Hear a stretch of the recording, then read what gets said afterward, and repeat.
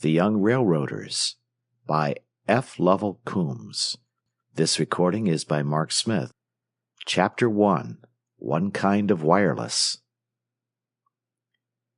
When, after school that afternoon, Alex Ward waved a goodbye to his father, the Bixton station agent for the Middle Western, and set off up the track on the spring's first fishing, he had little thought of exciting experiences ahead of him.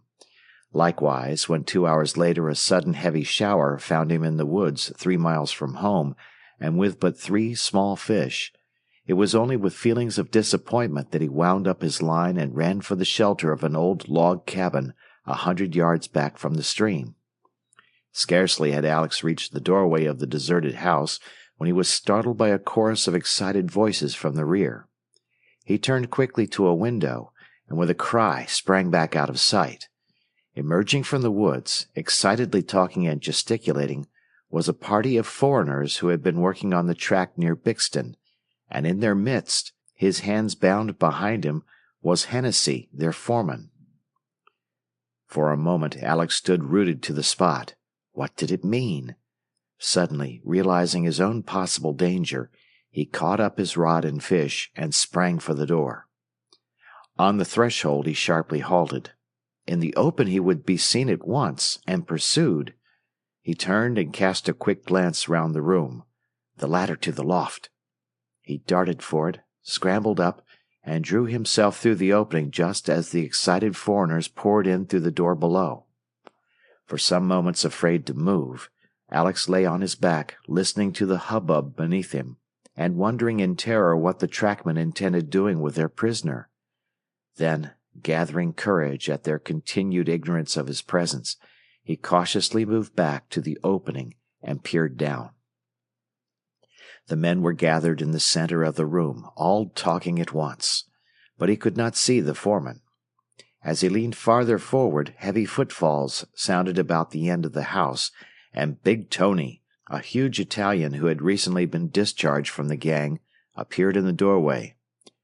"We put him in the barn," he announced in broken English, for the rest of the gang were Poles. "Tommaso, he watcha him." "And now listen," continued the big trackman fiercely, as the rest gathered about him.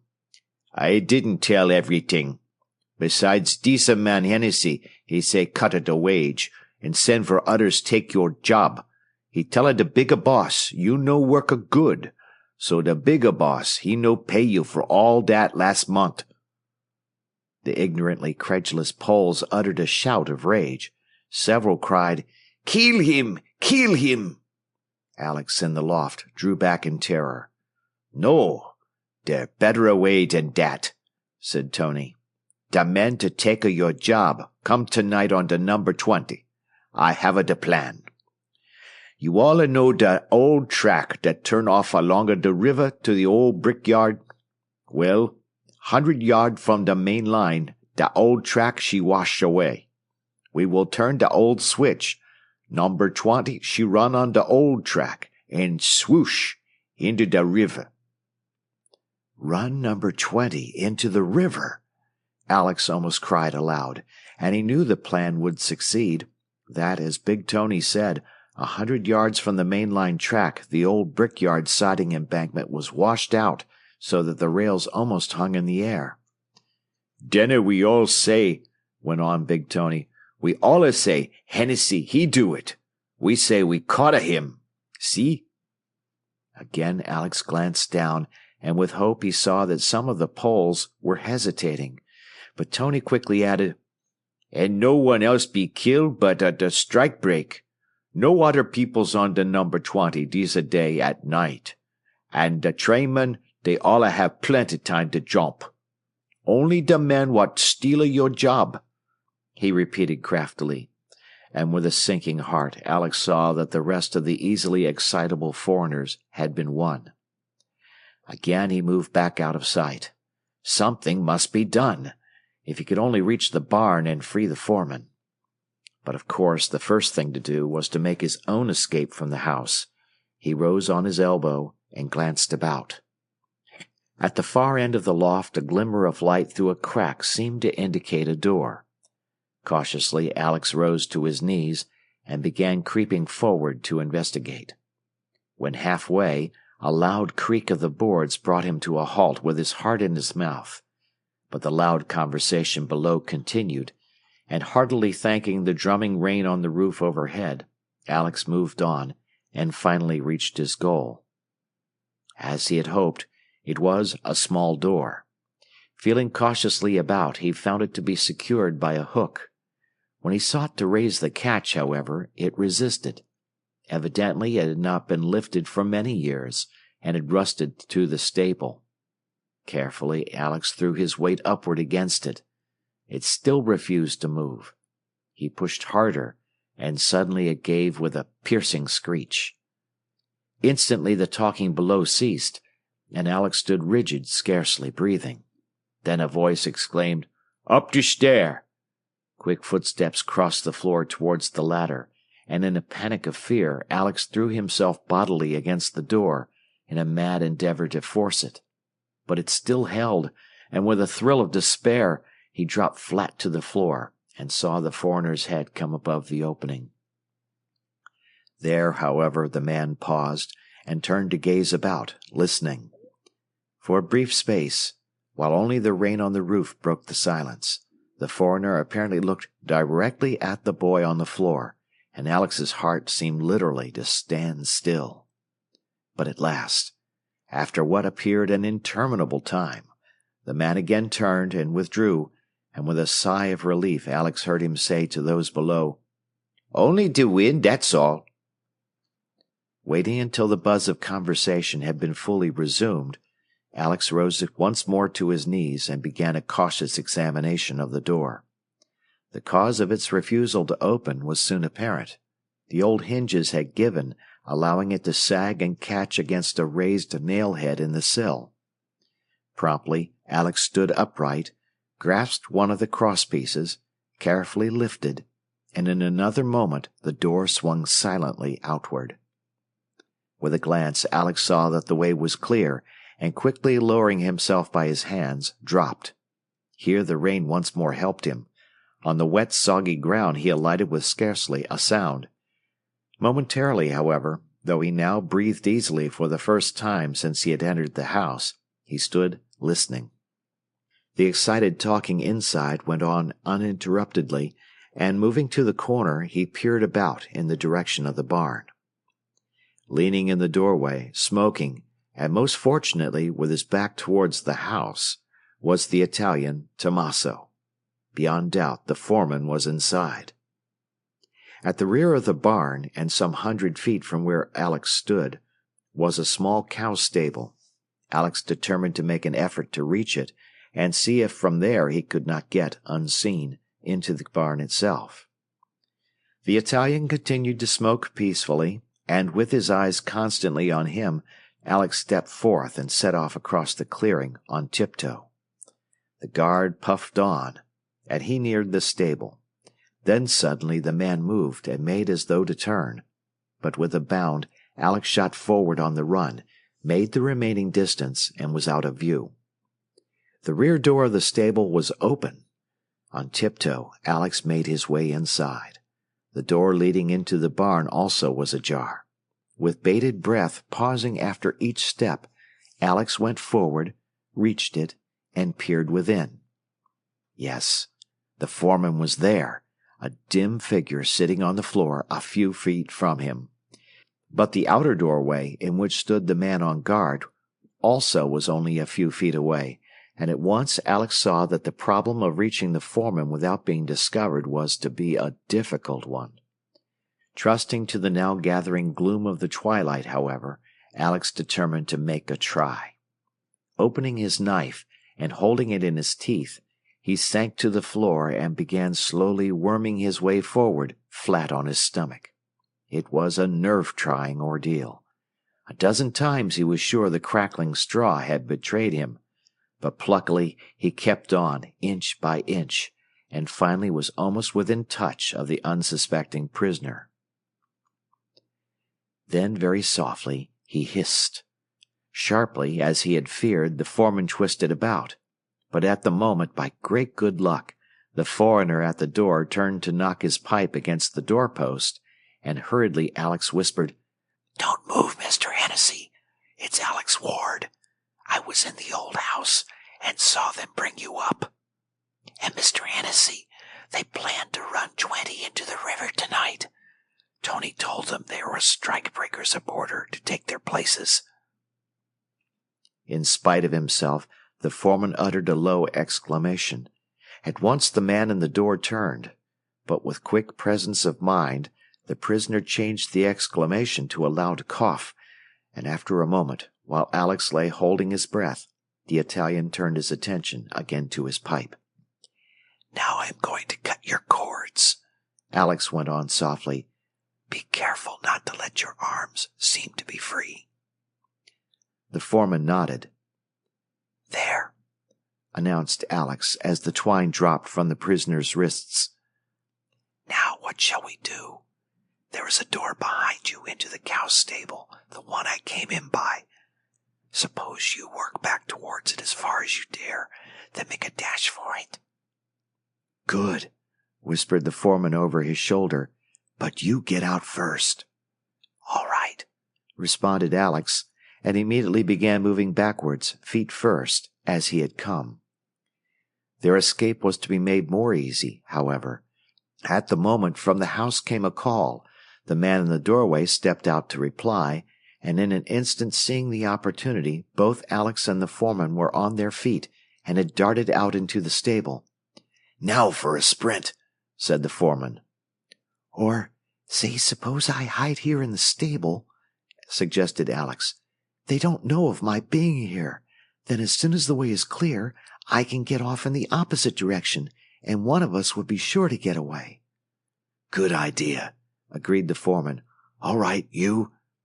There came a loud cry from the barn, and instantly he was off, and Alex, darting back, crept low under a stall box. As he did so, the Italian rushed by and out, and uttered a second cry as he discovered the fleeing foreman. From the house came an answer, then a chorus of shouts that told the rest of the gang had joined in the chase. Alex lay still until the last sound of pursuit had died away, then slipped forth, glanced sharply about, and dashed off for the woods in the direction of the river and the railroad bridge. The adventure was not yet over, however.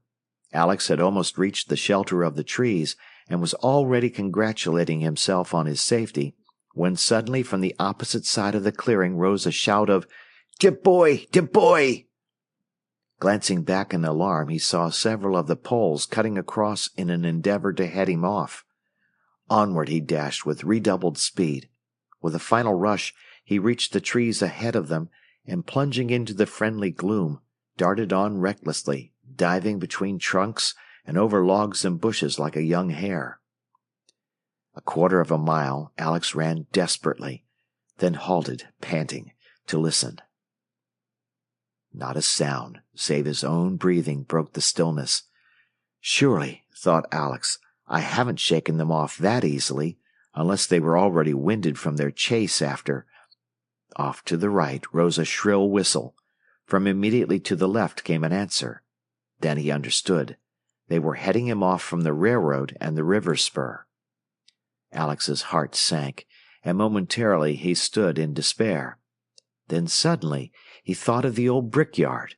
It lay less than a mile north, and was full of good hiding places. If he could reach it ahead of them, what with the daylight now rapidly failing, he would almost certainly be safe. At once he turned and was off with renewed vigor. And finally, utterly exhausted, but cheered through not having heard a sound from his pursuers for the last quarter mile, Alex stumbled into the clearing of the abandoned brickworks, ran low for a distance under cover of a long drying frame, and scrambling through the low doorway of an old tile oven, threw himself upon the floor, done out, but confident that at last he was safe. As he lay panting and listening, Alex turned his thoughts again to the train. Had the foreman made his escape? With so many promptly after him, it seemed scarcely probable. Then the saving of 20 was still upon his own shoulders, and there was little time in which to do anything, for she was due at 7:50, and it must be after 7 already. Could he not reach the switch itself and throw it back just before the train was due? That would be surest, and in the rapidly growing darkness there should be at least a fair chance of getting by any of the foreigners who might be on the watch. Determinedly, Alex gathered himself together and crawled back to the entrance. Near the doorway he stumbled over something. "Oh, our old switch lantern!" he exclaimed, holding it to the light, and momentarily paused to examine it, for it had been placed under cover there the previous fall by himself and some other boys after being used in a game of hold-up on the brickyard siding. "Just as we left it," said Alex to himself, and was about to put it aside when he paused with a start, studied it sharply a moment, then uttered a cry, shook it to see that it still contained oil, and scrambled hurriedly forth, taking it with him. A moment he paused to listen, then set off on the run for the old yard semaphore, dimly discernible 100 yards distant. Reaching it, he caught the lantern in his teeth and ran up the ladder hand over hand, clambered onto the little platform, and turned toward the town. Yes! Through the trees the station lamps were plainly visible. With a cry of delight, Alex at once set about carrying out his inspiration. Quickly trimming the lantern wick, he lit it, with his handkerchief tied it to the semaphore arm, and turned it so that the bull's-eye pointed towards the station. Then, catching off his cap, he held it over the bull's-eye, and alternately covering and uncovering the stream of light, began flashing across the darkness signals that corresponded with the telegraphic call of the Bixton station. "BX," he flashed. "BX, BX, BX." "BX, BX, AW," his private sign. "BX, BX, AW." The station lights streamed on. "QK, QK, BX, BX," called Alex. His right hand tired, and he changed to the left. "Surely they should be on the lookout for me and see it," he told himself, "for when I go fishing I'm always home at—" One of the station lights disappeared. Breathlessly, Alex repeated his call and waited. Was it merely someone pulling down a blind, or— The light appeared again, then disappeared, several times in quick succession, and Alex uttered a joyful hurrah, and turning his whole attention to the lamp, that the signals might be perfect, began flashing across the night his thrilling message of warning. "The foreign track hands—" From a short distance down the spur came a shout. Startled, Alex hesitated. Again came a cry, then the sound of swiftly running feet. He had been discovered. In a panic, Alex turned and began to scramble down the ladder. But sharply he pulled up. No, that would be playing the coward. He must complete the message. And bravely choking down his terror, he climbed back onto the platform, and while the running feet and the threatening cries came nearer every moment, continued his message. "Hands are—" "Stop that! Quick! I shoot! I shoot!" cried the voice of Big Tony, immediately below him. Again for a moment Alex quailed, then again went bravely on, while the old semaphore rocked and swayed as the enraged Italian threw himself at it and scrambled up towards him. "Going to run?" With a plunge, the big trackman reached up and caught him by the ankle, wrenched him back from the lantern, and clambered up beside him. Catching the light off the semaphore arm, he thrust it into the boy's face. "Oh ho!" he exclaimed. "So it you, da station man boy, eh? And you the one whata help Hennessy get away, eh? And what did now you do with this?" he demanded fiercely, indicating the lantern. "If you can't guess, I'm not going to tell you," declared Alex stoutly, though his heart was in his throat. "Oh ho! You won't, eh? All right," said Tony softly through his teeth, and in a grim silence more terrifying than the threat of his words, he blew the lantern out, tossed it to the ground, and proceeding to clamber down, grasped Alex by the leg and dragged him down after. But help was at hand. As they reached the ground, a second tall figure loomed up suddenly out of the darkness. "Who dat?" demanded Big Tony. The answer was a rush and a blow, and with a throttled cry of terror, the big track worker went to the ground in a heap, the foreman on top of him. Alex uttered a cry of joy. Then with quick wit, while the two men engaged in a terrific struggle, he darted in search of the lantern, found it, fortunately unbroken, and in a trice was again running up the semaphore ladder. As he once more reached his post on the platform, the big Italian succeeded in breaking from the foreman, scrambled to his feet, and dashed off across the brickyard. "Come down, Alex, it's all over," called Hennessy, gathering himself up. "And now we've got to hike right off, a mile a minute, for the main line if we are to stop that train. They ran me so far I only just got back. Unless 20's late, I'm trying to stop her from up here," interrupted Alex, relighting the lantern. "Up there? What do you mean?" exclaimed the foreman. "Signaling father at the station with a telegraph code," said Alex as he replaced the lantern on the semaphore arm. "Come on up." "Al," said the incredulous foreman as he reached the platform, "can you really do it?" "I had it going when that Italian stopped me. Watch." But Alex was doomed again to interruption. Scarcely had he begun once more flashing forth the telegraph call of the station, when from the direction of the woods came a shout, several answers, then a rush of feet. "Some of the Poles!" exclaimed the foreman. "But you go ahead, Al, and I'll see that they don't get up to interfere," he added determinedly. The running figures came dimly into view below. "If any of you idiots come up here, I'll crack your heads," shouted Hennessy warningly. "I've got the station again," announced Alex. "Now it will only take a few minutes." One of the men below reached the ladder, and looking up, shouted threateningly, "Stop that! Stop that, or I shoot!" "Go ahead, Al," said the foreman, looking down. "He hasn't got a gun." But even as he spoke, there was a flash and a report, and a thud just over Alex's head. "Yes, stop! Stop!" cried the foreman. "Stop! They've got us. No use being foolhardy." Leaning over, he addressed the men below. "Look here," he said persuasively.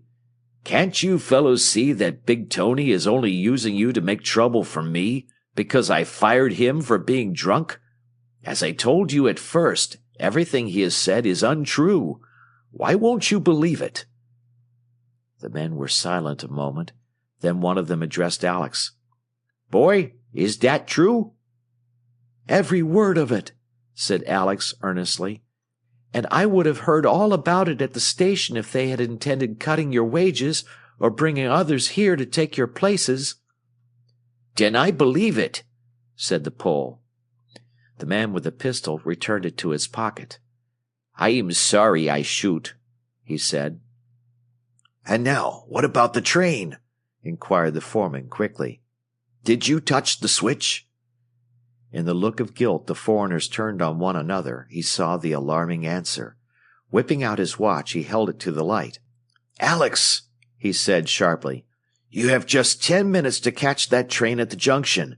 If you don't get her, she's gone. There's not time now to get down to the main line from here to flag her." Before he had ceased speaking, Alex had his cap over the light, and was once more flashing an urgent BX, BX, BX. While below, the foreigners looked on, now with an anxiety equal to that of the two on the tower. "BX, QK, QK, flashed the lantern. The station light disappeared. "Got 'em!" cried Alex. "Just tell them first to stop 20 at the junction," said the foreman. "Right," responded Alex, and while the rest watched in profound silence, he signaled, "Stop number 20 at junction. Spur switch is thrown. Got it?" As Alex read off the promptly flashed "OK," the foreman sprang to his feet and gave vent to a joyful hurrah of relief that echoed again in the clearing and woods. Then, as Alex recovered the lantern, he caught him under one arm, carried him down the ladder, and there, despite his objections, hoisted him to the shoulders of two of the now enthusiastic Poles, and all set off jubilantly down the spur for the switch and home. And an hour later, Alex's father and mother, anxiously awaiting him at the station, discovered his approach carried at the head of a sort of triumphal procession of the entire gang of trackmen. When Alex's father the following morning reported the occurrence to the chief dispatcher, that official called Alex to the wire to congratulate him personally. "That was a fine bit of work, my boy," he clicked. "I see you are cut out for the right kind of railroader. If 14 wasn't a bit too young, I would give you a job on the spot. But we will give you a start just as soon as we can, you may be sure." Chapter 2. An Original Emergency Battery. One afternoon 2 weeks later, Alex returned from school to find his father and mother hurriedly packing his suitcase. "Why, what's up, Dad?" he exclaimed. "You're off for Watson's Siding in 20 minutes to take charge of the station there nights," said his father. "The regular man is ill. The dispatcher had no one else to send and asked for you, and of course I told him you'd be delighted." "Delighted? Well, rather!" cried Alex gleefully, and throwing his school books into a corner, he dashed upstairs to change his clothes, hastily ate a lunch his mother had prepared, and 15 minutes later was hurrying for the depot. Needless to say, Alex was a proud boy when shortly after 7 o'clock he reached Watson's Siding and at once took over the station for the night. For it is not often a lad of 14 is given such responsibility, even though brought up on the railroad. Alex was soon to learn that the responsibility was a very real one. The first night passed pleasantly enough, but early the succeeding night, following a day of rain, a heavy spring fog set in, and shortly before 10 o'clock, Alex found, to his alarm, that he could not make himself heard on the wire by the dispatcher. Evidently there was a heavy escape of current between them because of the dampness. Again the dispatcher called. Again Alex sought to interrupt him, failed, and gave it up.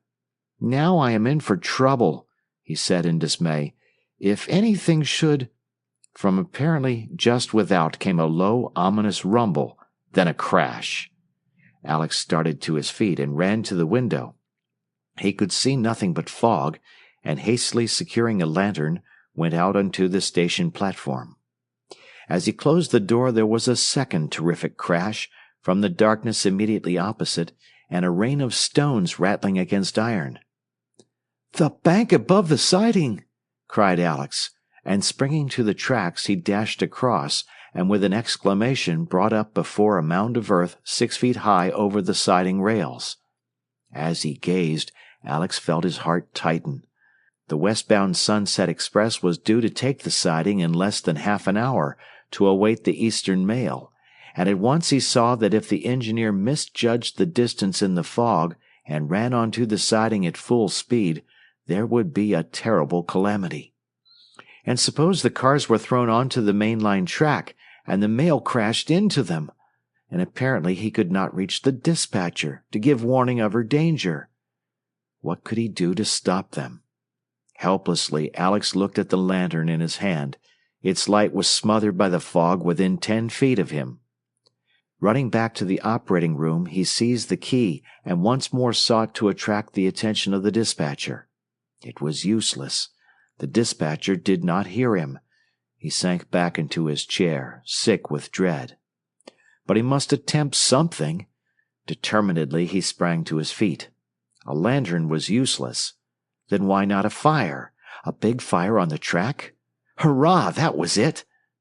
But he gazed at the coal box and thought of the rain-soaked wood outside, and his heart sank. Then came remembrance of the big woodshed at the farmhouse where he boarded, 300 yards away, and in a moment he had recovered the lantern and was out and off through the darkness, running desperately. On arriving at the house, Alex found all in silence, and the family retired, but without a moment's hesitation he threw himself at the front door, pounding upon it with his fist. It seemed an age before a window was raised. "Mr. Moore!" he cried. There's been a landslide in the cut at the station, and there's danger of the sunset running into it. May I have wood from the shed to make a fire on the track to stop her?" "Gracious, certainly, certainly," exclaimed the voice from the window. "And the boys and I will be down in a minute to help you. You run around and be pulling out some kindling." Alex darted about to the woodshed. There the farmer and his 2 sons soon joined him, and each catching up an armful of wood, they were quickly off for the railroad, Alex leading with the lantern. Reaching the tracks, they hurried east, and a quarter-mile distant halted and began hastily building a huge bonfire between the rails. "There," said Alex as the flames leaped up. "That ought to stop her." "And now, Mr. Moore, suppose we leave Dick here to tend the fire, and you and Billy and I hurry back to the station and tackle the earth on the track. We may get enough off to let the train plow through." "All right, certainly," agreed the farmer, and retracing their steps, the 3 secured shovels and more lanterns at the depot, and soon were hard at work on the obstructed siding. They had been digging some 10 minutes when suddenly Billy paused. "Listen," he said. "There's a horse coming on the run."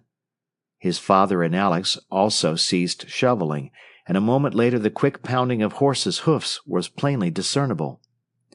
"It must be something urgent to make a man drive like that in the dark," said Mr. Moore.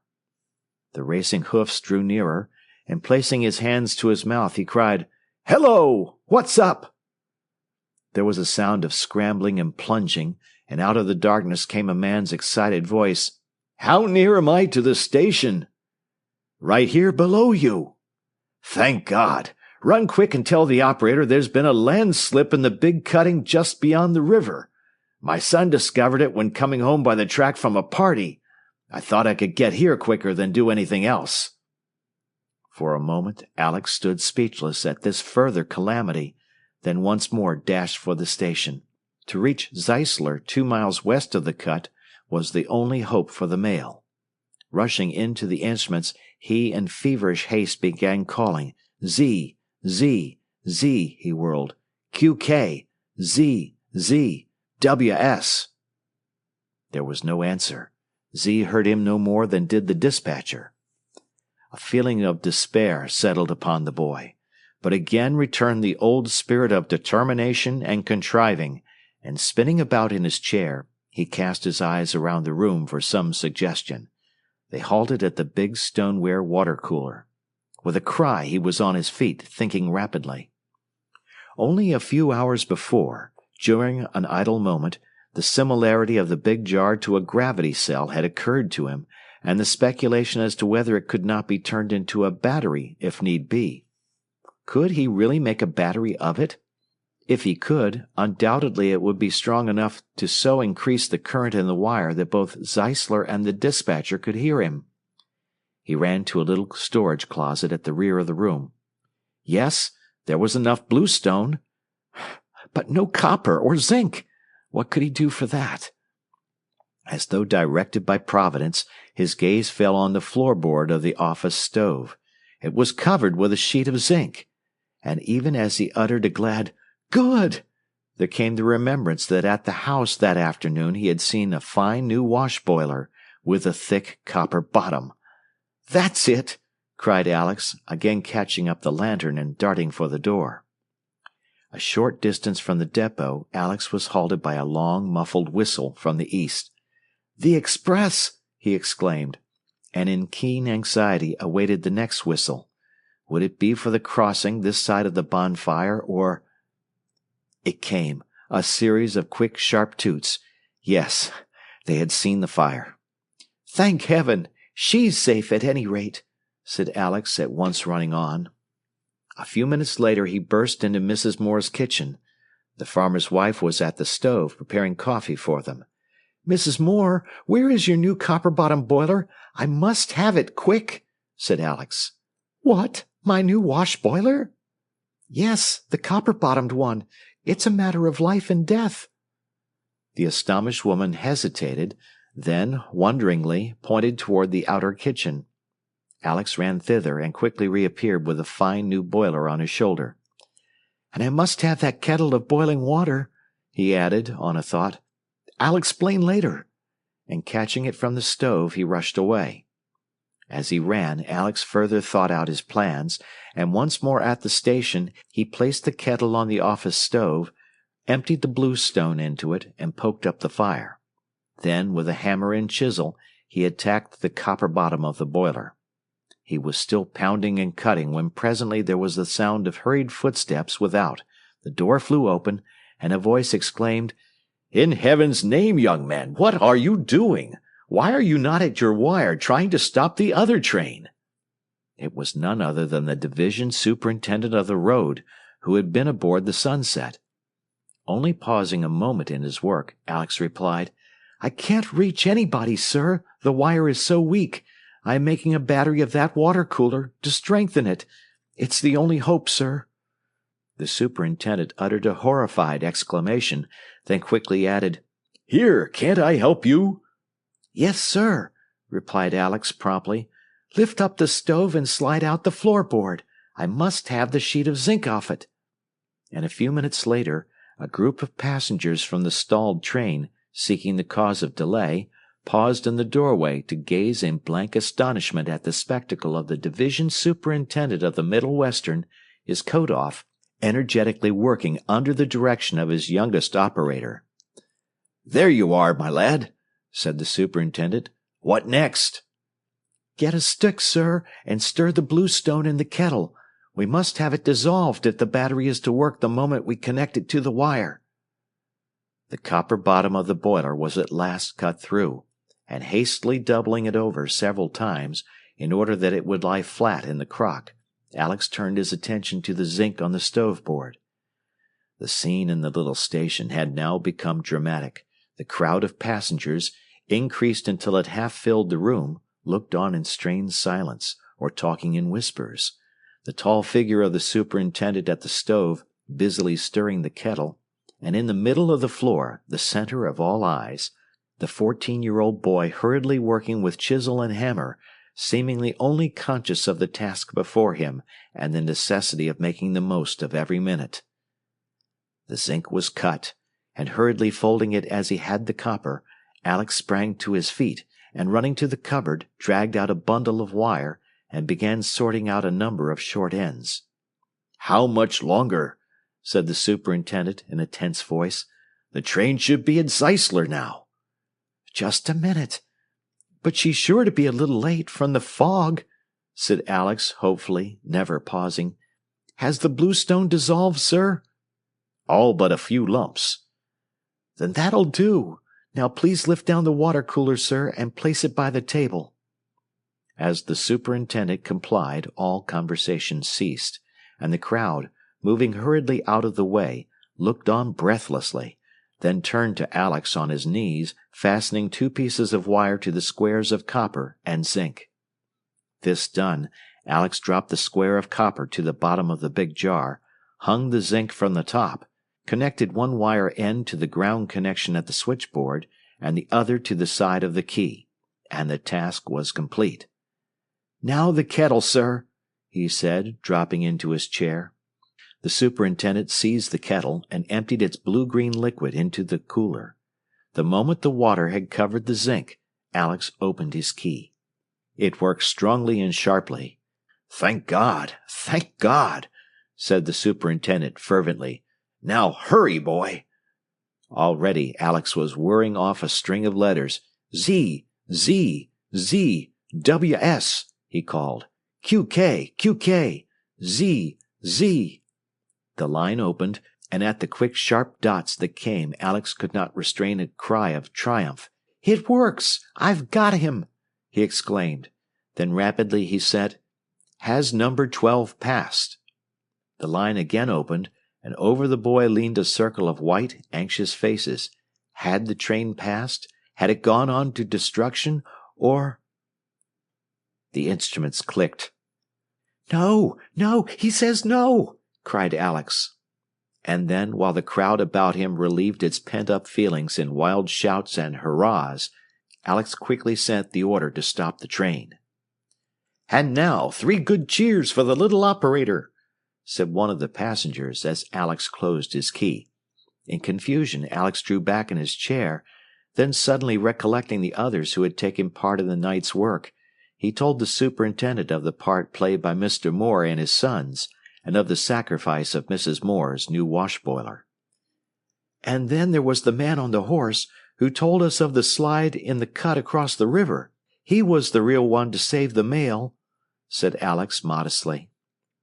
"I see you are as fair as you are ingenious," said the superintendent, smiling. "We'll look after them all, you may be sure. By the first express, Mrs. Moore shall have 2 instead of 1 of the finest boilers money can buy. And as for you, my boy, I'll see that you are given a permanent station within a year, if you wish to take it. We need resourceful operators like you." Chapter 3. A Tinker Who Made Good. Most telegraph operators, young operators especially, have a number of over-the-wire friends. Alex Ward's particular telegraph chum was Jack Orr, or O.R., as he knew him on the wire, a lad of just his own age, son of the proprietor of the drugstore in which the town, or commercial office, was located at Haddowville, a small place at the end of the line. The two boys had become warm friends through sending for one another's improvement in reading, in the evenings when the wire was idle, but also because of the similarities of taste they had discovered. Both were fond of experimenting and learning the why and wherefore of things electrical. And not infrequently they got themselves into trouble, as young investigators will. One evening that summer, the instruments being silent, Jack at Haddowville bethought himself of taking the relay, the main receiving instrument, to pieces, to discover exactly how the wire connections in the base were arranged. To think with Jack was to act. Half an hour later his father, entering with an important message, found Jack with the instrument in a dozen pieces. Mr. Orr viewed the muss with consternation. Then he spoke sharply. "Jack, if that relay is not together again and working in 5 minutes, I'll take you out to the woodshed." Needless to say, Jack threw himself into the restoring of the instrument with ardor, while his father stood grimly by. And fortunately the relay was in its place again and clicking within the prescribed time. "But don't ever let me catch you tinkering with the instruments again," said Jack's father warningly, as he gave Jack the message to send. "Another time it'll be the woodshed whether you get them together or no. Remember." Shortly after midnight, the night following, Jack suddenly found himself sitting up in bed, wondering what had awakened him. From the street below came the sound of running feet. Simultaneously the window lighted with a yellow glare, and with a bound and an exclamation of "Fire!" Jack was across the room and peering out. "Jones's coal sheds! Or the station!" he ejaculated, and in a moment was back at the bedside, dressing as only a boy can dress for a fire. Running to his parents' bedroom, he told them of his going, and was down the stairs and out into the street in a trice. Dim figures of men and other boys were hurrying by in the direction of the town fire hall, a block distant, and on the run Jack also headed thither. For to help pull the fire engine or a hose cart to a fire was the ardent hobby of every lad in town. A half-dozen members of the volunteer fire company and as many boys were at the doors when Jack arrived, and the fire chief, already equipped with helmet and speaking trumpet, was fumbling at the lock. "Where is it, Billy?" inquired Jack of a boy acquaintance. "They say it's the station and freight shed, and Johnson's lumber yard, and the coal sheds, the whole shooting match," said Billy hopefully. "Bully!" responded Jack, who, never having seen his own home in flames, likewise regarded fires as the most thrilling sort of entertainment. "Out of the way!" cried the chief. The big doors swung open, and with a rush the little crowd divided and went at the old-fashioned hand engine and the hose cart. Billy and Jack secured the particular prize, the head of the engine drag rope, and like a pair of young colts pranced out with it to its full length. Others seized it, and with the cry of "Let her go!" they went rumbling forth and swung up the street. The hose cart, with its automatic gong, clanged out immediately after, and the race that always occurred was on. The engine, of course, had the start, but the hose cart, a huge two-wheeled reel, about which the hose was wound, was much lighter, and speedily was clanging abreast of them. Here, however, Big Ed Hicks, the blacksmith, and Nick White, a colored giant, rushed up, dodged beneath the rope, and took their accustomed places at the tongue, and with a burst of speed the engine began to draw ahead. Other firemen appeared from side streets and banging doorways, and took their places on the rope, and a shout from the juvenile contingent presently announced that the reel was falling to the rear. Meanwhile the glare in the sky had brightened and spread, and when at last the rumbling engine swung into the station road, the whole sky was ablaze. Overhead, before a stiff wind, large embers and sparks were beginning to fly. With a dash the panting company swept into the station square. Before them the station and adjoining freight shed were enveloped in flames from end to end. It was apparent at once that there was no possibility of saving either. But with a final rush the engine squad made for the fire well at the corner of the square, brought up all standing, and in a jiffy the intake pipe was unstrapped and dropped into the water. The reel clanged up, two of its crew sprang for the engine with the hose end and couplers, and the cart sped on, peeling the hose out behind it. The speed with which they could get into action was a matter of pride with the Haddowville firemen. Almost before the coupling had been made at the engine, the men and boys at the long pumping bars were working them gently. Within the minute, a shout from the cart announced that the hose was being broken. The pumpers threw themselves into the work with zest, and the next moment from the distant nozzle shot a sputtering stream. With the other boys, Jack, though now considerably winded, was throwing himself energetically up and down against one of the long handles. Before many minutes, however, the remainder of the regular engine-men appeared and took their places, and presently Jack also was ousted. At once he set off for a closer view of the fire. Halfway, he was halted by a call. "Hey, Jack! Come and help push the freight cars!"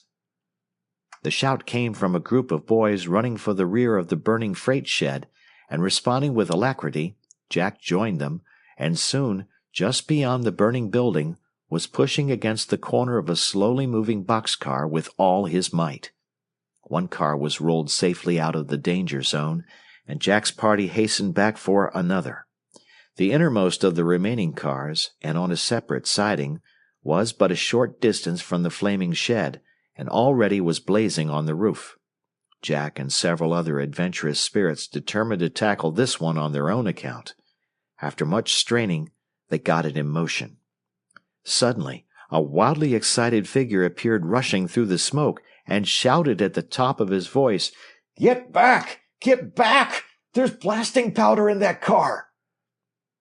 In a twinkle, there was a wild stampede, and but just in time. With a blinding flash and a roar like a thunderbolt, the car shot into the air in a million pieces. Many persons in the vicinity were thrown violently to the ground, including Jack. As he scrambled, thoroughly frightened, to his feet, someone shouted, "Look out overhead!" And glancing up, Jack saw a shower of burning fragments high in the air.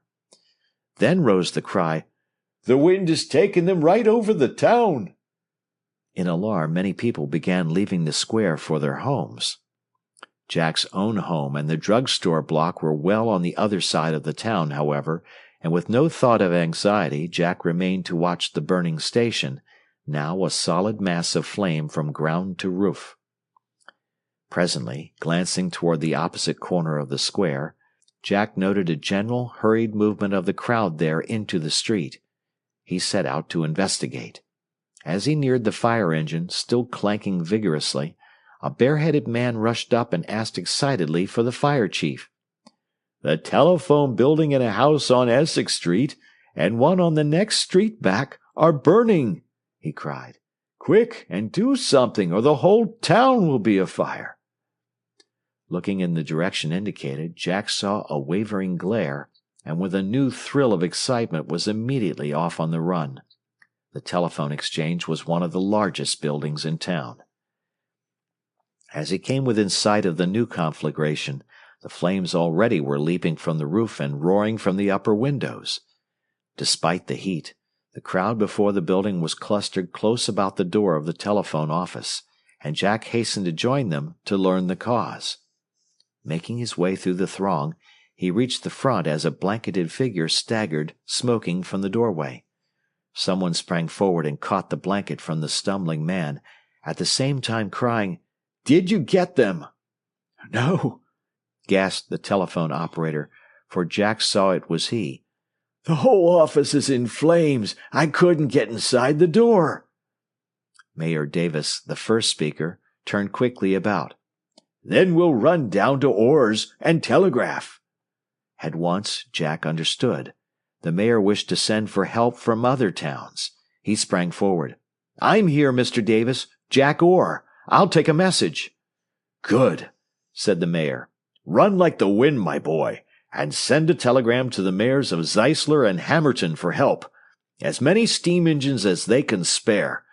And have the railroad people supply a special at once. Write the message yourself and sign my name. Tell them 4 more fires have broken out and that the whole town may be in danger." Jack broke through the crowd and was off like a deer. Farther down the street he passed another building, a small dwelling, burning, with its frightened occupants and their neighbors hurrying furniture out and fighting the flames with buckets. Down the next cross street he saw flames bursting from a second house. Then it was that the real gravity of the situation began to come home to Jack. Till now it had all been only a thrilling drama. Even the bearing of the mayor's urgent message had appeared rather a dramatically prominent stage part he had had thrust upon him. On he sped with redoubled speed, and turned into the main street. Then his alarm became genuine. Lurid flames were licking over the treetops directly ahead of him, in the direction of the store. A moment later a cry of horror broke from him. It was indeed the store block. But his own personal alarm was quickly lost in a greater. Suppose the telegraph office also should be in flames, and he unable to reach it. He ran on madly. He neared the store, and with hope saw that so far the flames were only in the second story. Men were hurrying in and out, and from the hardware store adjoining. But as he rushed to the drugstore door, a cloud of heavy smoke rolled forth, driving a group of men before it. Among them, he recognized his father. "Dad," he cried, "can't I reach the instruments? I've a message for help to Hammerton and Zeisler from the mayor. The phone office and the station are burned. There's no other way of getting word out." Mr. Orr had halted in consternation. "No, you couldn't get to them. The telegraph room is a furnace. The fire came in through the office windows from the outhouse, and I closed the door from the store." Through the haze of smoke within burst a lurid fork of flame. "There, the fire is out through the telegraph room door," said the druggist. "You couldn't get near the table. And anyway, Jack, the instruments would be useless by this time." It was this remark that aroused Jack. "If I could rip them from the table in any kind of shape, perhaps I could fix them up quickly so I could use them," he thought.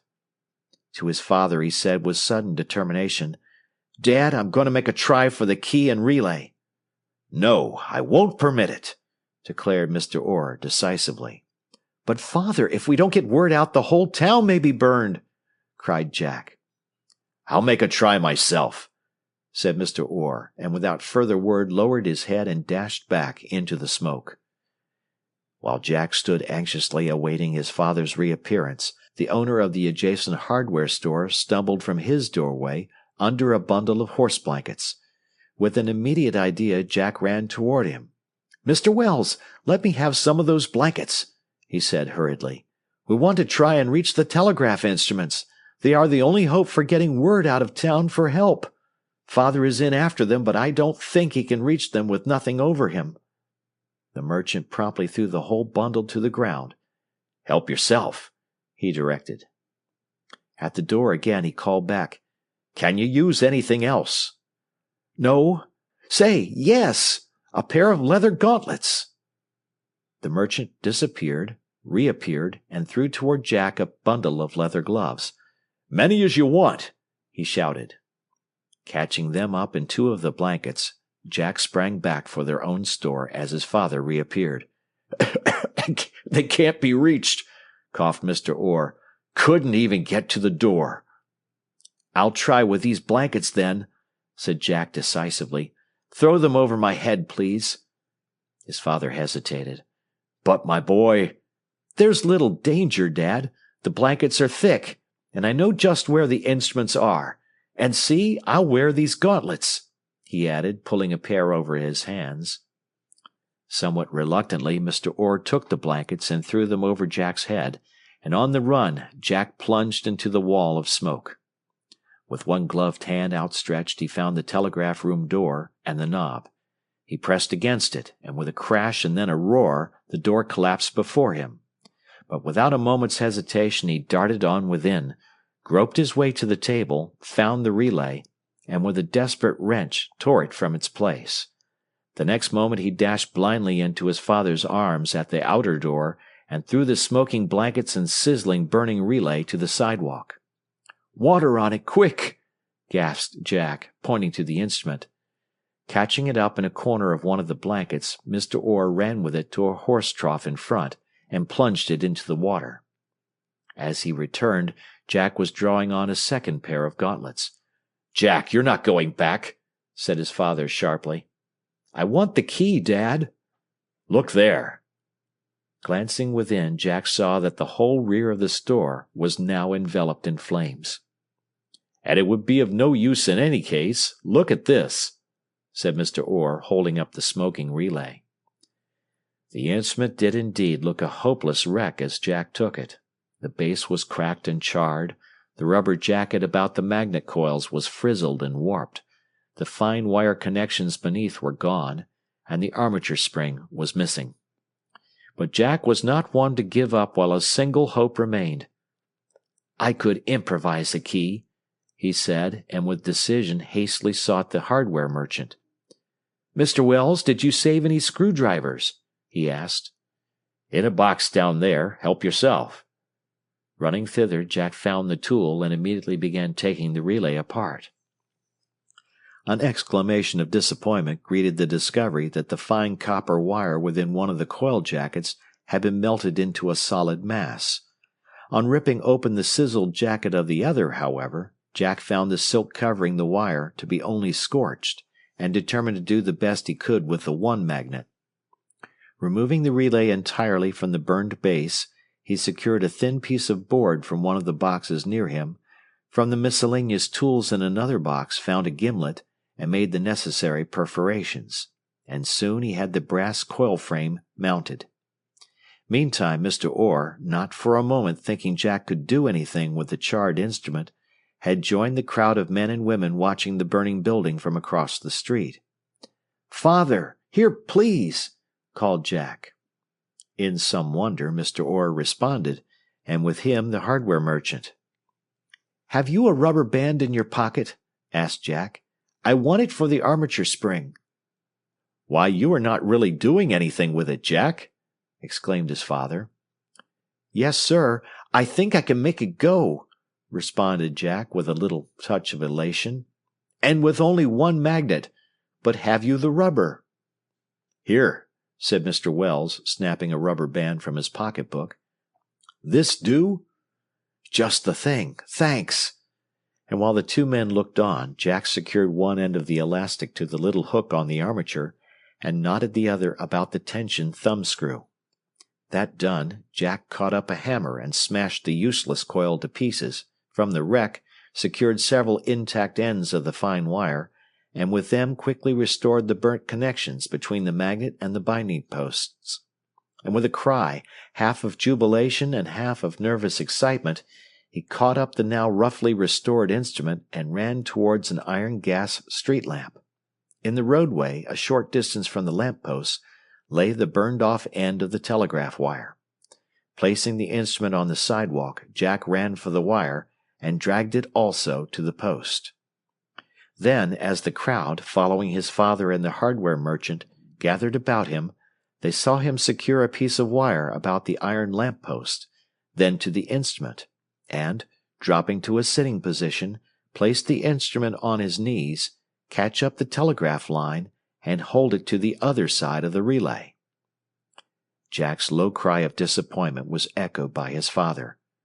"No use. I was afraid of it, my boy," said Mr. Orr resignedly. There was a disturbance on the outskirts of the crowd, and the mayor appeared pushing his way through. "Didn't you get that message off, Jack?" he cried excitedly. "The fire was too quick for us," said Mr. Orr. "Jack risked his life getting out one of the instruments, but it has proved useless." "Oh, say, now I know what's the matter!" With a cry, Jack sprang to his feet, broke through the circle about him, and sped back toward the store. The flames were now bursting from the front, but with head down he ran to the iron door covering the street entrance to the cellar and lifted it. A thin stream of smoke arose, then disappeared as a draft toward the rear set in. With a thankful "Good!" Jack leaped into the opening. His father, the mayor, and several others who had rushed after in consternation reached the sidewalk as Jack's head reappeared, followed by a green battery jar. Placing the jar on the ledge, he stooped and raised another. "What do you think you're doing?" cried his father. "I'll explain in a minute. Take them over to the post, please." And Jack had again disappeared. The mayor promptly caught up the two cells, but Mr. Orr as promptly dropped through the opening and followed Jack. "What are you trying to do?" he demanded as he groped his way to the battery shelf. "You can't do anything with a battery if you have no instrument." "The instrument is all right, Father. The line has been grounded south, that's all. If we put battery on here, we can reach some office between here and wherever the ground is on." "May it be so," said Mr. Orr fervently, but not hopefully, as they hurried with 4 more jars to the entrance. When they had carried out a dozen jars, Jack declared the number to be sufficient, and scrambling forth, they hastened back to the lamp-post. Without delay, Jack connected the cells in proper series, and removing the wire between the instrument and the iron post, substituted the battery, zinc to the post, and copper to the instrument. Then once more he caught up the severed end of the mainline wire and touched the opposite side of the instrument. A cry of triumph, then a mighty shout, greeted the responding click. "But what about a key, son?" said Mr. Orr. "This for the moment," replied Jack, and simply resting his elbow on his knee and tapping with the end of the wire against the brass binding post, he began urgently calling. "HN! HN!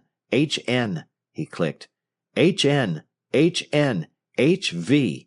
Rush! QK! HN! HN!" "Perhaps the wire is grounded between here and Hammerton," suggested his father breathlessly. "Anybody answer! QK!" sent Jack. "Does anybody hear this?" "What's the matter? This is Z." "Got Zeisler!" shouted Jack. The mayor stepped forward. "Send them the message," he directed, "and have them phone it to Hammerton." Jack did so, and 15 minutes later the cheering news ran quickly about the threatened town that 2 steam fire engines were starting by special train from Hammerton immediately, would pick up another at Zeisler, and would be on the scene within half an hour. All of which report proved true, the engines arriving on the dot, and by daylight the last of the several different fires were under control, and the safety of the town was assured. Needless to say, Jack's name played an important part in the dramatic newspaper accounts of the conflagration, nor to add that he was the envied hero of every other lad in town for weeks to come. The final and particular result of the affair, however, was the offer to Jack of a good position in the large commercial telegraph office at Hammerton, which he at last induced his parents to permit him to accept. Chapter 4. The Other Tinker Also Makes Good. One evening shortly after the beginning of the summer holidays, Alex was chatting over the wire with Jack, who was now a full-fledged operator at Hammerton, when the dispatching office abruptly broke in and called Bixton. "BX," answered Alex. "Is young Ward there?" clicked the instruments. "This is young Ward." "Say, youngster, would you care to do a couple of weeks' vacation relief at Hadley Corners, beginning next Monday? The man there wants to get off badly, and we have no one here we can send." "Most certainly I would," replied Alex promptly. "Okay, then. We'll count on you. I'll send a pass down tonight," said the dispatcher. Thus it came about that the following Monday morning Alex alighted at the little crossing depot known as Hadley Corners, and for the second time found himself, if but temporarily, in full charge of a station. Entering the little telegraph room, he announced his arrival to the dispatcher at X. "Good," clicked the sounder. "And now look here, Ward. Don't do any tinkering with the instruments while you are there. We don't want a repetition of the mix-up you got the wire into at BX through your joking a month or so ago." The joke referred to was a hoax Alex had played on his father the previous 1st of April. Through an arrangement of wires beneath the office table, by which his foot, unseen, he could make the instruments above click as though worked from another office, he had called his father to the wire, and, posing as the dispatcher, had severely reprimanded him for some imaginary mistake in a train order. It had been all kinds of a lark, until, unfortunately, the connections became disarranged, tying up the entire eastern end of the line for half an hour. At the recollection of the escapade, Alex laughed heartily. Nevertheless, he promptly replied, "Okay, sir, I won't touch a thing." And the dispatcher saying nothing more, he began calling Bixton. "I'm here, Dad," he announced when his father answered, "and it's a fine little place. The woods come almost up to the back of the station, and the nearest house is a mile away. That's where I am to board. The other operator arranged it. It's going to be a regular little picnic." "That's nice," ticked the sounder. "I thought you would like it." And then Alex again laughed as his father added, "And now, no tinkering with things, my boy. Remember." "Okay, Dad. I won't touch a thing. Goodbye." It was the following Monday that the all agents message was sent over the wire announcing an unusually heavy shipment of gold from the Black Hill mines, and warning station agents and operators to look out for and report any suspicious persons about their stations. But these messages, usually following hold-ups on other roads, had been intermittently sent for years, and nothing had happened on the Middle Western, and in his turn Alex gave his "okay" and thought nothing more about it. A half-hour later he sat at the open window of the telegraph room, deeply interested in the July St. Nicholas, so interested indeed that he did not hear soft footfalls on the station platform without. The man came quietly nearer, reached the window. Then suddenly Alex glanced up, the magazine fell to the floor, and with a loud cry he sprang to his feet. He was gazing into the barrel of a revolver, and behind it was a black masked face. Hold up, men! The gold train! Wildly Alex turned toward the telegraph key, but the man leaned quickly forward, seized him by the shoulder, and threw him heavily back into the chair. "You move again, and I'll shoot," he said sharply, and Alex sank back helpless. Yes, hold up, men, and he had betrayed his trust. Betrayed his trust! That thought stood out even above his terror. Oh, if he had only kept a lookout! The man, who had said nothing further, presently withdrew the revolver and took a comfortable seat on the window ledge. As the silence continued, Alex began somewhat to recover himself, and fell to wondering what the other bandits were doing while this man was watching him. A few moments later the answer came in a single upward click from the instruments. "There, wires cut, aren't they?" said his captor. "Yes, I suppose," said Alex bitterly. "They sure are," said the voice from behind the mask. "And when we get through, them wires'll be cut so you won't be able to fix 'em up in a hurry." 15 minutes later, a second masked and heavily armed figure appeared. "Every wire cut 5 poles back on either side of the station," he announced briefly. "It'll take a lineman half a day to fix 'em up again, and we'll be 20 miles away by that time. Now we'll put the hobbles on the youngster and git." Often Alex had longed for just such an adventure as this. The final disenchantment was anything but glorious. Roughly seizing him, the two men forced him stiffly upright in the chair, drew his arms about the back of it, and there secured them, wrist to wrist, drawing the knot until Alex almost cried out in pain. Then, as tightly, they bound his ankles to the lower rungs, one on either side. "Now one of us is going to watch from the woods for a spell. We'll leave the back door open so we can see right in. And if you make a move, you get this quick. See?"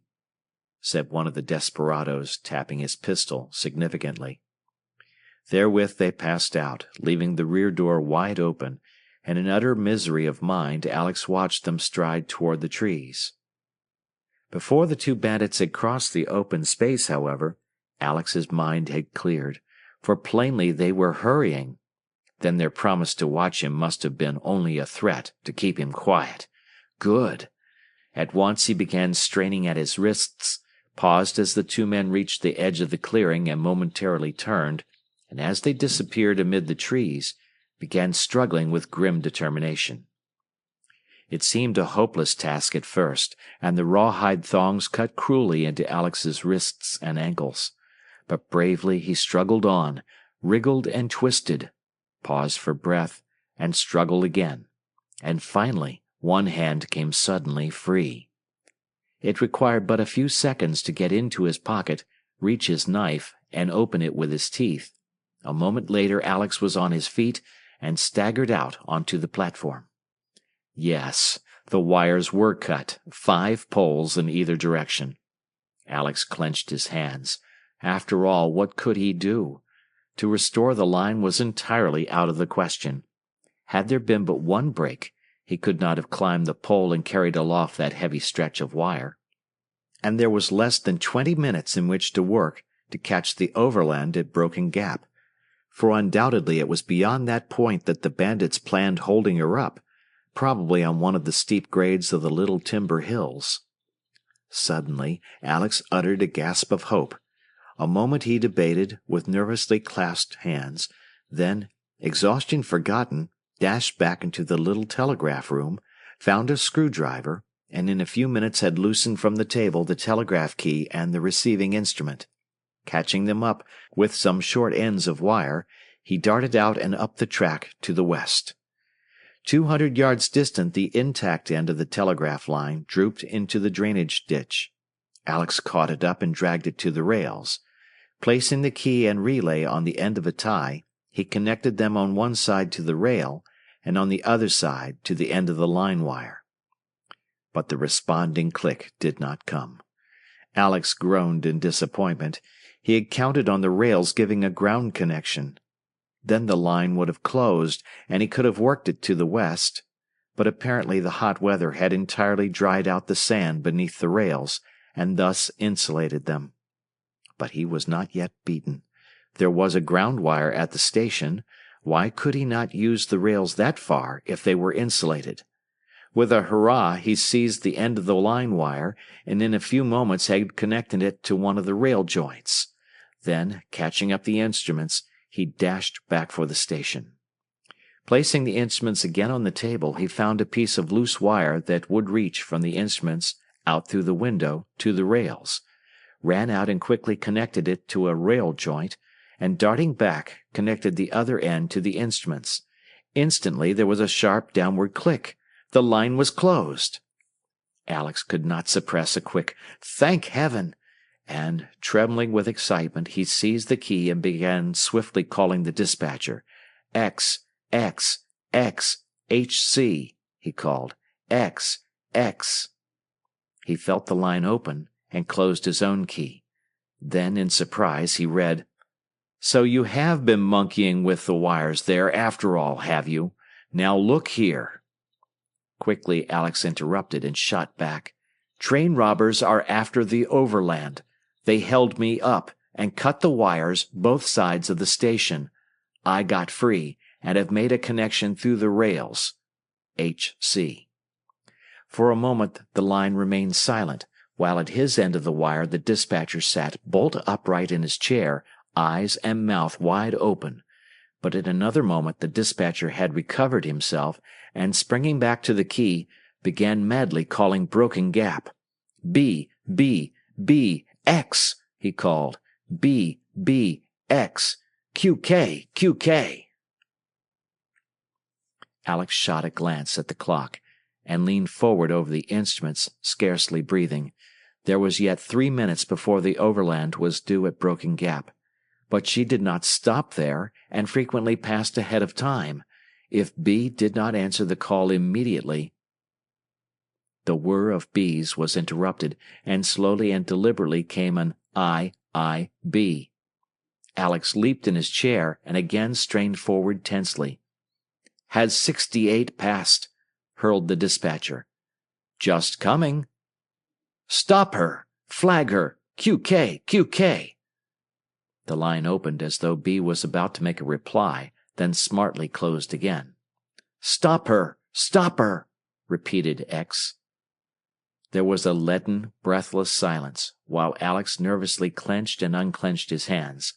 At last the line again clicked open, and with a characteristic deliberation that caused the nerve-strung boy a moment's hysterical laugh, B announced, "Just got her. She's slowing in now. What's up?" The dispatcher at X had regained his equilibrium, and in his usual crisp manner he replied, "Take this for Conductor Bedford." Bedford. Hold up apparently planned between Broken Gap and Hadley Corners, probably on one of the grades of the Little Timbers. Gather a posse quickly and make sure of capturing them. Report at H.C. Signed, Jordan, X.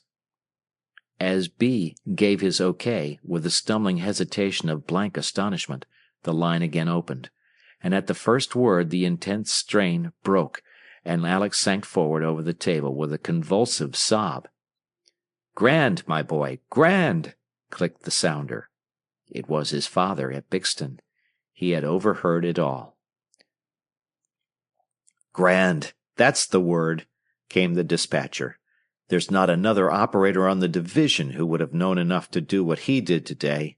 I guess we won't bother him any more about his tinkering, will we?"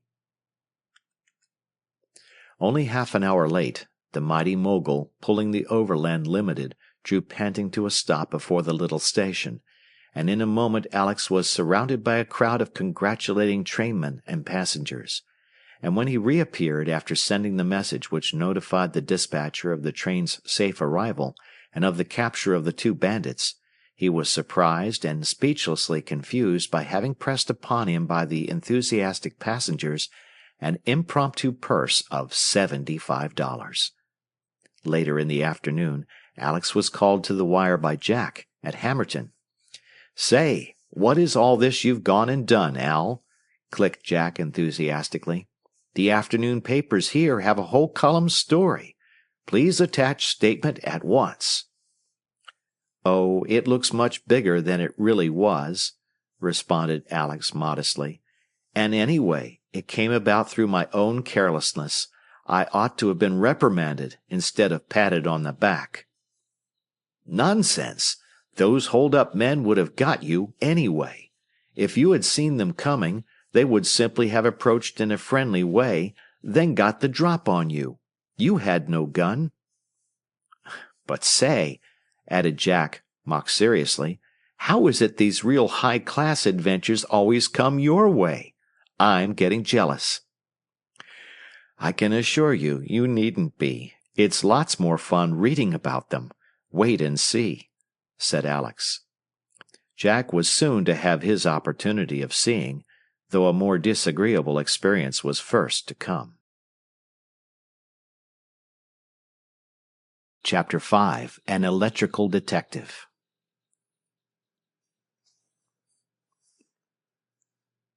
"Or Mr. Black wants you." Jack, who was passing through the business department of the Hammerton office toward the stair which led to the operating room, promptly turned aside and entered the manager's private room. "Good morning, Jack. Sit down."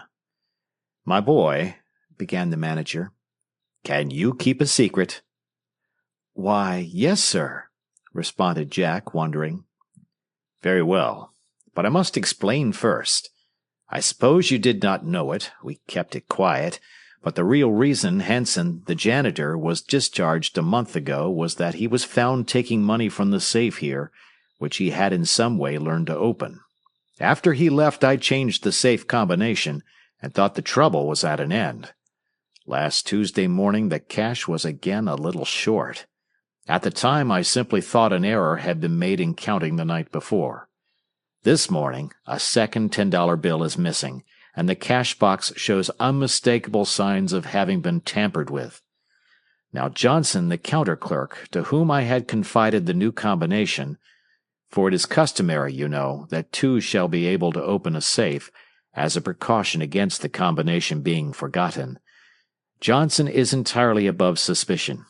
Still, to make doubly sure, I am going to alter the combination once more and share it with someone outside of the business department.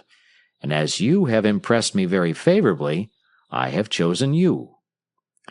That is, of course," concluded the manager, "if you have no objection." "Certainly not. I'm sure I appreciate the confidence, sir," said Jack quickly. "Very well, then. The combination is right 20, twice, back 9, right 10. Can you remember that? For you must not write it down, you know." Jack repeated the number several times, and again thanking the manager for the compliment, continued upstairs to the telegraph room. 2 mornings later, Jack was again called into Mr. Black's office. For a moment, while Jack wondered, the manager eyed him strangely, then asked, "What was that combination, Jack?" "Right 90. No, right 30. Why, I believe I've forgotten it, sir," declared Jack in confusion. "Perhaps you have forgotten this too, then?" As he spoke, the manager took from his desk a small notebook. "I found it on the floor in front of the safe this morning." "It is mine, sir. I must have dropped it last night. I worked extra until after midnight, sir," explained Jack. "And on the way out I chased a mouse in here from the stairway, and when it ran under the safe, I dropped to my knees to find it. The book must have fallen from my pocket. But what is wrong, sir?" "The cash box is not in the safe this morning." Jack started back, the color fading from his cheeks as the significance of it all came to him. "And now you pretend to have the combination entirely wrong," went on the manager. Jack found his voice. "Mr. Black, you are mistaken. You are mistaken. I never could do such a thing. Never." "I would prefer proof," Mr. Black said coldly. Jack caught at the idea. "Would you let me try to prove it, sir? Will you give me a week in which to try and clear myself?" "Well, I did not mean it that way. But, all right, a week. And if things do not look different by that time, and you still claim ignorance, you will have to go. That is all there is to it." "Thank you, sir." At the door, Jack turned back. "Mr. Black, you are positive you returned the box to the safe?" "Positive. It is the last thing I do before going home." During spare moments on his wire that morning, Jack debated the mystery from every side. Finally, he had boiled it down to 2 conflicting facts. First, that the box was placed in the safe the night before, and in the morning was gone, and that, besides the manager, he was the only one who could have opened the safe and taken it. And, second, that, of course, he knew his own innocence. The only alternative, then, was that Mr. Black had been mistaken in thinking he had returned the box to the safe. Grasping at this possibility, Jack argued on. How could the manager have been mistaken? Overlooked the box? Say, because of its being covered by something? Why, it may still be there yet, exclaimed Jack hopefully. And a few minutes later, relieved from his wire for lunch, he hurriedly descended again to the manager's office. "Mr. Black, may I look around here a bit?" he requested. "Look around? What for?" "To see if I cannot find something to help solve this mystery," responded Jack, not wishing directly to suggest that the manager had overlooked the box. "So you keep to it that you know nothing, eh? Well, go ahead," said the manager shortly, turning back to his desk. Jack's hopes were quickly shattered. Neither on the desk nor a table beside the safe was there anything which could have concealed the missing box. Stooping, he glanced under the table. Something white, a newspaper, leaning against the wall, caught his eye. With a flutter of hope, he reached beneath and threw it aside. There was nothing behind it. Disappointedly, he caught the newspaper up and tossed it into the wastebasket. Suddenly, on a thought, he recovered the paper and opened it. On discovering it was the Bulletin, a paper he knew Mr. Black seldom read, the idea took definite shape. And yes, it was of yesterday's date. "Mr. Black," exclaimed Jack, "this is not your paper, is it?" Somewhat impatiently, the manager glanced up. "The Bulletin? No." "Were you reading it yesterday, sir?" "Well, I don't see what you're driving at, but no. It was probably left here by Smith, one of the express clerks next door. He was in for a while yesterday on some telegraph money order business. Yes, he did have it in his hand, now I remember. But why?" At the mention of Smith's name, Jack started, and there immediately came to him a remembrance of having a few days previously seen the express clerk on a street corner in earnest conversation with Hanson, the discharged janitor. In suppressed excitement, he said, "When was Smith here, Mr. Black? What time?" The manager smiled sardonically and turned back to his work. "No, you can't fasten it on Smith," he said shortly. "It was after he went out that I returned the box to the safe. But if it's any good to you, he was in here from about 5:30 to 10 minutes to 6, and was talking with one of the boys in the outer office when I left." "And, Mr. Black, were you outside during the time Smith was in here?" "No, yes, I was, too. About 5:45 I was over at the speaking tube for a minute.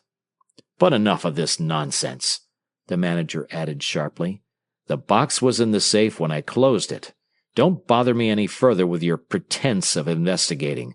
I don't believe it is sincere." Despite this cutting declaration, Jack turned away with secret satisfaction. Just outside the office door, he made a second discovery. A small one, but one which further strengthened the theory he had formed. It was a small coal cinder and an ash stain in the shape of a heel, apparently overlooked by a careless sweeper. They could only have been left by a foot which came from the cellar. Promptly, Jack turned toward the cellar door and made his way down into the big basement. Going directly to one of the rear windows, he carefully examined it. The cobwebs and the dust on the sill had not been disturbed for months. He turned to the second, and instantly emitted a shrill whistle of delight. Its cobwebs had been torn and swept aside, and the ledge brushed almost clean, and evidently but a short time before, for the cleared space showed little of the dust which constantly filtered through the floor above. "Fine!" exclaimed Jack. "Now He paused. The window was securely latched on the inside. For several minutes Jack stood, disappointed and mystified. Then, examining the latch closely, he laughed, and grasping it with his fingers, easily pulled it out.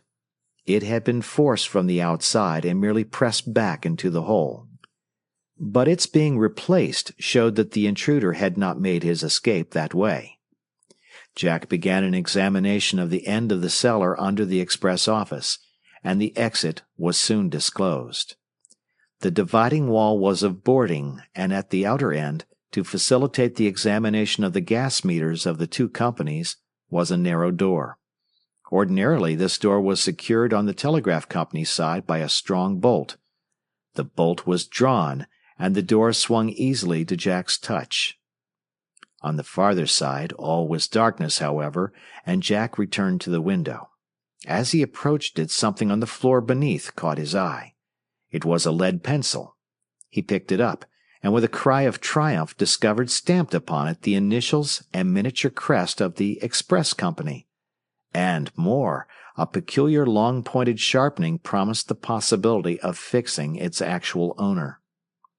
Filled with elation, and confident that it was now only a matter of time when he should clear himself, Jack hastened upstairs, determined to pursue his investigation next door, where he knew several of the younger clerks. "Hello, Danny," he said, entering the express office and addressing a sandy-haired boy of his own age.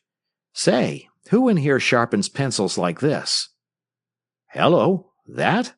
Oh, I'd know that whittle a mile off. We call 'em daggers. Smith's daggers. Where did you get it?" "Smith? Who wants Smith?" Jack turned with a start. It was the clerk himself. Instantly, Jack extended the pencil. "Is this yours, Mr. Smith?" he asked, and held his breath. "Yes, it is. Where did you find—" Suddenly the clerk turned upon Jack with a look of terror in his face, but in a moment he had recovered himself, and abruptly snatching the pencil from Jack's hand, proceeded to his desk. Jack was jubilant. Nothing could have been more convincing of the clerk's guilt. Following this feeling, however, came one of pity for the unfortunate man, and after a silent debate with himself, Jack followed him. Placing a hand on the clerk's shoulder, he said in a low voice, "Mr. Smith, I have found out about that cash box of ours. Now look here. Why not confess the wretched business before it is too late, and—" The clerk spun around. "Cash box? Business? What do you refer to?" "Mr. Smith, it was you took our cash box last night." The clerk was colorless, but he only faltered an instant. "What nonsense is this?" he demanded angrily. "I never heard of your cash box. What do you mean by—" "Well, then, I'll tell you just how you did it," said Jack determinedly. "While you were in Mr. Black's office yesterday afternoon, he stepped out and left you alone for a moment. The cash box was on the table. You immediately saw the opportunity. Perhaps Hanson had done the same thing and put you onto it. You saw the opportunity and threw over the box a newspaper you had in your hand. As you had hoped, not seeing the box, Mr. Black forgot it and left at 6 o'clock without returning it to the safe. You made sure of that by remaining about the outer office until he left. And then, after midnight, you came down to the office here, forced an entrance into our cellar, and went upstairs and secured the box.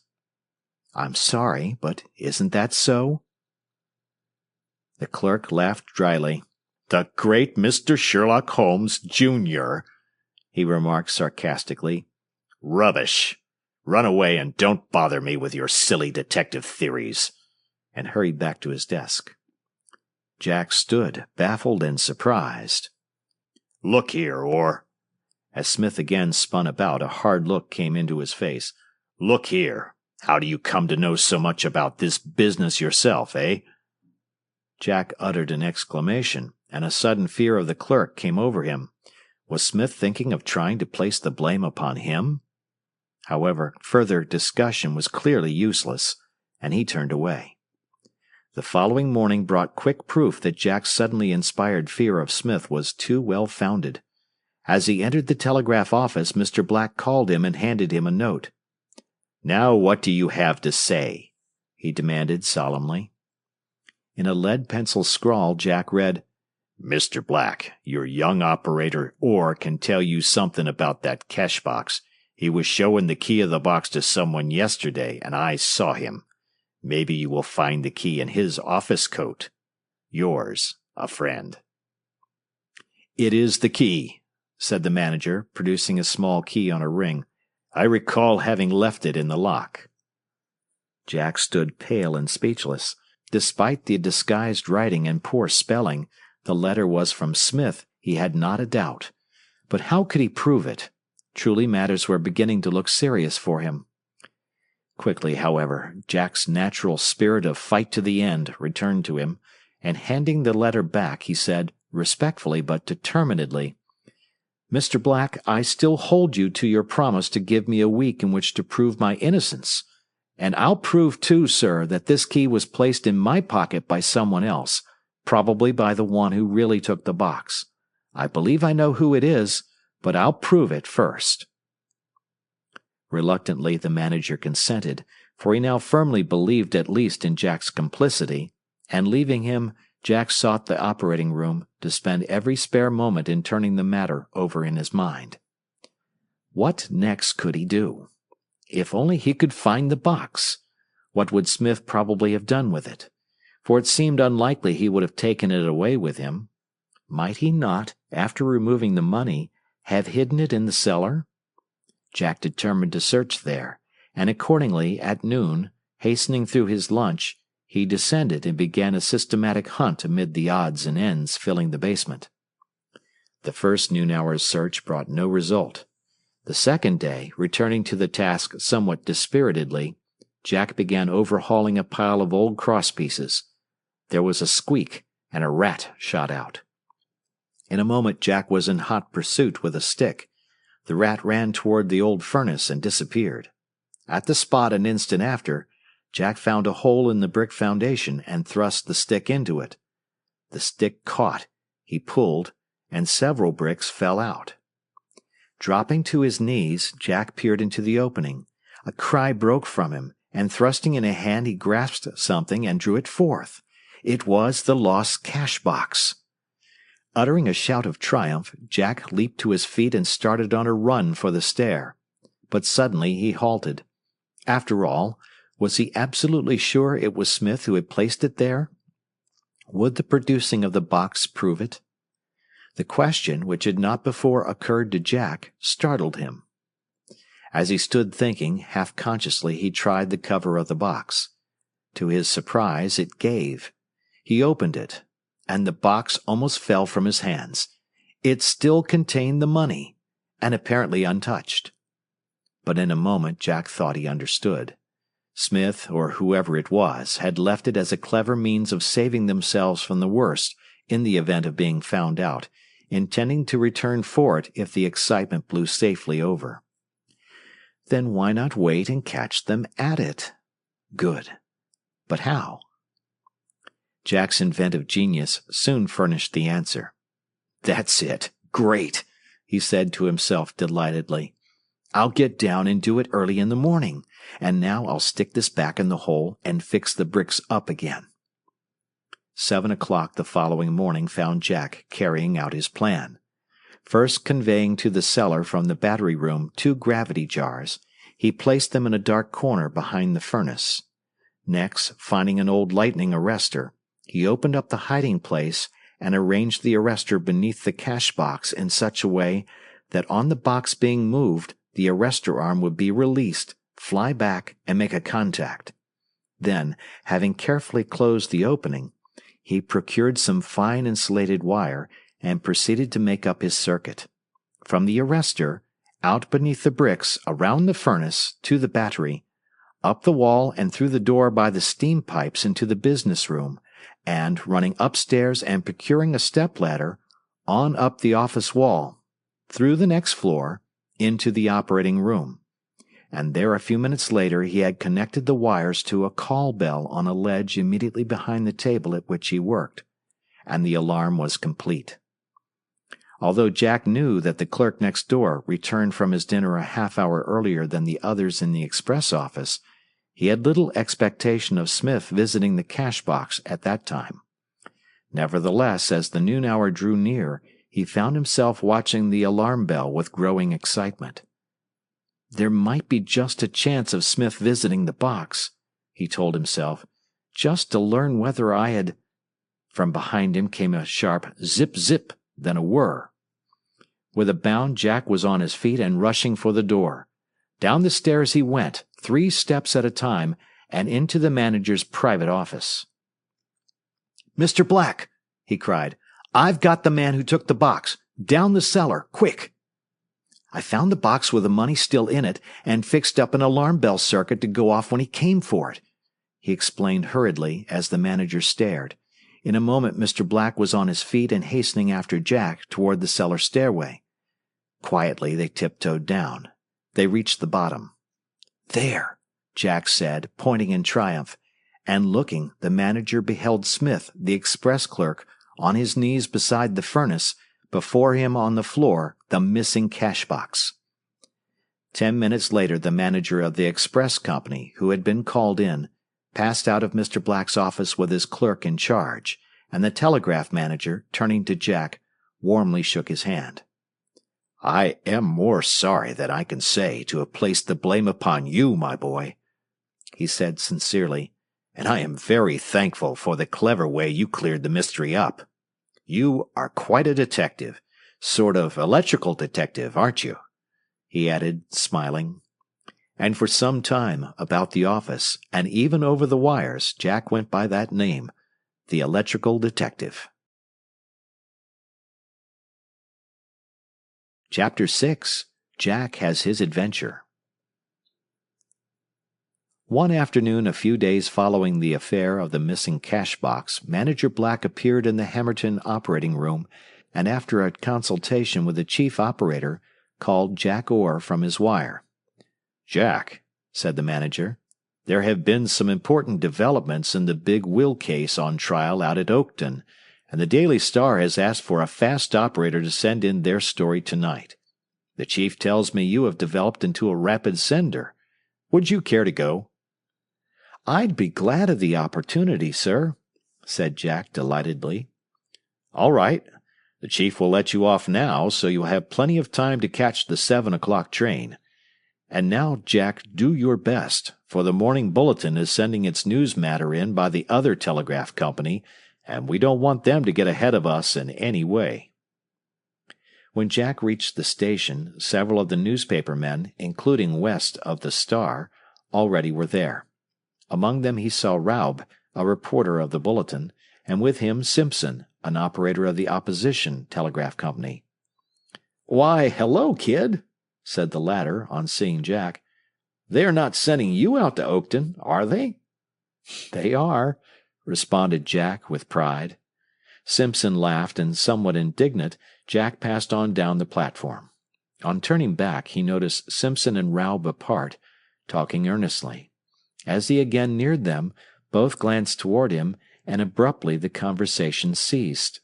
At once Jack's suspicions were aroused, for he knew Raub had the name of being very unscrupulous in news-getting matters, and that Simpson was not much better. He determined to watch them.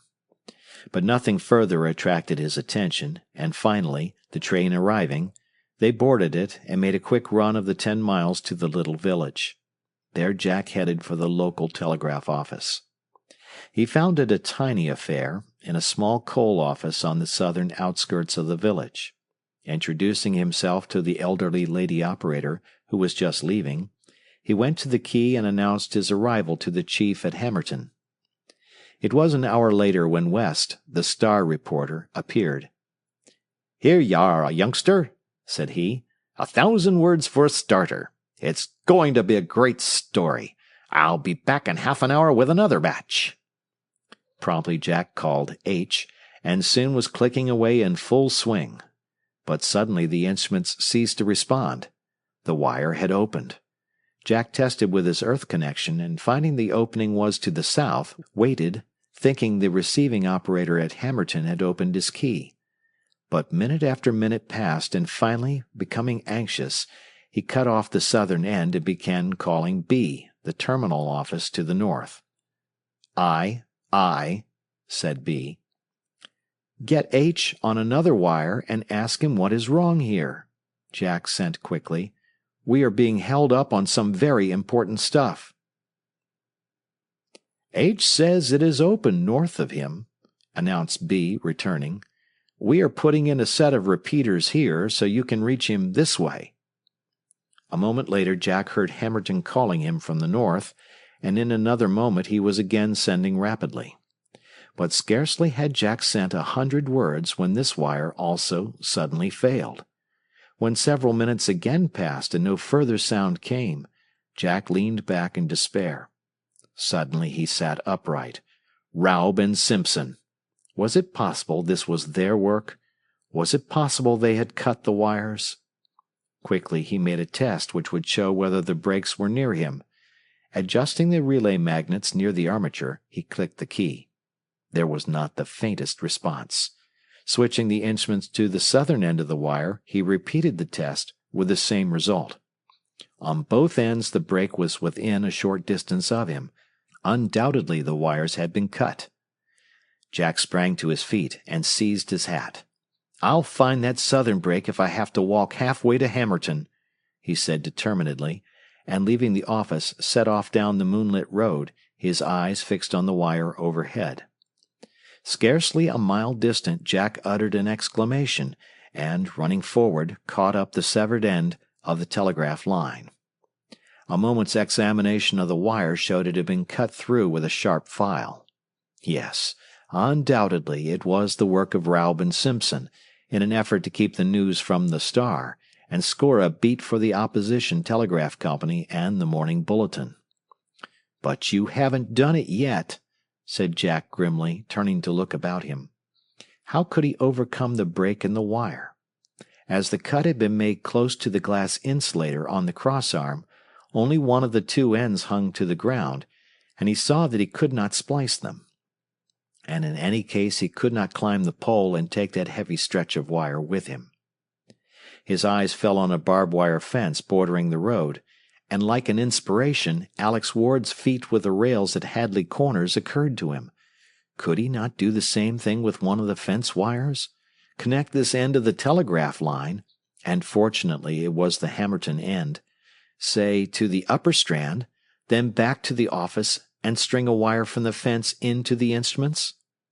To think was to act. Dragging the telegraph wire to the fence, Jack looped it over the topmost strand near one of the posts, and wound it about several times to ensure a good contact. Then on the run he started back for the telegraph office. As he neared the little building, Jack saw a figure within. Thinking the Star reporter had returned with further copy, he quickened his steps. At the doorway he halted in consternation. Instead of the reporter were two desperate-looking characters, and on the table beside them a half-emptied bottle and a large revolver. Jack hesitated a moment, then stepped inside. "What are you men doing here?" he demanded. Hello, kiddo. We are the new operators," said one of them with tipsy humor. "You're discharged, see? And you get to," he suddenly shouted, catching up the pistol. And promptly Jack got. A few yards distant, however, he halted. Now what was he to do? "Oh, here you are, eh? Where have you been?" It was West, the Star man, and he spoke angrily. "I was here 10 minutes ago and found the office empty, and if the other company could have handled my stuff, yours would have lost it. I've just been—" Interrupting, Jack hastily explained, telling of the severed wire and his plan to bridge the break. The reporter uttered an indignant exclamation. "It's Raub's work, sure as you're born," he said hotly. "But say, youngster, we can't permit ourselves to be beaten this way. Can't we do something?" "We might get some help and drive the roughs out," suggested Jack. "No, we haven't time. And then they might put up a drunken fight and shoot somebody. Come, think of something else. You surely can get over this new difficulty after your clever idea for getting around the cut in the wire." "I don't know," replied Jack doubtfully, glancing toward the office window. "If there was any way of getting the instruments—" "What could you do with them?" "We could turn the barn there into an office. I'd run connections out through the back to the fence. It's just behind." "Say, I've an idea then. If it wouldn't take you long to remove the instruments from the table." "Only a couple of minutes." "Come on," said West. Leading the way back toward the office, he explained. "I'll get these beggars out. You hide round the corner, and soon as the way is clear, rush in and get your instruments, and duck for the barn. I'll join you later." "How are you going to get them out?" whispered Jack. "Watch," said the reporter.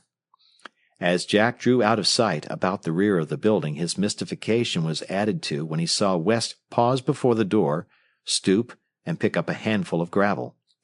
But immediately the reporter entered the doorway and spoke, his purpose was explained.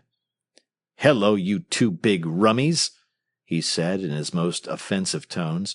"What are you doing here?"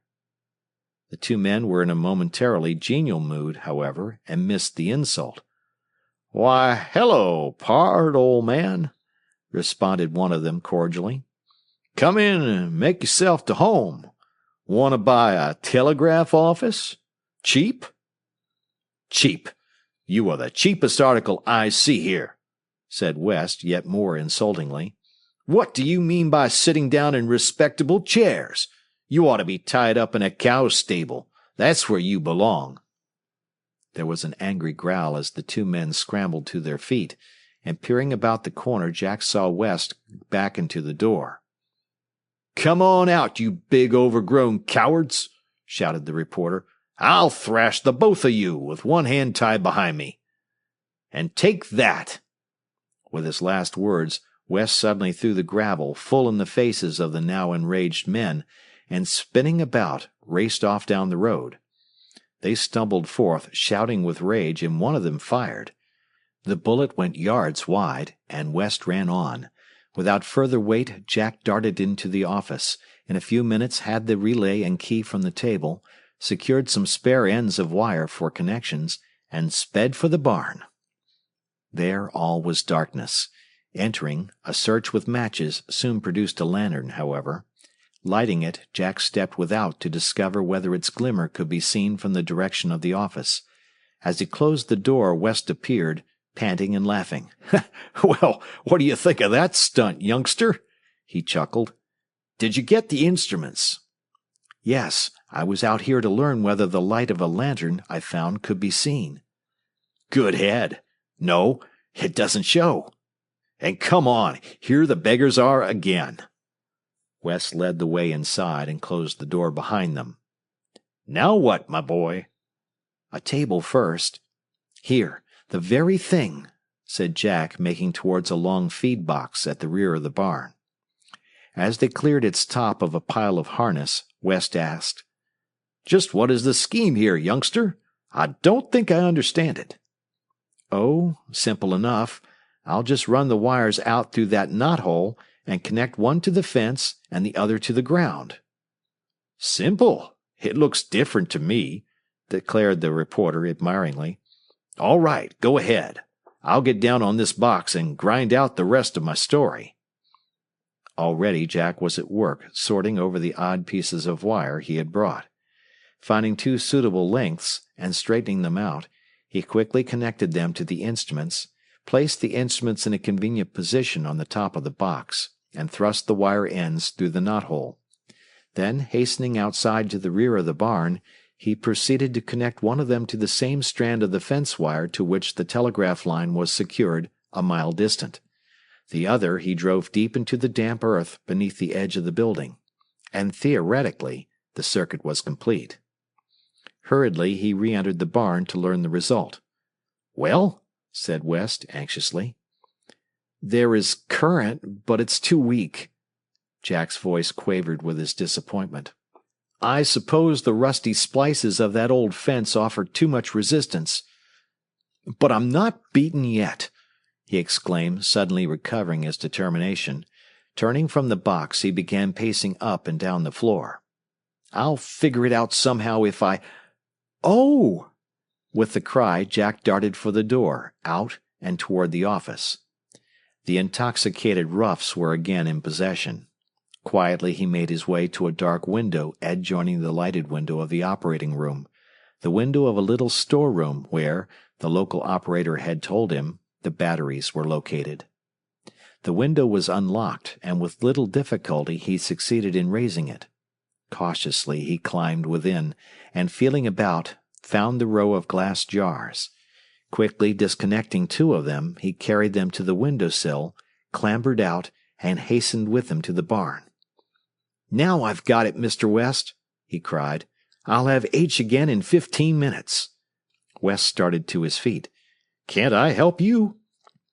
"All right, come on," said Jack, and 10 minutes later, working like beavers, they had transferred to the barn the entire office battery of 20 cells. In nervous haste, Jack connected the cells in series, then to the wire. Instantly, the instrument closed with a solid click. "Hurrah! We win! We win!" cried West, and Jack, springing to the key, whirled off a succession of H's. H, H, H, on, rush, H, H. I, H. Where have you been? What's the matter? It was the chief, and the words came sharply and angrily. "The wire was cut both sides of the village," shot back Jack. "I think it was Raub and Simpson's work, and 2 roughs chased me out of the office with a revolver. Hired by them, I suppose. I've fixed up an office in the barn, and am sending for a mile through a wire fence to bridge the cut. Or—" For a moment the chief was too amazed to reply. Then rapidly he said, "Or, you are a trump. But come ahead with that report now, and make the best time you ever made in your life. I'll copy you myself." And there, in a corner of the big barn, by the dim light of the lantern, and to the strange accompaniment of munching cattle and restlessly stamping horses, West wrote as though his life depended upon it, and Jack sent as he had never sent before. And exactly an hour later the young operator sent 30, meaning the end, to one of the speediest feats of press work on that year's records of the Hammerton office. Though it was 3 a.m. when Jack got back to Hammerton, he found the chief operator at the station to meet him. "I had to come down to congratulate you," said the chief. "That was one of the brightest bits of work all around that I've heard of for years." "But did we beat them?" asked Jack. "We assuredly did. For didn't you know? Those 2 roughs later went up and cleaned out the other office, the very men who had hired them to disable us. And what with having had a slow-working wire previously, the bulletin didn't get in more than 500 words. We gave the Star over 3 solid columns." The manager's congratulation the following morning was as enthusiastic as that of the chief. "And as a practical appreciation, Jack," he added, "we are going to give you a full month's vacation with salary. We think you earned it." When Jack returned to his wire, one of the first remarks he heard was from Alex Ward at Bixton. "Well, old boy," clicked Alex, "your adventure came, didn't it? And it has beaten me to a standstill." "Nonsense. It was your stunt at Hadley Corners that suggested the trick that got me out of it," declared Jack. "But say, the manager has given me a month's vacation. What do you think of that?" "He did? Look here," said Alex quickly. "Come to Bixton and spend some of it with me. I'll promise you all kinds of a good time, though I'm not sure I can guarantee anything as exciting as last night's work," he added. Jack readily accepted the invitation, and, as it turned out, Alex might as well have made his promise. He could have kept it. Chapter 7. A Race Through the Flames. The fall had been an exceptionally dry one in that section of the Middle West, and in consequence several forest fires had occurred, several not far from Bixton. Thus, when a few mornings following Jack's arrival, he and Alex proposed a visit to the old house in the woods where Alex had had his thrilling experience with the foreign trackman, Mrs. Ward objected. "You know there was a fire but 5 miles west yesterday, Alex," she said. "But that was only in the grass along the track, Mother, and the section men soon had it out. They are watching everywhere, and on the first sign of smoke we will light for home like good fellows, won't we, Jack?" he promised. Somewhat reluctantly, Mrs. Ward finally consented, and gave the boys a lunch, and they set off to make a day of it. Paying a visit first to the abandoned brickyard, it was noon when Jack and Alex emerged from the woods at the rear of the deserted old cabin. "So that's it!" exclaimed Jack with keen interest as they went forward. "And up there is the very door you dropped from, I suppose." "Yes, that's it. Still half open, too, just as I left it. And over there is the barn and cow stable. But let us have lunch first, and I'll explain everything afterward," Alex said, leading the way toward the house. "I am as hollow as a bass drum." 10 minutes later, sitting on the cabin floor just within the doorway, eating and chatting, the two boys became suddenly silent and sniffed at the air. With an exclamation, both leaped to their feet and to the door. Rolling from the trees at the southern border of the clearing was a white bank of smoke. The woods were on fire. "Which way?" cried Jack as they sprang forth. "The railroad?" Alex darted to the corner of the house and glanced about. "No, the wind has swung to the southwest. We'd never make it. North for the brickyard. Come on." "If we're cornered there, we can swim the river," he explained as they ran. "The fire isn't likely to cross the water." They reached the trees and immediately found themselves in a madly frightened procession. At their feet scurried rabbits, squirrels, chipmunks. A fox flashed by within a yard of them. Overhead, birds screamed and called in terror. On they dashed, and a ghostly yellow light began to envelop them. "The smoke overhead," said Alex. "It will soon be down here, too." "I smell it," panted Jack a moment later. Soon they began to feel it in their eyes. Jack began to lag. "How much farther, Alex?" he gasped. "Only a short distance now. Yes, here we are," announced Alex as brighter light appeared ahead of them. A moment after, they broke into the clearing. Without slackening pace, Alex headed for the old semaphore. "From up there we can see just how we stand," he explained. Almost exhausted, they reached it, and Alex ran up the ladder. Scrambling onto the little platform, he turned toward the river, 200 yards distant. A cry broke from him. "We are cut off! The fire has crossed the river!" Jack hastily clambered up beside him, and above the treetops, beyond the river, he beheld a gray-white cloud. The boys gazed at one another with paling faces. "What shall we do?" asked Jack. Alex shook his head. "We might swim the river and try a dash for it. It is 2 miles out of the woods, but there might be a chance." "We couldn't do it. We're too nearly exhausted." "How about staying right in the river, by the bank?" Jack suggested. "I've heard of people doing that." "It is too deep here, and it's awfully cold. We would chill and cramp in no time." "No, I tell you," went on Alex suddenly, "we'll try one of the old tile ovens on the other side of the yard. Perhaps we can box ourselves up in one of them." There was no time to lose, for the clearing was now blue with smoke, and climbing hastily to the ground, the boys were again off on the run.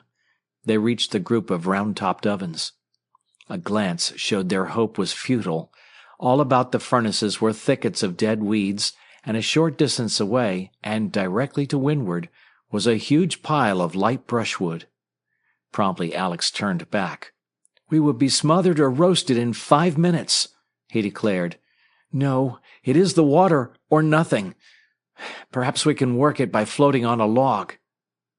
As they approached the river, the boys crossed the old yard siding. Stumbling over the rails, partially blinded with the now stinging smoke, both suddenly ran into something and fell on a heap. Scrambling to their feet, they found an old push-car with low sides. Alex uttered a cry. "Jack, why can't we make a dash down the spur with this old car, pushing it? And say, couldn't we lift it onto the mainline rails and run all the way home?" Jack hesitated. "Look there," he said, pointing to the wall of smoke into which the track disappeared 100 yards away. "And wouldn't there be burned-down trees across the rails?" "No, not yet. The fire hasn't been burning long enough. And as to the smoke, it'll soon be just as bad on the river," Alex declared. "All right, let us try it. But first, let us jump in the river and get good and wet," suggested Jack. "Good idea. Come on." "Or, wait," exclaimed Alex. "Another idea. There's an old rubbish pile just over here, and a lot of tin cans. Let us get some and fill them with water, to keep our handkerchiefs wet, to breathe through." They turned aside, quickly found and secured several empty cans each, and ran on. Reaching the water, they dropped the cans on the bank and plunged in bodily. As Alex had said, the water was intensely cold, and despite the relief to their eyes from the smoke, they clambered out again immediately, hastily filled the tins, and only pausing to tie their dripping handkerchiefs over their mouths, dashed back for the siding. "You help me start her, Jack," directed Alex as they placed the cans of water in the forward end of the car. "And when we reach the edge of the woods, jump in. I'll run it the first spell, then you can relieve me. That way we can keep it going at a good clip." "All ready? Let her go." With bowed heads, they threw themselves against the little car. The rusty wheels began to screech. Rapidly they gained headway, and soon were on the run. They neared the smoke-hidden border of the clearing. "Jump in, Jack!" cried Alex. Jack sprang over the tailboard and threw himself flat on his face, and with a rush they dashed into the wall of smoke. Rumbling and screeching, the car sped onward. Alex began to feel the heat. Suddenly it swept over them like the breath of a furnace, and there came a mighty roar. They were in the midst of the flames. "Are you all right, Alex?" cried Jack. "Yes." A moment later, however, Alex too sprang into the car, and as he did so, tearing off his handkerchief and stuffing it into one of the water cans. "I couldn't have held on for another minute," he choked. "I believe the handkerchief was burning." Jack prepared to climb out to take Alex's place. "No, lay still," interposed Alex. "The car will run by itself here. There's a downgrade." Jack dropped back thankfully. "Isn't it awful?" he gasped. "My eyes are paining as though they would burst." On rushed the car down the roaring, crackling tunnel of flames, groaning and screeching like a mad thing. Tongues of fire began to lick over the sides of the car at the cringing boys within. Faster the car went. Presently it began to rock. "She'll be off the track," cried Jack at last. "Lie farther over," directed Alex above the roar, himself moving in the opposite direction. The rearrangement steadied the car slightly, but still it rocked and plunged on the long unused track so that at times the boys' hearts leaped into their throats. The heat was now terrific. The floor and sides of the car began to blister and crack. "We can't stand it much longer. We'll be cooked," coughed Jack. "Empty one of the cans over your head," Alex shouted. "Keep up a few minutes longer and we will be over the worst. It is the leaves and brush that are making the heat, and we'll soon be where they have burned out." "I think we are over the worst of it now," he announced a moment later. "There's not so much crackling, and I don't think it is so hot." Simultaneously, the car began to leap less wildly, then perceptibly to slow up. Alex at once prepared to climb out again. "I'll give her another run," he said, but promptly Jack pressed him back. "No, you don't. I'm going to take my turn." And in another moment he was out in the full glare of the still shriveling heat, rushing the car on at the top of his speed. 100 yards he drove it, and scrambled back within, gasping for breath. Emptying one of the remaining cans over Jack's head, Alex sprang out and took his place. A moment after, they struck a slight upgrade. Alex uttered a joyful shout. "Only a short run farther, Jack, and we're out of the woods." But immediately he followed this glad announcement with one of new alarm. "The washout! I'd forgotten it. It's just ahead. The rails there almost hang in the air." In a panic, Alex slowed up. Jack climbed out beside him. "Let us rush it," he suggested. "The rails may hold, like a bridge. We're not heavy, and we may as well take one more chance." Alex debated. "All right, come on, and jump quick when I say. I think I can tell when we are near it." Once more the car was flying onward through the haze. "Here we come. Now!" With a bound, Jack was back in the car. Alex made a final rush and sprang after. The car dipped forward and sideways. A breathless instant seemed to hang in mid-air, then righted, and shot forward smoothly. Uttering a hoarse shout of joy, the boys leaped out and were again running the car ahead, and a moment later gave vent to a second and louder cry. In their faces blew the cooler air of a clearing. A few yards farther, they halted. "I can't see a thing, can't open them," declared Jack as they stood rubbing their eyes and recovering their breath. "Neither can I. Give me your hand. We'll soon fix it. There's a path here down to the water." Feeling with his foot, Alex found it, and pulling Jack after, hastened down, and in another moment both were on their stomachs on the river bank, their faces deep in the cooling water. 10 minutes later, greatly revived, but with faces and hands intensely smarting from their burns, the boys replenished the cans of water, for they still had a 2 miles run through this smother of smoke, and lifted the car onto the mainline rails. As they did so, from far to the west came a whistle. "A train! Can't we stop her?" suggested Jack. "They'd never see us in the smoke." "Then, say, let us throw the old car across the tracks so they'll strike it. They would probably stop to see what it was." "It might derail her." "No. I've got it. Come on, get the car started so she'll cross the bridge, and I'll explain." "Now," said Jack as they rolled out on the trestle. "You remember the steep grade just over the bridge? Well, we'll stop about 50 yards this side, wait till the train whistles the last crossing, then hit it up for all we're worth and let the train catch us?" cried Jack. "But gracious, won't that be taking an awful chance?" "No, for she won't be going very fast on account of the curve at the bottom, and we'll be going like a house afire," declared Alex confidently. "And when she bunts us, we'll jump for her cowcatcher, and 5 minutes later we'll be out in the glorious fresh air again." "Well, all right. If you're willing to take the risk, I am," said Jack. They reached the spot designated by Alex and brought the car to a stand. Again came the whistle of the train. "Ready!" cried Alex. "The next time!" It came. Like sprinters, they threw themselves at the car, and in a few strides were racing down the rails at full speed, reached the head of the grade, and sprang over the tailboard just as the train rumbled onto the bridge. Downward they shot, gaining momentum at every turn of the wheels. "Whew! But we're taking an awful chance," said Jack nervously. "No, listen to her brakes," said Alex.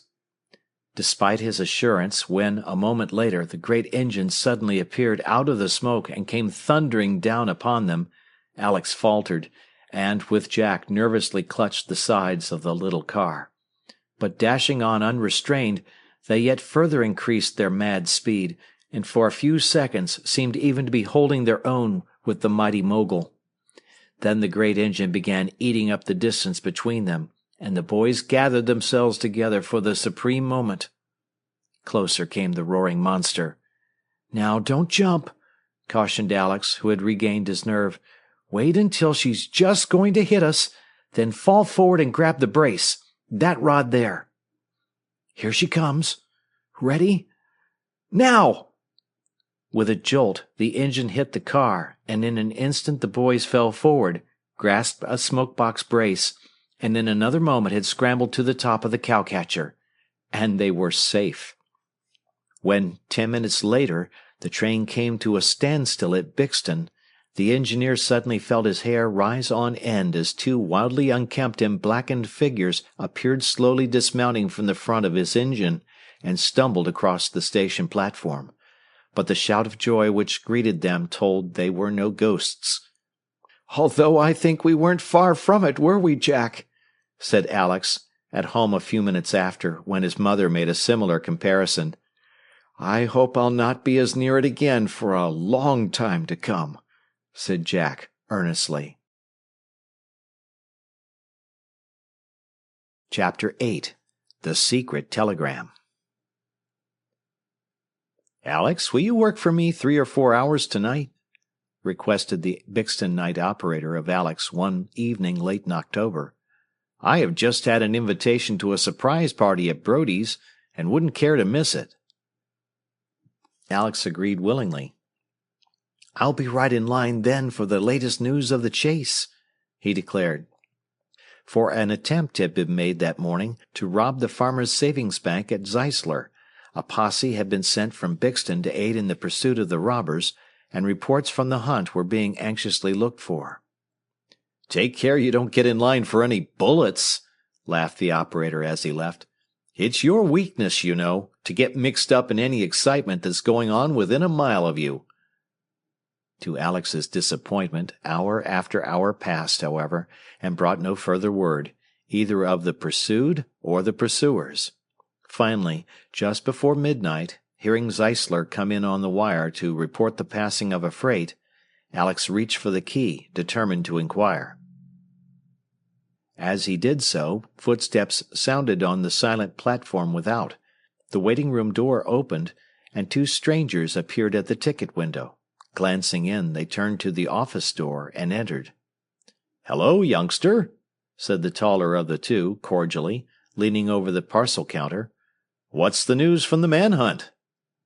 "I was going to ask Zeisler just as you came in," replied Alex, turning again to the key. "Well, never mind then. Just tell them they were captured here instead." "What? Captured here?" exclaimed Alex. "That's it. About an hour ago, just north, by the Bloomsbury posse. Sheriff O'Brien sent us down with the news, so you could send word up and down the line and call in the other posses.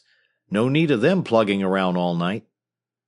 But, instead of complying, Alex suddenly turned more fully toward the two men. "What posse did you say you were with?" "Bloomsbury, Bloomsbury," said the smaller man impatiently. "Bloomsbury? Don't you mean Bloomsburg?" "Well, what thundering difference?" The taller man flashed a warning gesture, and in an instant Alex understood. He was face to face with the bank robbers themselves. For a moment he stared from one to the other in consternation. Then, sharply recovering himself, he turned quickly back to the key. But he was too late. He had betrayed his discovery. Both men laughed. "Your surmise is correct, my young friend," said the taller man, lightly. "We are the gentlemen who were forced to leave Zeisler so hurriedly this morning. But don't let that make any difference," he continued, producing a revolver and placing it significantly on the counter before him. "Go right ahead with the message. Or wait, give me a blank, and I'll write it, so you will be sure to have it right." "Oh, hold on," interposed his companion. "Now that he knows who we are, how do you know he will send the message as you write it, and not just the other thing, give us away?" The first speaker threw down his pen. "Well, I am an idiot. That's so." He thought a moment, then, turning toward Alex, eyed him sharply an instant and said, "Youngster, I'll give you $1 a word if you will give me your solemn promise to send this message just as I write it." A bare instant Alex hesitated, while the tempter whispered that it would mean $30 or $40 for a few minutes' work, and that everyone could take it for granted he had been compelled to send it. Then abruptly he leaned back in his chair and shook his head. "I couldn't do it," he said quietly but positively. "Oh, you couldn't, eh, goody goody?" exclaimed the smaller man with a snarl, catching up the revolver and pointing it at Alex's head. "Now could you do it?" The taller man caught his arm. "Don't be a fool, Jake. After all, we couldn't be sure he wasn't fooling us even if we took the money. Look here, I have a scheme." They stepped back and spoke together in low tones for a moment. Then the taller turned again to Alex, who meantime had remained quiet in his chair, futilely endeavoring to think of some means of spreading the alarm. "I suppose you're not the only operator at this station, kid?" "No, there is a day and a night operator. I'm only subbing for the night man," responded Alex, wondering. "Where is he?" "At a party." "Where's the day man?" "At his boarding house. But you couldn't get either of them to do it," Alex declared confidently, thinking he had caught the drift of their purpose. "Never mind what we could or what we couldn't. Where does the day operator board? Is it far?" Momentarily, Alex had a mind to refuse to tell. Then, on the thought that suspicion might be aroused if one of the robbers went to rout the day man out, he replied, "About 1/4 of a mile," and described how the house could be reached. Again the two men held a whispered consultation, and at its conclusion the smaller man hurriedly left. "Now I suppose you are wondering what we propose doing with the day operator," said the tall man with a grin when they were alone. "Well, it's so good I think I'll tell you. One of the cleverest getaway schemes you ever heard of, and my own idea. Can you guess?" Alex shook his head. "If it's not to send the message, in which I know he won't, I don't know." The robber laughed. "You are going to send the message, and he is going to stand just outside the door here and tell us letter by letter just what you make the instruments say. See?" Alex uttered an exclamation, and, strange as it may seem, it was not entirely of chagrin, for the striking originality and ingenuity of the plan immediately appealed to his own peculiar genius for getting over difficulties. "And then," continued the talkative safe-breaker, "we will tie you both in your chairs, cut the wires, and then flag the night express and depart for the east like respectable citizens. And by the time you have been found and the wires restored, we will be well out of danger. Now I claim there is some class to that scheme. What?" Despite himself, Alex could not forbear a smile, even when he at once saw that to defeat the plan would be almost an impossibility. Nevertheless, as the bank robber turned his attention to a timetable, Alex determinedly addressed his wits to the problem. Presently, as he sat looking at the telegraph instruments for an inspiration, he started. That last 1st of April joke he had played on his father. The cut-off arrangement of wires was still in place beneath the instrument table. Could he not use it? He determined to see whether the connections were still in order. Fortunately, he was sitting close to the table, with his feet beneath. Making a move as though tired of his position, he crossed one foot over the other and sank a little lower in the chair. Then, the change having brought no comment from the man at the counter, he carefully reached out the upper foot, found the two wires, and pressed them together. Immediately came a click from the instruments. It was in working order. With hope, Alex at once addressed himself to its possibilities, and soon a suggestion came. "Yes, I believe I could do it," he told himself with satisfaction. "I'll make a try anyway. So much for never giving up." At that moment the footfalls of the returning robber and those of another sounded on the platform without. Both men were talking, and as they entered the waiting room, Alex heard the evidently still unsuspecting Jones say, "Funny, though, I never heard of the boy being troubled with his heart before." The next moment Jones's casual tones changed to a sharp cry of fright, and Alex knew that the robber had revealed himself. "Now you keep your tongue between your teeth and do exactly what you were told, young man, or you get this. You understand? Now turn about. Your back toward the office door. So." The door was flung open, and the robber appeared standing sideways, his gun in his hand, pointing at the day operator, who was just out of Alex's sight. "Now what you are to do is read off, letter by letter, what this young shaver in here sends on the wire. You are a tab on him. You understand?" In a trembling voice, Jones responded in the affirmative. "And the first one of you who appears to do anything not straight and above board gets daylight through his head," he added, raising his voice for Alex's benefit. Then, addressing his partner, he said, "Give the kid the message, Bill." The tall man leaned over the counter and tossed the blank on the table before Alex. "Who will I send it to first?" asked Alex. "The sheriff, Watson Siding." "All right. But first, you know, I have to call him," explained Alex, somewhat nervously, now that the critical moment had come. "His call is WS." Therewith he began slowly calling, that Jones might read off each letter as he sent it. WS, WS. WS, BX. WS, WS. I, answered WS. WS answers, interpreted Jones. Steadying himself with a deep breath, Alex proceeded to carry out his plan. Carefully reaching forth with his foot beneath the table, he pressed the two wires together, then loudly clicked his key. The instruments, thus cut out, of course failed to respond.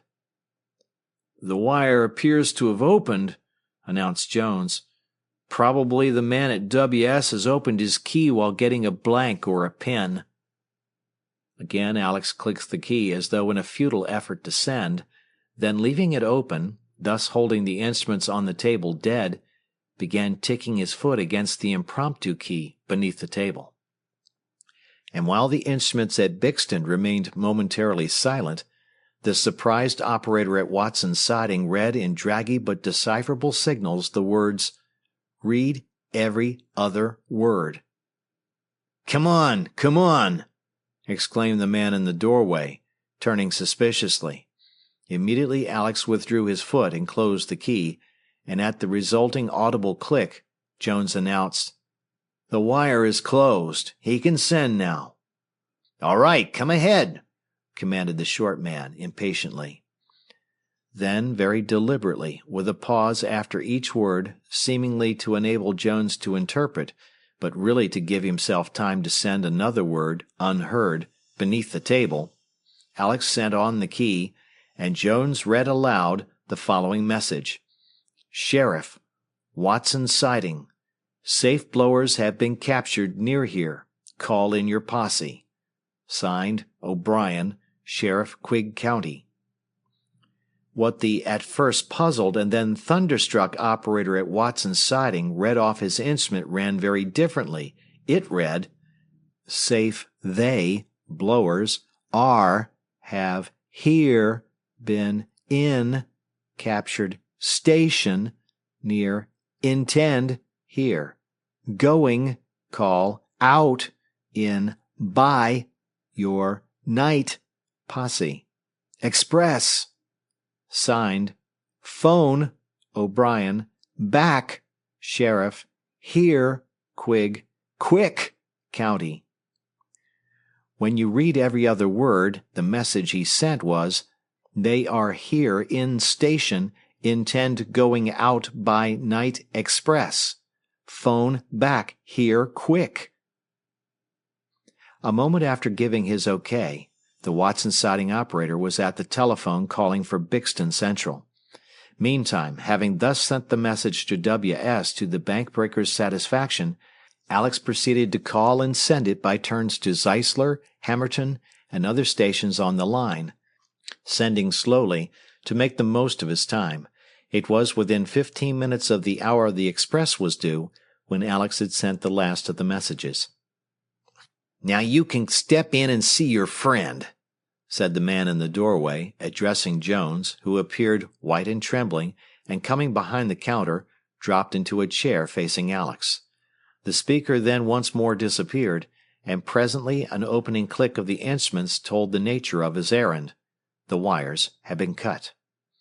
He soon returned, and rummaging about, while the taller man stood guard over them, he found some ropes and proceeded to bind Alex and the day operator tightly in their chairs. Just as the task was completed, there came a long-drawn whistle from the west. Both robbers promptly turned to the door. "Well, good night, gentlemen," said the smaller grimly. "Much obliged for your kind services." "And I would just pause to repeat," said the taller jocosely, "that there is some class to this getaway scheme, should anyone ask you. Good night." "Yes, there is class, but it isn't first." Uttering a cry, the two bank robbers staggered back from the door, and with a bound the deputy sheriff and a constable were upon them, bore them to the floor, and after a brief but terrific struggle disarmed and handcuffed them. "Yes," said the sheriff, rising, and with his knife quickly freeing the two prisoners, "there was class to it, but it was second. Our young friend here takes first." The robbers turned upon Alex with furiously flashing eyes. "How did you do it, smarty?" snapped the shorter man. Alex laughed, kicked one foot beneath the table, and the instrument responded with a click. "A little 1st of April trick. What do you think of it?" Whatever the two renegades might have said through their gritting teeth, there was no doubt as to what the sheriff and the others thought, nor the bank officials at Zeisler, when, a day later, there came to Alex a highly commendatory letter and a check for $200. But better even than this, in Alex's estimation, a few mornings after, the chief dispatcher called him to the wire and announced his appointment as night operator at Foothills, a small town on the Western Division. Chapter 9. Jack Plays Reporter with Unexpected Results. Not long after Alex left Bixton to take up his duties at Foothills, Jack at Hammerton also received an advancement. In itself it was not of particular note, beyond an encouraging increase in salary and a transfer from the day to the night force, but indirectly it resulted in an experience more thrilling than any Jack's genius for tackling adventurous difficulties had yet brought him. Wheeling by the office of the Daily Star one afternoon, he heard his name called and turned his head to discover West, the reporter with whom he had made the memorable Oakton trip, hastening after him. "Just the man I was looking for, Jack," declared West as the young operator wheeled to the curb. "I have a job for you. How would you like to tackle a bit of Black Hand investigation?" Jack laughed. "You don't mean it." "I certainly do. It's this way," went on the reporter, lowering his voice. "A Black Hand letter demanding money was received last week by Tommy Spinelli of the Italian restaurant. It was mailed here, and we have the tip that last evening 2 foreigners were seen stealing across the old quarry turnpike and into the woods, as though not wishing to be seen. Of course, they may not be connected with this at all, but again they may, and I was put on the job to find out. The difficulty is that I am too well known. If they caught sight of me, they would be suspicious immediately. But they would never suspect a lad like you," West proceeded. "And I know that you could carry anything through that came along. So will you run out there and investigate for me?" "Why, certainly. But just what shall I do?" Jack asked. "Wheel up and down the quarry turnpike for an hour or so.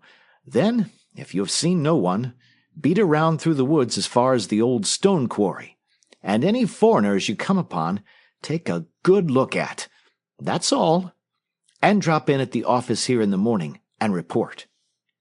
"That's easy. All right," agreed Jack readily. "Thank you. And keep the matter quiet, you know," West added.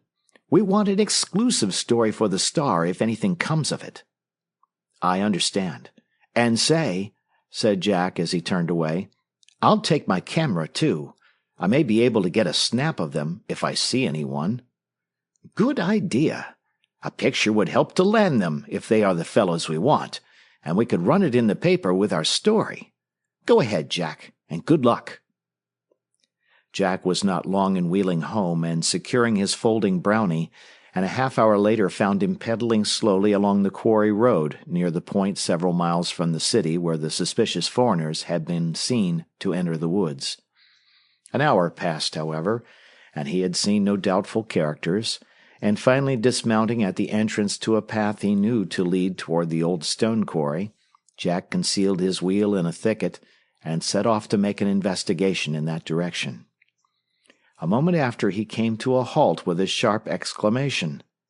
In the path at his feet lay a murderous-looking stiletto. Picking it up, he examined it. Yes, it was of foreign make, and the still damp mud stains on the side of the blade which had lain uppermost showed that it had been but recently dropped. Apprehensively, Jack cast a glance about him, almost immediately to utter a second suppressed exclamation. Emerging from the woods on the opposite side of the road was a short, dark man, undoubtedly an Italian. With beating heart, Jack watched him. Was he one of the men he was looking for? In the middle of the road the stranger halted, looked sharply to right and left, and came quickly forward. Darting from the path, Jack threw himself on the ground behind a bush, and the next moment the man hurriedly passed him. He was soon out of sight, and rising, Jack placed the dagger carefully in an inside pocket and determinedly set off after. Half a mile he followed the Italian amid the trees. Then there appeared the light of an opening, and going forward more carefully, Jack found himself on the edge of the quarry clearing. The foreigner was hurrying along the brink of the excavation, evidently heading for a small tumble-down cabin at its farther end. The man reached the shanty and knocked. To Jack's surprise, the door was opened by a Negro. Wonder at this was quickly forgotten, however, for as the door closed, from the woods behind Jack came the sound of voices, then an ejaculation in Italian. A moment Jack stood, in consternation, believing he had been seen. But a glance showed that the owners of the voices were not yet out of sight beyond a rise, and recalling his wits, Jack ran for a nearby clump of elders.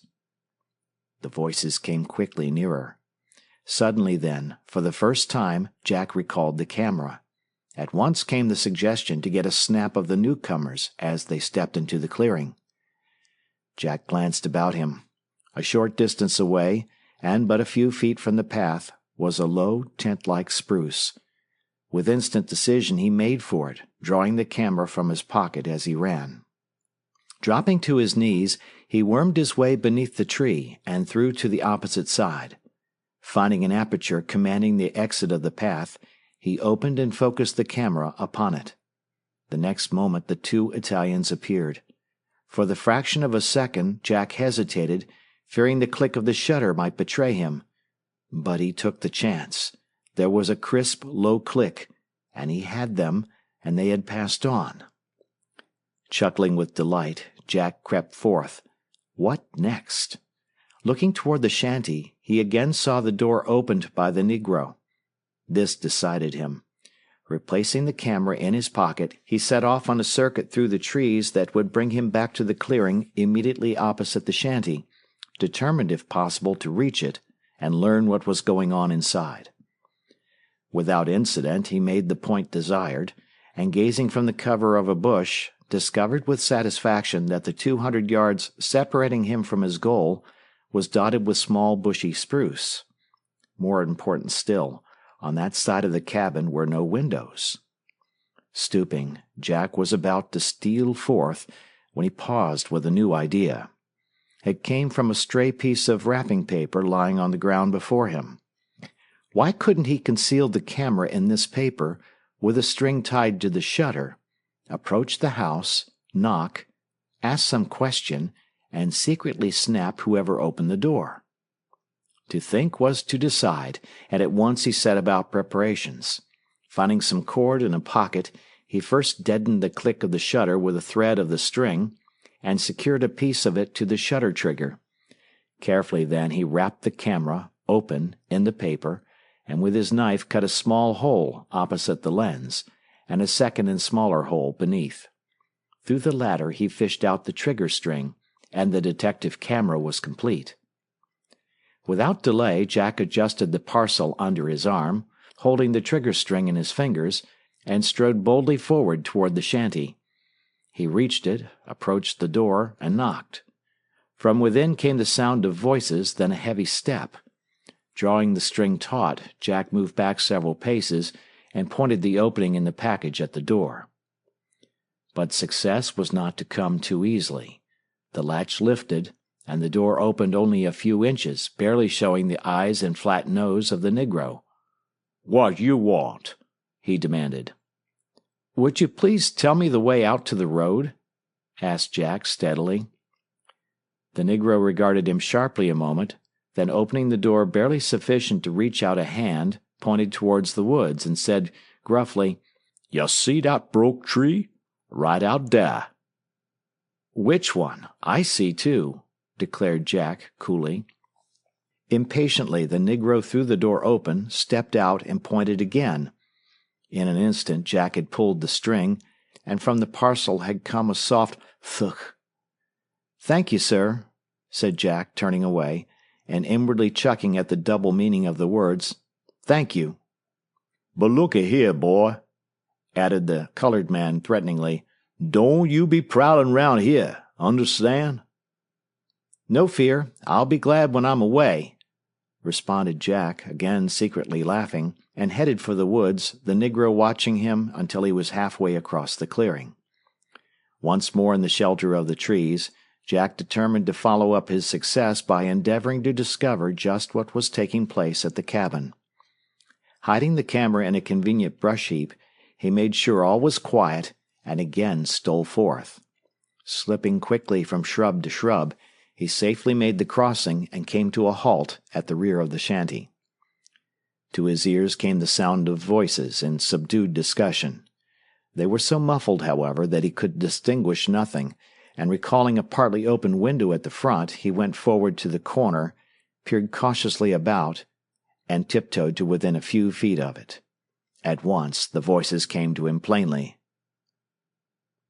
"You got the dat?" "Stand in doorway, hat in your hand, upside down," responded the colored man's gruff voice. Wondering, Jack drew nearer. "At 2:30 by the big clock," continued the first speaker. There was a pause, and the Negro repeated, "At 2:30 by the city clock, sharp." Suddenly it came to Jack. At the dictation of the Italian, the Negro was writing a black-hand letter, ordering one of their victims to display some signal to show that the demand for money would be complied with. The Italian's next sentence left no further doubt. "If you no give a de sign, you dead a man by 6 o'clock." At the words and the fierceness with which they were uttered, Jack felt a chill run up his spine. Had he followed his immediate impulse, he would have fled, but determining to learn if possible who the letter was for, he waited. "What number?" asked the Negro. 59 Main. The Italian restaurant! Another letter to Spinelli, the men he was after. Jack waited to hear no more, but tiptoeing back about the corner, was off for the woods, jubilant at his success. Indeed, Jack was over-jubilant, so jubilant he forgot the necessity of caution, made a short run across an open space in full view of the shanty, and halfway was brought to a sudden realization of his mistake by the creak of an opening door. In consternation, he at once saw he could not reach cover before being seen, and also that did he run, the black-handers would understand they had been discovered. With quick presence of mind, he recognized and instantly did the one thing possible. Turning, he headed back boldly for the cabin. The next instant, the 3 Italians came into view, immediately discovered him, and halted. Secretly trembling, but with a cool front, Jack approached them as they stood, excitedly whispering. "Would you kindly tell me the time?" he asked. The 3 men exchanged glances, then, as at a signal, stepped forward and surrounded him. "Now what do you want?" demanded one of them sharply, thrusting his dark face close to Jack's. Before Jack could repeat his question, the shanty door opened and the Negro appeared. Exclaiming angrily, he ran toward them. "What he want? What he want now?" he demanded. "He say, what at the time?" repeated one of the Italians. "What the time? He am a spy! A spy!" cried the Negro. "In the house with him!" Jack sprang back and turned to run. With a rush, the Negro and one of the foreigners were upon him, and despite his terrified struggles, he was dragged bodily into the shanty. There they flung him heavily into a chair and gathered menacingly about him. "Now, boy, what you spying round here for, eh?" demanded the Negro fiercely. Instinctively, Jack opened his lips to deny the charge, but closed them and remained in dogged silence. Despite his peril, he felt he could not tell a deliberate falsehood. The Negro repeated the question. "I simply asked them the time," said Jack evasively. With a snarl, one of the foreigners caught him by the shoulders and yanked him upright. "Tie him," he directed, and roughly 2 of the others drew Jack's hands behind him and bound them with a cord. As one of the Italians then proceeded to tie a handkerchief about his ankles, Jack barely suppressed a cry of fright. but grimly he clenched his teeth, and not a sound escaped him as the Negro then caught him up, carried him across the room, kicked open a door, and threw him upon the floor within. For a few minutes Jack lay dazed. Then, turning on his side, he looked about him. By the dim light of a dusty window, he saw he was in a small, roughly furnished bedroom. Before he had taken in further particulars, however, a sound of heated discussion in the outer room drew his attention. "No, no, we can't take it a chance," came the voice of one of the Italians. "Not with that boy." Filled anew with terror, Jack struggled to a sitting position and began straining desperately at his bonds. A moment's effort caused his heart to sink. The knots were as taut as though made of wire. Determinedly he continued to strain and pull, however, and presently, losing his balance, he rolled over on his side, and something hard pressed into his chest. The dagger he had picked up! Quickly he saw the possibility of using it. Working again into a sitting position, he bent low and sought to reach inside his coat and seize the hilt of the knife with his teeth. But as often as he reached, the coat swung and the hilt evaded him. Jack was not to be beaten, however. Getting to his knees, he bent far over until his head almost touched the floor, and fell vigorously to shaking himself. At the second effort, the dagger slipped out to the floor. Quickly then he got a firm hold on the end of the handle with his teeth, struggled again to a sitting position, drew his knees up as far as possible, and bending low between them, began stabbing at the handkerchief about his ankles with the point of the weapon. At the first attempt, the knife barely touched the handkerchief. He tried again and just reached it. Throwing his head far back to gain momentum, he lunged forward with all his strength. The keen point struck the linen squarely. There was a rip and tear, and his feet were free. As the severed handkerchief fell from his ankles, the dagger, slipping from Jack's teeth, clattered to the floor. But the noisy discussion still going on without prevented its being heard, and promptly Jack turned to the problem of freeing his hands. As they were tied behind him, this promised to be far more difficult. Indeed, Jack's courage was beginning to fail him when the method of freeing his ankles suggested a possibility. At once he essayed it. Rising to a kneeling position, he strained at his wrists for several minutes, then, bending far over, began working his hands down beneath him. It seemed as though they would never come, and again he had to pause for breath. Desperately he continued, and suddenly at last they slipped and were under him directly below his knees. Throwing himself over on his side, he once more grasped the dagger hilt in his teeth, and as he lay, carefully aimed the point between his legs at the cord about his wrists, and gave a quick hard thrust. At the first blow he struck the cord fairly, but only half severed the strand. Again he lunged, and the next moment he was free. The heated debate was still in progress in the outer room, and nearly exhausted though he was, Jack immediately scrambled to his feet and tiptoed to the window.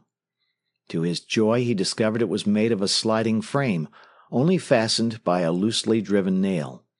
It required but a few minutes' work to remove this, and very cautiously he began sliding the window back. Halfway it went easily, without noise. Then it stuck. Carefully Jack put his shoulder to it.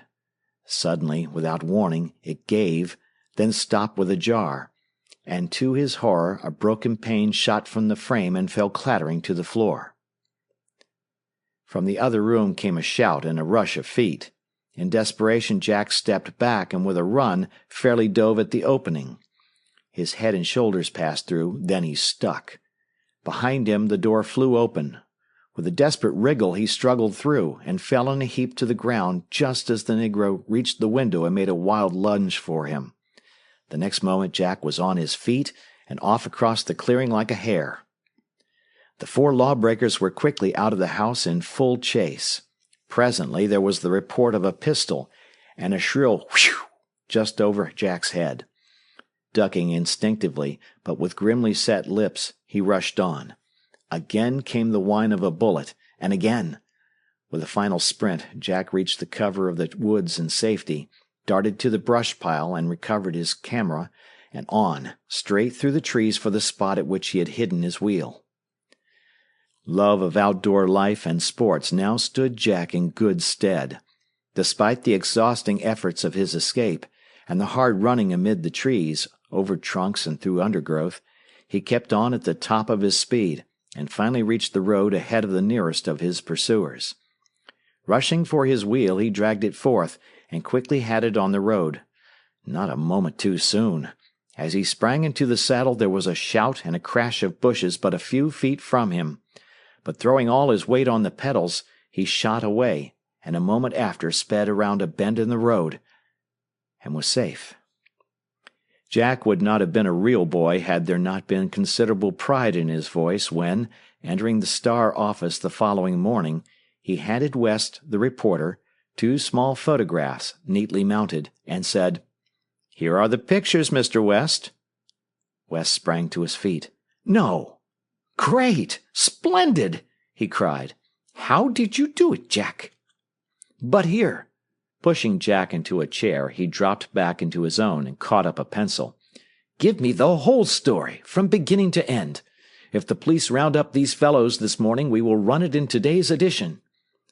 This, with the aid of Jack's snapshots, the police did, capturing the entire band, and that afternoon's edition of the Star carried a 2-column story of Jack's adventure with the Black Handers, which, with the pictures, made what West declared the biggest story of a month of Sundays.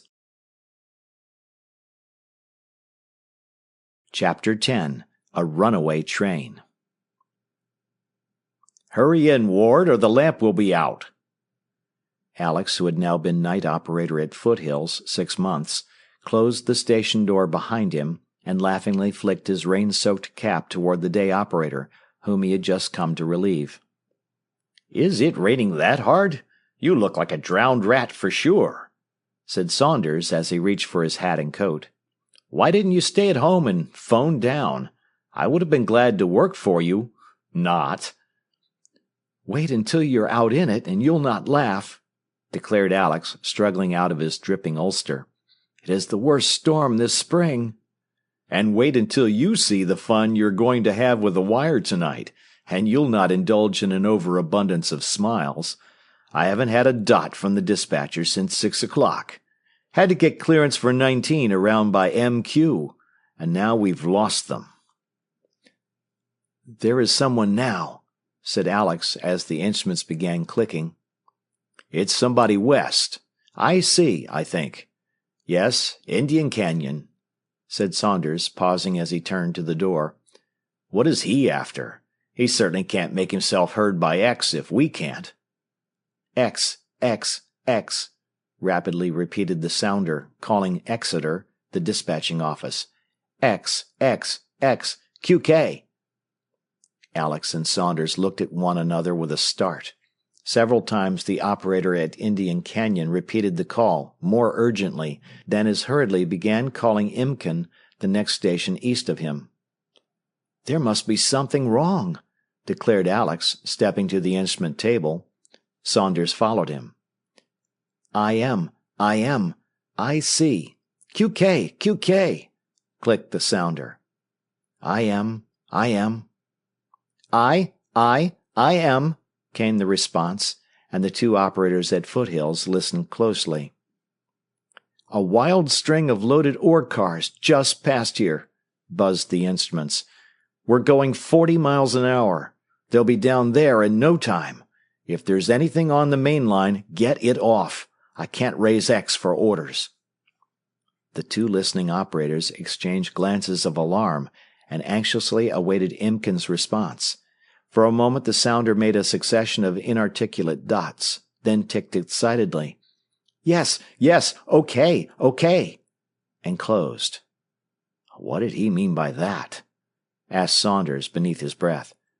That there was something on the main track there? Perhaps a switch engine cutting out ore empties. We'll know in a minute. The wire again snapped open and word, "I got it off, the yard engine. Just in time. Here they come now, like thunder." They're by. Are 10 of them, all loaded. Going like an avalanche. Lucky thing the yard engine was... Sharply, the operator at Indian Canyon broke in to hurriedly call Terryville, the next station east. "But the runaways won't pass Terryville, will they?" Alex exclaimed. "Won't the grades between there and Imkin pull them up?" Saunders shook his head. 10 loaded ore cars traveling at that rate would climb those grades. "Then they will be down here, and in 20 or 30 minutes. And there's the accommodation coming from the east," said Alex rapidly. "And we can't reach anyone to stop her." Saunders stared. "That's so. I'd forgotten her. But what can we do?" he demanded helplessly. Terryville answered, and in strained silence they awaited his report. "Yes, they're coming. I thought it was thunder. Here they are now," he added an instant after. "They're past." "They'll reach us. What shall we do?" gasped Saunders. Alex turned from the table, and as the Indian Canyon operator hastily called Jake's Creek, the last station intervening, began striding up and down the room, thinking rapidly. If they only had more battery, could make the current in the wire stronger.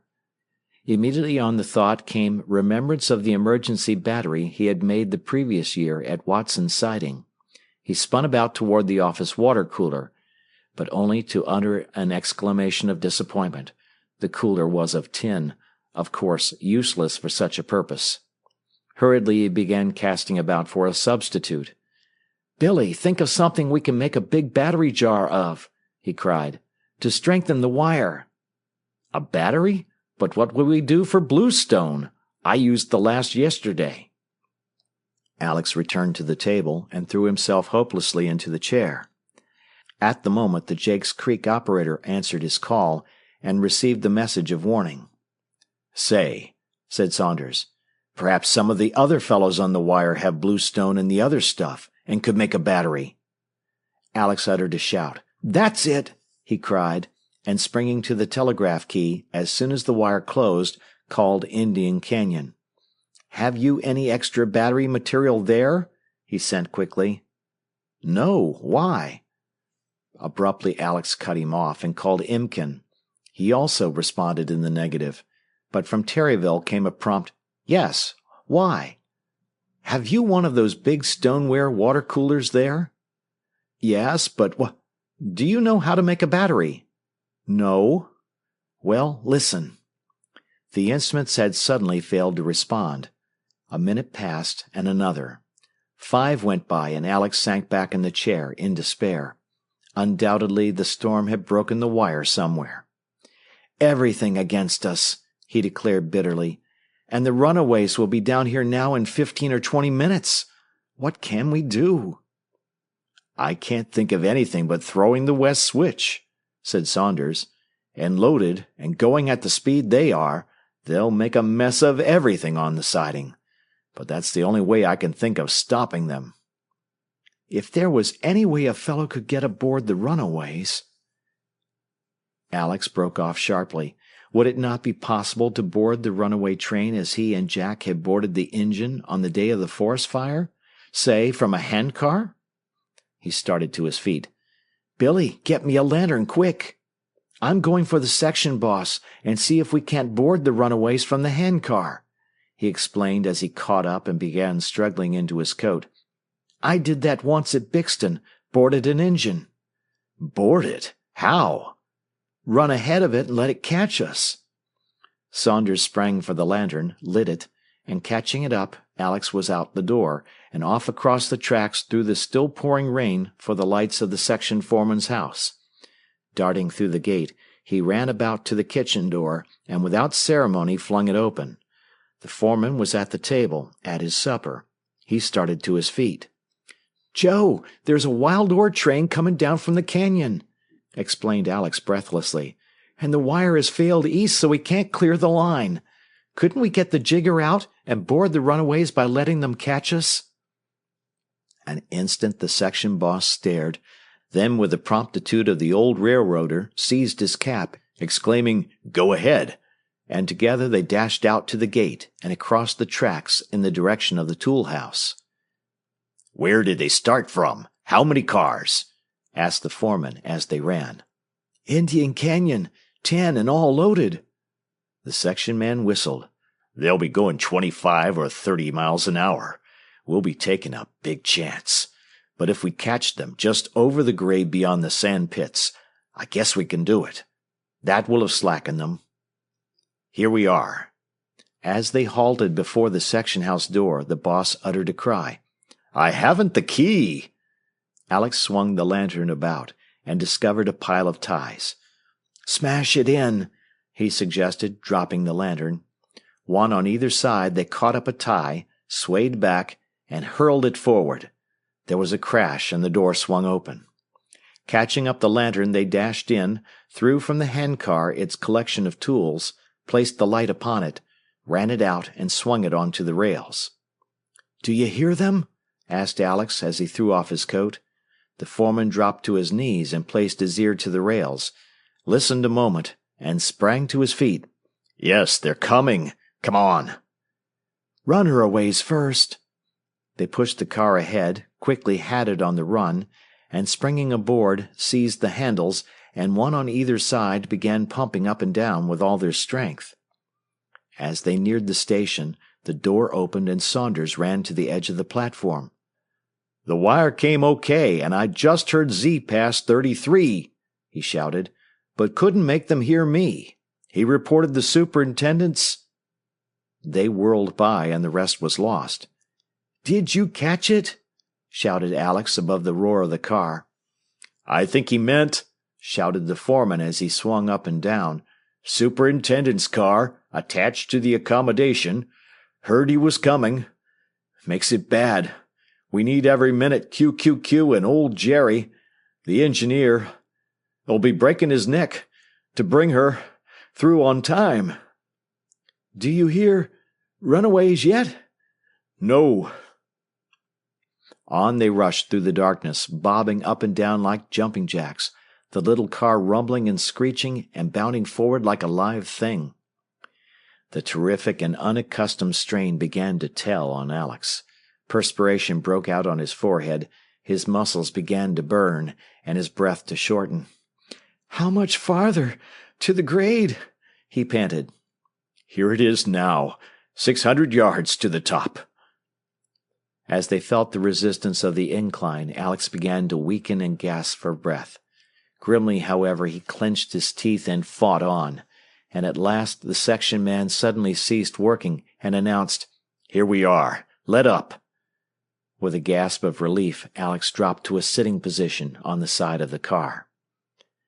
"There it comes," said the foreman a moment after, and listening, Alex heard a sound as of distant thunder. "How long before they'll be here?" 5 minutes, perhaps. And now," said the section boss, "just how are we going to work this thing?" "Well, when we boarded the engine at Bixton," explained Alex, getting his breath, "we simply waited at the head of a grade until it was within about 200 yards of us, then lit out just as hard as we could go, and as she bumped us, we jumped." "All right, we'll do the same." As the foreman spoke, the rain, which had decreased to a drizzle, entirely ceased, and a moment after the moon appeared. He and Alex at once turned toward the station. Just beyond was a long, black, snake-like object shooting along the rails toward them. The Runaway! On it swept over the glistening irons, the rumble quickly increasing to a roar. With an echoing crash it flashed by the station, and on. Nearer it came, the cars leaping and writhing, roaring, pounding, screeching. "Ready?" warned the foreman, springing to the ground behind the handcar. Alex joined him, and gazing over their shoulder, watching, they braced themselves for the shove. The runaways reached the incline and swept on upward. Anxiously the two watched as they waited. Would the incline check them? "I don't see that they're slowing," Alex said, somewhat nervously. "It won't tell until they're halfway up the grade," declared the section man. "But get ready. We can't wait to see." "Go!" he cried. Running the car forward, they leaped aboard, and again were pumping with all their might. For a few moments the roar behind them seemed to decrease. Then suddenly it broke on them afresh, and the head of the train swept over the rise. "Now pull yourself together for an extra spurt when I give the word," shouted the foreman, who manned the forward handles and faced the rear. "Then turn about and get ready to jump." Roaring, screaming, clanking, the runaways thundered down upon them. "Hit it up!" cried the section man. With every muscle tense, they whirled the handles up and down like human engines. "Let go! Turn about!" Alex sprang back from the flying handles and faced about. The foreman edged by them and joined him. Nearer, towering over them, rushed the leading ore car. "Be sure and jump high and grab hard," shouted the foreman. "Ready?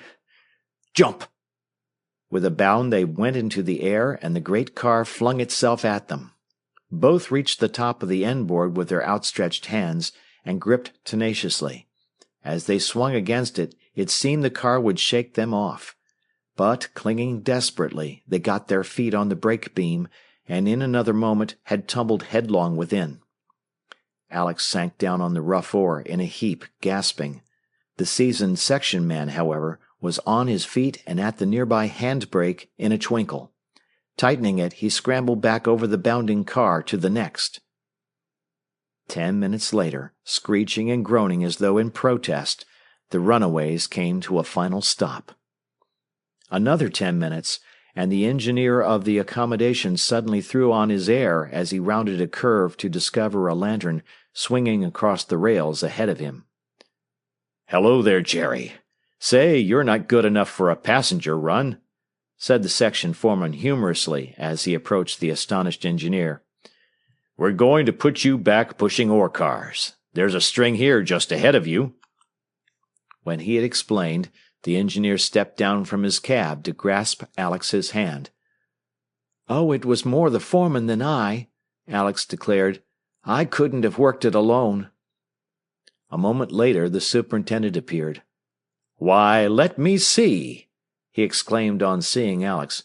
"Are you not the lad I helped fix up an emergency battery at Watson Siding last spring, and who has been responsible for 2 or 3 other similar clever affairs? My boy, young as you are, my name's not Cameron if I don't see that you have a tryout at the division office before the month is out," he announced decisively. "We need men there with a head like yours." Chapter 11. The Haunted Station. True to the division superintendent's promise, a month following the incident of the runaway ore train, Alex was transferred to the dispatching office at Exeter. It was the superintendent himself who on the evening of his arrival presented him for duty to the chief night dispatcher, and a few minutes later, having been initiated into the mysteries of directing and recording the movements of trains, Alex was shown to his wire. "It is a short line, only as far as the Midway Freight Junction," the chief explained. "But if you make good here, you will soon be given something bigger. And, by the way, take your time in sending to the operator at the junction," he added. "He's a rather poor receiver, but was the only man we could get to go there on account of that so-called haunting business." "Oh, has the ghost appeared there again?" inquired Alex with interest, for the haunting of the Midway Junction station had been a subject of much discussion on the mainline wire a few weeks back. "Yes, 2 nights ago, and like the 4 men there before him, the night man left next morning. It is a strange affair, but I think the man there now will stick." At midnight, Alex called Midway Junction and sent the order starting north, the last freight for the night. 15 minutes later, the operator at MJ suddenly called and clicked. "That thing is here again. It's walking up and down the platform just outside." "There it is now," he said excitedly. "And twice I've jumped out, and the moment I opened the door, it was gone. There it is again." "Now it's on the roof," he announced a few moments after. "Rolling something down, just like the other chap said. Gee, I'm no coward, but this thing is getting my nerve." Though himself now considerably excited, Alex sought to reassure the MJ man.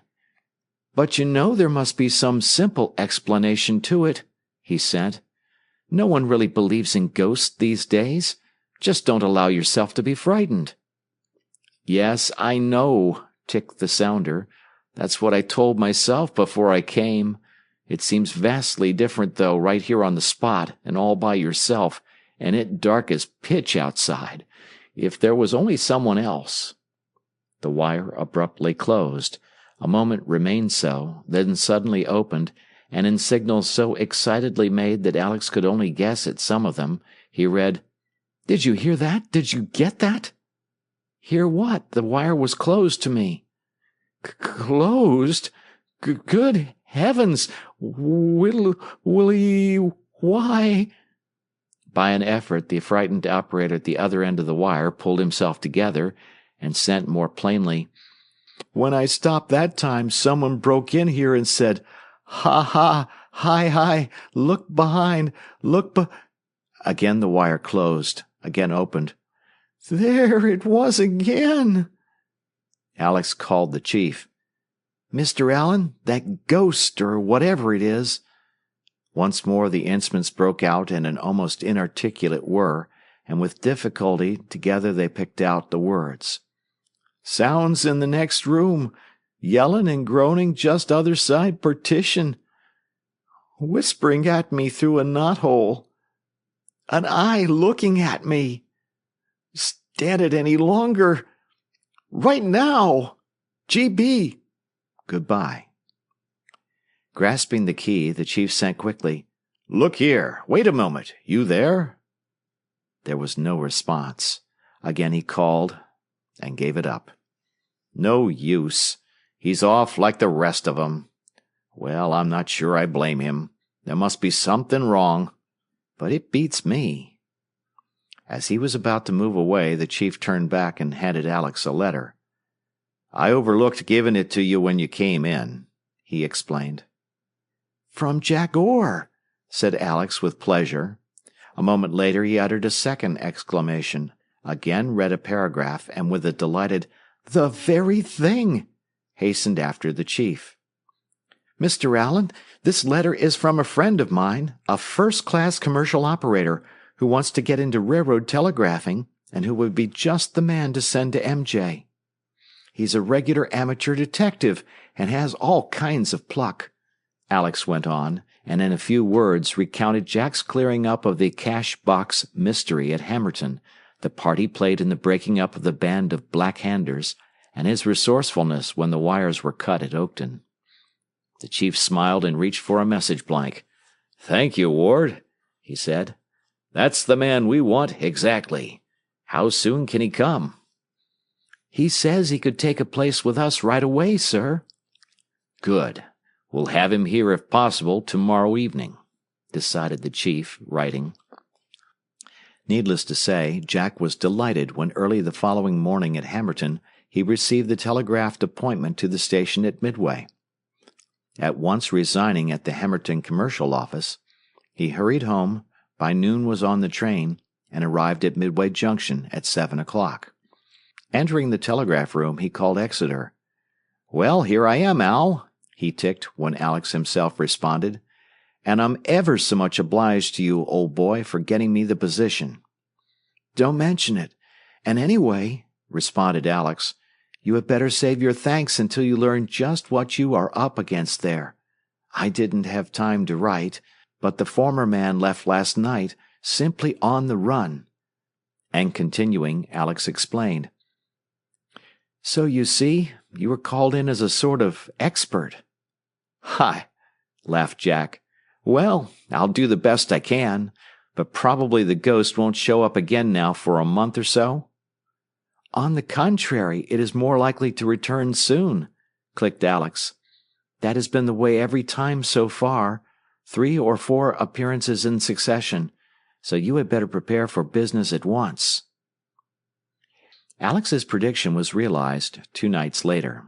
A few minutes after the last freight had gone north, and Jack had been left entirely alone in the big station, he heard light footfalls outside on the platform. Going to the window, he peered out into the darkness, and seeing nothing, turned to the door. As he opened it, the footsteps ceased.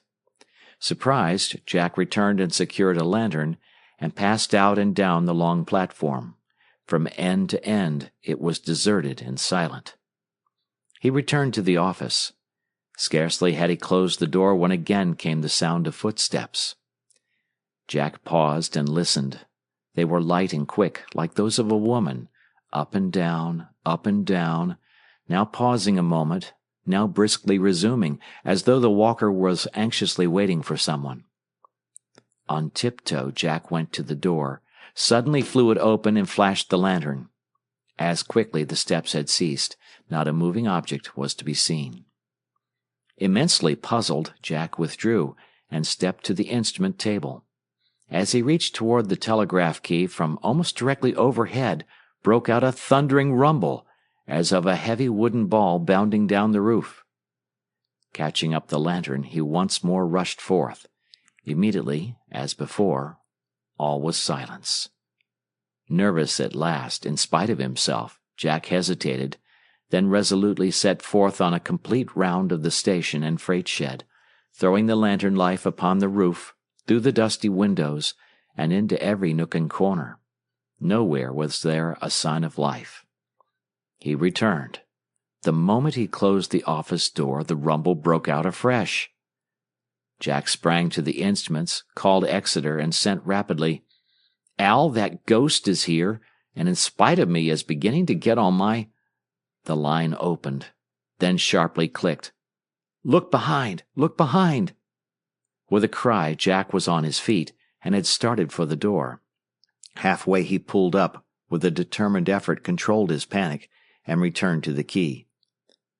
"I suppose you didn't hear that, Al?" he asked. "Not a letter." "Well, good gracious, what— Oh!" A cold chill shot up Jack's back. The cause was a low, long-drawn moan, apparently from just the other side of the wooden partition, in the freight room. Again it came, then suddenly ceased to give place to a low, tense whispering immediately behind him. Jack sprang about and leaped to his feet. Within touch of him was a large knothole.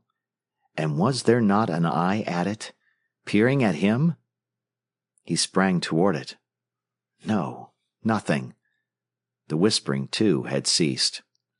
Thoroughly shaken, Jack again turned for his hat, and again faltered between the chair and the door. "You there, Jack?" clicked Alex. "Hang on, old boy. Keep your nerve." Clenching his teeth and gripping his hands, Jack regained control of himself and returned to the instruments. "Thanks, Al," he sent. "I was about all in, sure enough. But I am okay again now, and going to stick it out unless they or it or whatever it is lugs me off bodily." "That's the talk," said Alex encouragingly. "I knew you'd make good. Just keep on telling yourself there must be some natural explanation somehow, and you'll win out okay." "Yes, that's my cue, a natural explanation somehow," Jack repeated to himself the following afternoon as he left the big railroad boarding house, a half-mile from the station, and set out for a walk to think things over. "And I believe the starting point is that talk on the wire. That certainly is the work of an operator. Now, why is it heard only at this office? Say, could it be on the loop? A cut-off arrangement on the station loop? I'll go down and look into that right now," declared Jack, and turning about, headed for the station. The platforms and the big freight shed were alive with the bustle of the freight handlers, loading and unloading cars, trundling boxes and bales from one part of the platform to another, and in and out of the big shed, and unnoticed, Jack discovered where the wires from the pole passed in under the roof. Entering the shed, he proceeded carefully to follow their course along the beams toward the telegraph room. He had almost reached the partition, and was beginning to think his conclusion perhaps too hastily drawn, when a few feet from the wall, where the light from an opposite window struck the roof, he caught two unmistakable gleams of copper. With a suppressed cry he made his way directly beneath, and at once saw that the insulation of both wires of the loop had been cut through. "Right, I was right," exclaimed Jack jubilantly beneath his breath. "And I can see in a minute how it's done. Whoever it is simply gets up there somehow and ticks one wire against the other, and of course the instruments inside click as they are alternately cut off and cut on, and the rest of the line is not affected. Good. I'm on the trail.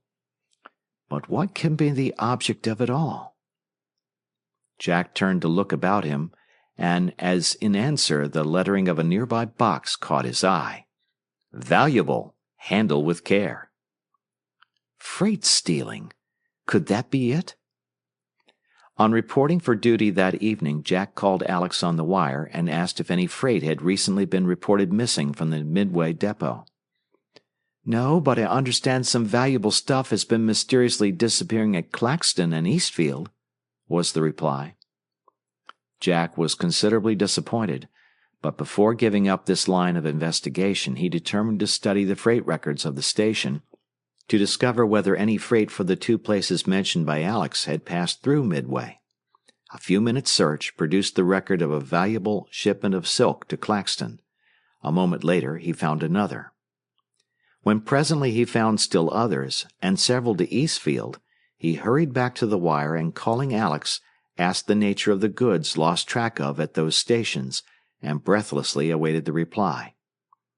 "I'll ask," said Alex. "Silverware and silk, mostly silk." Jack uttered a shout. "Hurrah, Alex," he whirred. "I'm on the track of our friend the ghost, but keep mum." "And now the question is," he told himself, leaning back in his chair, "how do they work it?" The answer to the query came very unexpectedly as Jack left the station office at daybreak. Strolling down the front platform, where several men already were at work unloading a car, he inadvertently got in the way of a loaded truck. On the sudden cry of the truckman, he sprang aside, tripped, and fell headlong against a large, square packing case. As he did so, he distinctly heard from within a sharp, "Oh!" Only with difficulty did Jack avoid crying out, and scrambling to his feet, hastened away, that his discovery might not be suspected by the man in the box. The whole mystery was now clear. The ghost was a freight thief, who had himself shipped in a box to some point which would necessitate his being transferred and held overnight at the freight junction. He played ghost either to frighten the operator away, or to lead to the belief that any noises overheard were caused by spirits, then overhauled the valuable freight in the shed, took what he wanted with him into his own box, which supposedly he could open and close from the inside, and was shipped away with it the following morning. The rifled packages, carefully resealed, also went on to their several destinations, and the blame of the theft was laid elsewhere. Jack was not long in deciding upon his next move. Coming down from the boarding house before the sheds had been closed that afternoon, he noted where the box containing the unsuspected human freight had been placed, and selecting a window at the far end of the shed, seized a favorable moment to quietly loosen its catch. It was near midnight, and Jack was once more the sole guardian of the station when he took the next step. And despite a certain nervousness, now that the exciting moment was at hand, he found considerable amusement in carrying it out. It was nothing less than making up a dummy imitation of himself asleep on a cot in a corner of the telegraph room, as a precaution against the ghost peering within to learn the effect of his haunting. In making the dummy, Jack used a brown fur cap for the head, a glimpse of which under an old hat looked remarkably like his own brown head. A collection of old overalls and record books carefully arranged formed the body, and his own shoes the feet. When over the whole he threw his overcoat, the deception was complete. Chuckling at the subterfuge, Jack lost no time in slipping forth for the next step in his program. Tiptoeing down the platform to the window whose latch he had loosened, he softly raised it, listened, and climbing through, dropped noiselessly to the floor. Feeling his way in the darkness amid the bales and boxes, he reached a nook behind a piano case he had previously noted, and settling down, prepared to await the appearance of the spectre. The wait was not long. Scarcely had he made himself comfortable when from the direction of the big packing case came the muffled sound of a screwdriver. Soon there followed a noise as of a board being softly shoved aside, then a step on the floor. Simultaneously there was the crackle of a match, and peering forth Jack momentarily made out a thin, clean-shaven face bending over a dark lantern. But quickly he drew back with a start of fright as the man turned and came directly toward him. A few feet away, however, the intruder halted, and again peering cautiously forth, Jack discovered the lantern, closely muffled, on the floor, and beside it the dim figure of the man working with his hands at a plank. As Jack watched, wondering, the plank came up. Laying it aside carefully, the stranger stepped down into the opening, recovered the lantern, and disappeared. "Now what under the sun is he up to?" exclaimed Jack to himself. From the platform outside came the sound of footsteps. Jack started, listened a moment, and uttered a low cry of triumph. At last he understood. "Well, what a dolt I am!" he laughed. "Why didn't I think of that? The fellow is simply out beneath the platform, making sounds against the underside of the planking, probably with a stick." Jack was still chuckling delightedly over this simple explanation of the mysterious walking when the noise ceased and the light of the lantern returned. On reappearing, the unknown dragged after him a long pole. As Jack watched, puzzling over its use, the spectre hoisted the pole to his shoulder, cautiously picked his way amid the freight to the telegraph room partition, and mounted a large box. And then, while Jack fairly shook with internal laughter, he laboriously raised the pole and began bumping and scraping it up and down the underside of the roof. "Natural explanations," bubbled Jack through his handkerchief, "and imagine anyone being frightened at it, beating it for home." When the man on the box had concluded his second demonstration and descended, Jack had cause to thank himself for his precaution in leaving the dummy. Evidently puzzled at the silence in the operating room, the man placed his eye to the knothole in the partition and peered through. Muttering something in surprise, he listened closely and looked again, while Jack looked on, shaking and holding his mouth. Apparently at last satisfied that the operator within was asleep at his post, the intruder turned about and threw a shaft of light up towards the wires of the loop. Expectantly Jack waited. Had he also guessed right here? But to his disappointment, after a brief debate with himself, the ghost muttered, "If he's asleep, what's the use?" And catching up the pole, he returned it to the hole in the floor and replaced the plank. Then, in final confirmation of Jack's deductions, the intruder turned his attention to the packages of merchandise about him, speedily selected a box, and proceeded to open it. For several hours the unsuspecting freight robber worked, frequently returning to the crack in the partition to assure himself that the negligent operator there was still in the land of dreams, each time to Jack's great amusement. And finally, having secured all the booty he could handle, and having carefully closed the cases from which it had been taken, he moved the plunder into his own box, crept in after, again came the squeak of the screwdriver, and the robbery was complete. At once Jack crept from his place of concealment and back to the window, dropped out, and was off on the run for the boarding-house, and 20 minutes after he returned with the freight-house foreman and several freight hands armed and with lanterns. Entering by the door, he led them directly to the robber's box. Sharply the foreman kicked at it and called, "Hello in there! Your little game is up, my friend. Come out." There was no response, and he drew his revolver. "Open up quick, or I'll shoot." "Oh, all right," cried a muffled voice hurriedly. The next moment the Midway Junction ghost stepped grimly from his box and stood before them. "But look here, youngster," ticked the chief dispatcher, who some minutes later followed Alex Ward on the wire in congratulating Jack on the solution of the mystery. "Don't you talk too much about this business, or first thing you know they'll be taking you from the telegraph force and adding you to the detective department. We want you ourselves." "No fear," laughed Jack. "I might try a matter like this once in a while, but I want to work up as an operator, not a detective." "You'll work up okay," declared the chief. Chapter 12. In a Bad Fix and Out. "Good evening, young man."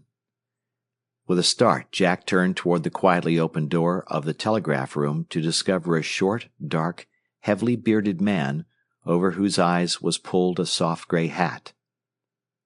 "I suppose you don't have many visitors at the station at this time of night?" said the stranger, entering. "No, but you are quite welcome.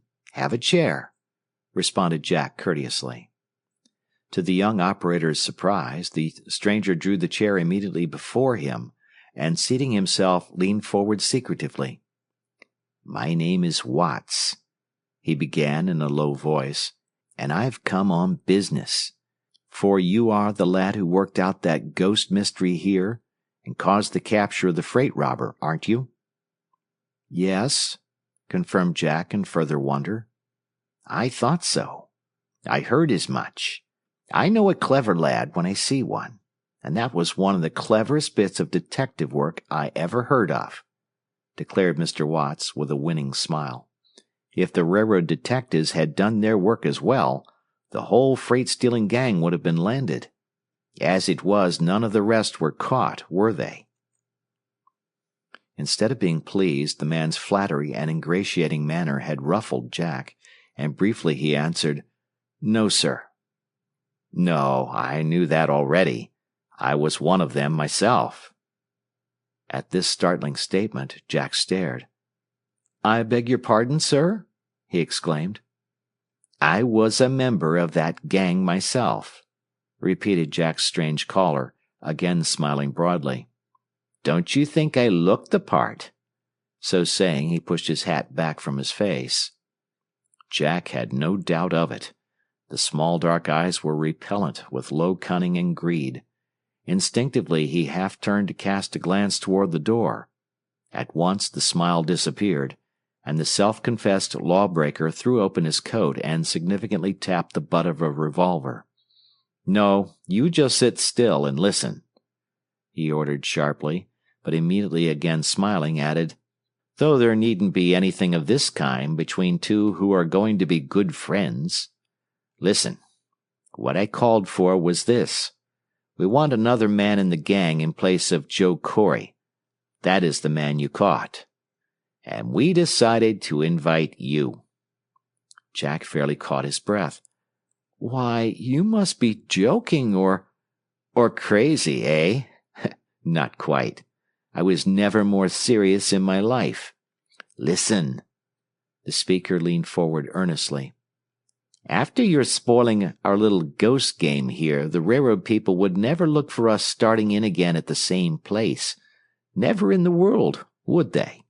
And likewise, after your causing the capture of Corey, they would never in the world suspect you of working with us. Do you see the point? And all you would have to do would be to keep your ears closed and not hear any noises out in the freight room at night. And for doing that," concluded the lawbreaker, "we will give you a regular salary of $25 a month. We'll send it by mail or bank it for you at any bank you name, and no one will know where it comes from. What do you say?" Jack drew back indignantly. "Most certainly not," he began, then suddenly he hesitated. As the freight robber had said, the authorities had been unable to obtain a single clue to the whereabouts or identity of the remainder of the freight-stealing gang. Should he accept the man's offer, came the thought, undoubtedly, sooner or later, he would be able to bring about the capture of every one of them. Immediately following, however, there recurred to Jack one of his mother's warnings, that even the appearance of evil is dangerous always as well as wrong. But this would be quite different, Jack argued to himself, to cause the capture of criminals. And what possible danger could there be in it? No one would believe for an instant that I would go into such a thing seriously, he told himself. All right, Mr. Watts, he said aloud. I'll do it. Good. It's a go. The freight stealer spoke with satisfaction, and rising, grasped Jack's hand. I told you I knew a clever boy when I saw one, and that means a wise one. Well, that's all there is to it, excepting the money matter. Where will we send that? Here? Jack responded with an effort. Yes, you may as well send it to me here. All right, look for it at the end of the month, said Watts, proceeding to the door. Remember, you are dumb, that's all. Good night. Jack's sense of honor was not long in convincing him that he had made a mistake in entering into such a bargain, even with a lawbreaker. A dozen times during the days that followed he would have given anything to have been able to wipe out the agreement. Unhappily, this dissatisfaction with himself was to prove but a minor result of the misstep. Shortly after he had relieved the day operator at the station a week later, he was surprised by the appearance of one of the road detectives, and with him a stranger. Good evening, Orr, said the detective in a peculiar tone. Let me make you acquainted with Sheriff Bates. Jack started and glanced from one to the other. Is there anything wrong? He asked. Very slightly. Your little game is up, that's all. Your older partner has given the thing away, and we have just found the watch in your room at the boarding house, announced the detective. Given the thing away? The watch? Why, what do you mean? Exclaimed Jack in alarm. Oh, come, Watts has squealed, and we found the watch hidden, just as he said, in the mattress of your bed up at the house. In a flash, Jack saw it all.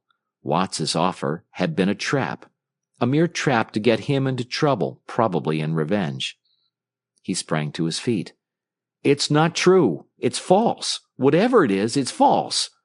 I did see Watts, and he asked me to go in with them, but I only agreed so as to learn who they were, so we could capture them. To his utter dismay, the two officers only laughed dryly. No, that's quite too thin, declared the detective. Read this. Blankly, Jack took the letter and read, Chief Detective, Middle Western Railroad. Dear Sir, the young night operator at Midway Junction has joined the freight-stealing gang that Corey belonged to, and if you will look under the mattress in his room at the railroad boarding house, you will find a watch and chain of the lot we stole at Claxton 2 weeks ago. I gave it to him last Friday night. I came to Midway by the Eastfield freight, and when I saw another operator in the station office, I started up towards the boarding house and met Orr coming down. I mention this to show my story is all straight. I heard he was going to give us away as soon as he had got enough loot himself, and claim he only went in with us to get us. That is why I am showing him up. Yours truly, W. Watts. And the day operator had worked for him that Friday evening while he was at the landlady daughter's birthday party, and he had come down to the station at about the time the Eastfield night freight came in. Jack sank back in the chair, completely crushed. Changed your mind, eh? Remarked the sheriff sarcastically. Jack shook his head, but said nothing. What could he say? If it's as false as you claim, how do you explain our finding the watch in your room? Demanded the detective. I don't know. Someone must have put it there. Very likely. It wouldn't have crept upstairs and got under the bed itself. And I suppose you will deny also that you saw Watts on the night of the party, despite the fact that he could not otherwise have known the unusual hour you came down to the station that night, eh? I never saw him after the night he called here, affirmed Jack earnestly but hopelessly. Well, you will have to prove it, declared the sheriff, and to Jack's unspeakable horror, he was informed he must be taken into custody. Needless to say, the news of Jack's arrest and of his early trial at Eastfield, the county seat, came as a tremendous shock to Alex at Exeter. Of course, he thoroughly disbelieved in Jack's guilt, despite the net of circumstantial evidence which, according to the newspapers, had been woven about his friend. And morning and afternoon he read and reread the papers, in the hope of something more favorable to Jack developing. It was through this close reading that Alex finally came upon the discovery that was to draw him into the case himself, and to have so important a bearing on the outcome of the trial. Early in the evening preceding the date set for the hearing, Alex, before starting work on his wire, was studying the paper as usual. For the second time he was reading the letter from the man Watts that had had such serious results for Jack. Suddenly, as he read, Alex started, again read a portion of the letter, a moment thought deeply, and with a cry sprang to his feet and hastened to the chief dispatcher's desk. "Mr. Allen," he said excitedly, "in this letter Watts says he reached Midway Junction that Friday night by the Eastfield freight, and that he met and gave Jack Orr the watch after that. Now, I remember distinctly that it was Jack reported the arrival of the Eastfield freight that night. She was 20 minutes late, and I recall asking if she was in sight yet, and his reply that she had just whistled. That means Jack was back at the station before the time at which Watts claims he met him." "Ward, why in the world didn't you think of this before?" the chief exclaimed. "It's the most important piece of evidence your friend could have. Call Eastfield right away on the long distance, and get Orr's lawyer, and tell him." Alex hastily did so, and a few minutes after he heard the lawyer's voice from the distant town, and quickly told his story. To his surprise, the lawyer for a moment remained silent, then said slowly, "Of course, I would like to believe that. In fact, it would make an invaluable piece of evidence, practically conclusive. But really now, how could you be sure it was Orr you heard? What possible difference can there be between the ticks made over a telegraph wire by one distant operator and those made by another?"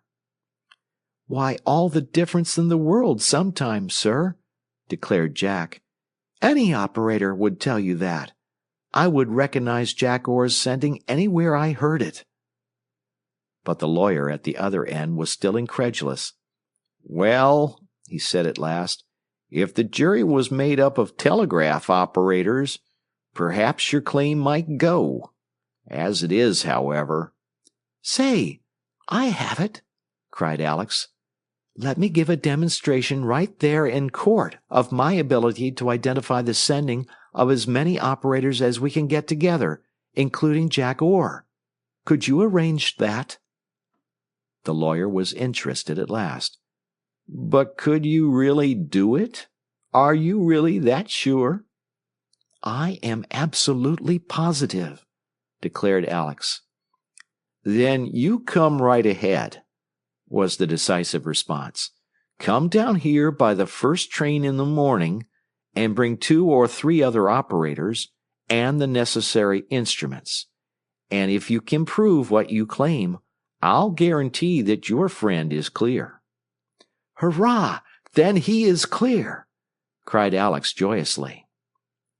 Accompanied by 3 other operators from the Exeter office, and with a set of telegraph instruments and a convenient dry battery, Alex reached the courtroom at Eastfield at 10 o'clock the following morning.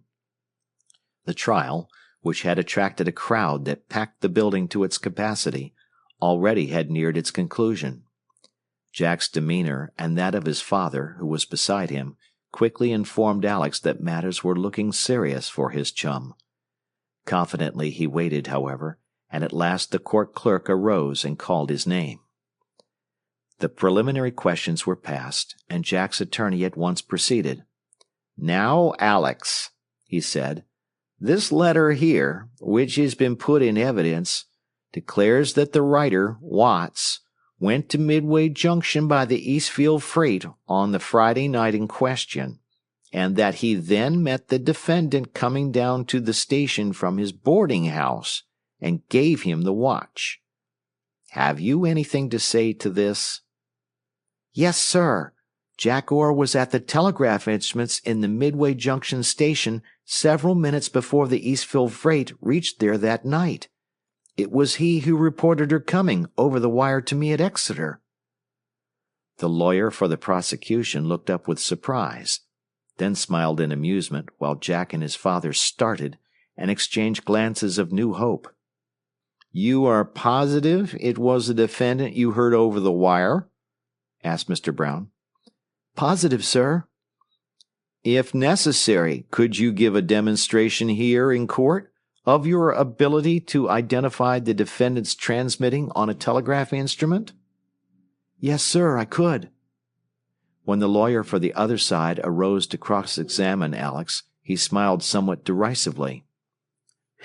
"You are a friend of the defendant, are you not?" he asked significantly. "Yes, sir, and so know his sending over the wire unusually well," responded Alex, cleverly turning the point of the question. The lawyer shrugged his shoulders and put the next question with sarcasm. "And now, do you mean to stand there and tell this court that the clicks, the purely mechanical clicks, made over a telegraph wire by an operator miles away, will sound different to the clicks made by any other operator?" "I do," said Alex quietly, "and I am ready to demonstrate it." "Oh, you are you? And how, pray?"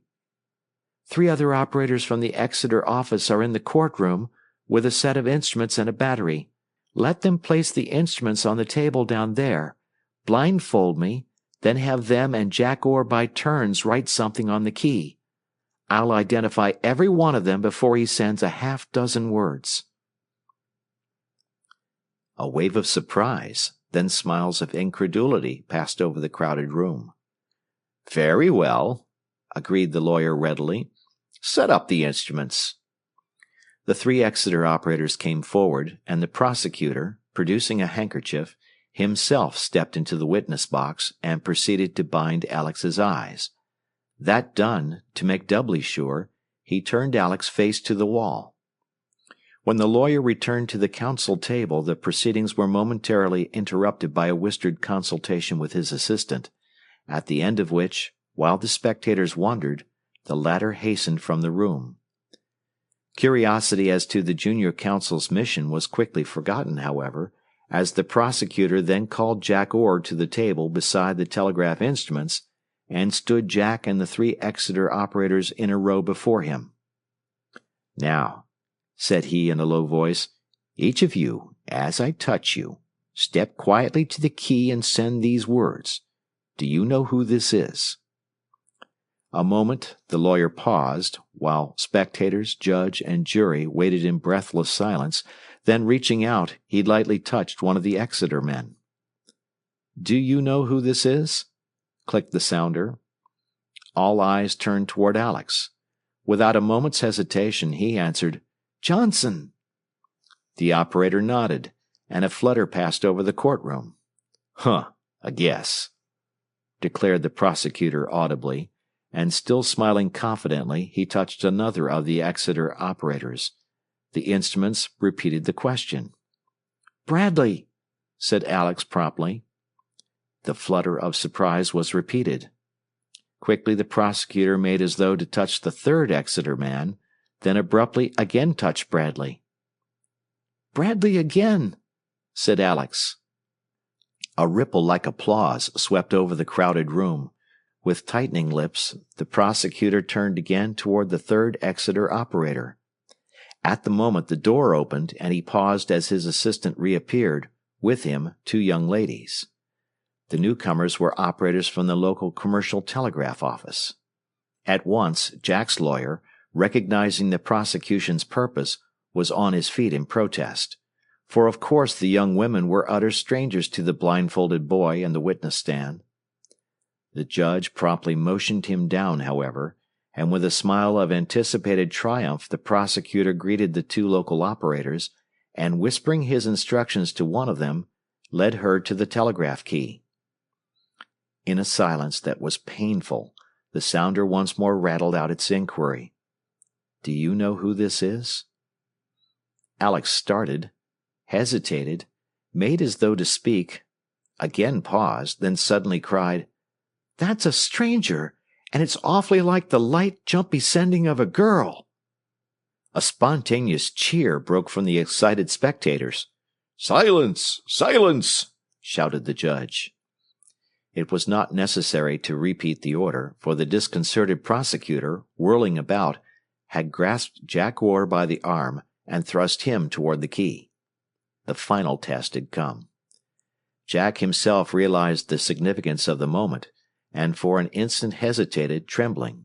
Then, determinedly gripping himself, he reached forward, grasped the key, and sent, "Do you know—" Orr, that's he!" cried Alex. With a shout, the entire courtroom was on its feet, women waving their handkerchiefs and men cheering wildly again and again. And equally disregarding the etiquette of the court, Alex tore the handkerchief from his eyes, and leaping down beside Jack, fell to shaking his hand as though he would never let go, while Jack vainly sought to express himself and to keep back the tears that came to his eyes. 10 minutes later, with order restored, Jack was formally declared not guilty, and with Alex on one side and his father on the other, left the room free and vindicated. "Well, good-bye, my lad," said Mr. Orr as he and Alex that evening dropped Jack off their returning train at Midway Junction. "And I suppose it is unnecessary to warn you against understandings with such men as Watts in the future, no matter for what purpose." "Hardly, Dad," responded Jack earnestly. "No more agreements of any kind for me, unless they are on the levelest kind of level, no matter who they are with, or for what purpose." Chapter 13. Professor Click, Mind Reader. Some months previously, Alex and Jack had arranged to take their 2 weeks' vacation at the same time, and to spend 1 week at Haddowville, Jack's home, and the other at Bixton. The long-looked-for Monday had at length arrived. Early that morning Jack had joined Alex at Exeter, and the two boys, aboard the Eastern Mail, were now well on their way to Haddowville. For some minutes Alex's part in the animated conversation of the two chums had waned. Presently, plucking Jack's sleeve, he quietly directed his companion's attention to the double seat across the aisle of the car. "Jack, watch that soldier's fingers," he said in a low voice. "What's the matter with him?" The soldier in question, in the uniform of an infantry regular, sat facing them beside a stout, elderly gentleman. Opposite the first soldier was a second, in a similar uniform, and sharing the seat with the latter, and facing the old gentleman, was a decidedly pretty young girl. It was the first soldier's left hand, however, which attracted the boy's particular attention. Resting in his lap, and partly concealed by a newspaper, the hand was so doubled that the thumb stood upright, and this latter member was bobbing and wagging up and down, now slowly, now quickly, in most curious fashion. "Perhaps it's St. Vitus's dance," ventured Jack. "But that affects the whole body, or at least the whole limb, doesn't it?" Jack, who sat next the window, leaned slightly forward. "The other soldier is watching him," he said. "Maybe the fellow with the wiggling thumb is out of his mind, and this one is taking him somewhere. He's watching his hand." Silently the boys continued to regard the curious proceeding. Suddenly the thumb became quiet. There was the rattle of a paper in the hands of the second soldier, and in turn his thumb became affected with the wagging. In a moment the boys understood.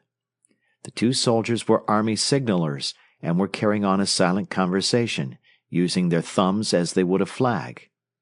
Jack and Alex looked at one another and laughed softly. "We're bright, eh?" Alex remarked. "Let us watch when the other starts again. We can't see this chap's hand well enough, and see if we can read it," suggested Jack. "That one flag signal system is based on the telegraph dot and dash code, you know, and it's not likely they're speaking of anything private, only amusing themselves." The paper opposite again covered the first soldier's hand, and observing closely, after a few minutes the boys were able to interpret the strokes of the wagging thumb with ease. They corresponded precisely to the strokes of a telegraph sounder, and of course were very much slower. "Not much. I saw her first," they read. "You have 3 girls at K now. Get out. I'll tell Maggie O'Rourke, and she'll pick your eyes out. No, sir. You can have the 2 old maids just back of you, and the fat party with the red hair. That's your taste, anyway. If you spoke, she'd freeze you so you'd never thaw out." The 2 boys exchanged glances and chuckled in amusement. "Say, look at the gaudy nose on that old chap across the aisle," went on the wagging thumb. "Talk about danger signals. They ought to hire him to sit on the cowcatcher foggy nights. I wouldn't like to pay for all the paint it took to color it. Plain whiskey, I guess. You can see what you are coming to if you don't look out. What's the matter with that baby back there? Is the woman lynching it, or is it lynching the woman? It's not either. It's just like your high tenor singing the soldier's farewell, only better, more in tune. Yes, if they knew what we'd been saying about them, there'd be a riot. I wouldn't give much for your hair when the 2 old ladies behind got through with it." At this point, unable to resist the temptation, Alex nudged Jack, drew a pencil from his pocket, and slyly tapped on the metal of the seat arm the 2 letters of the telegraph laugh, "Hi." The soldier opposite started, looked quickly over, caught the 2 boys' twinkling eyes, and coloring, laughed heartily. Promptly then he raised his thumb and wagged, "You young rascals, I'll have you in the guardhouse for stealing military information. Who are you?" Alex replied, using his thumb as he had seen the soldier do, and the animated exchange of signals which followed continued until a whistle from the engine announced a stop, and the soldier wagged, "We get off here. Goodbye."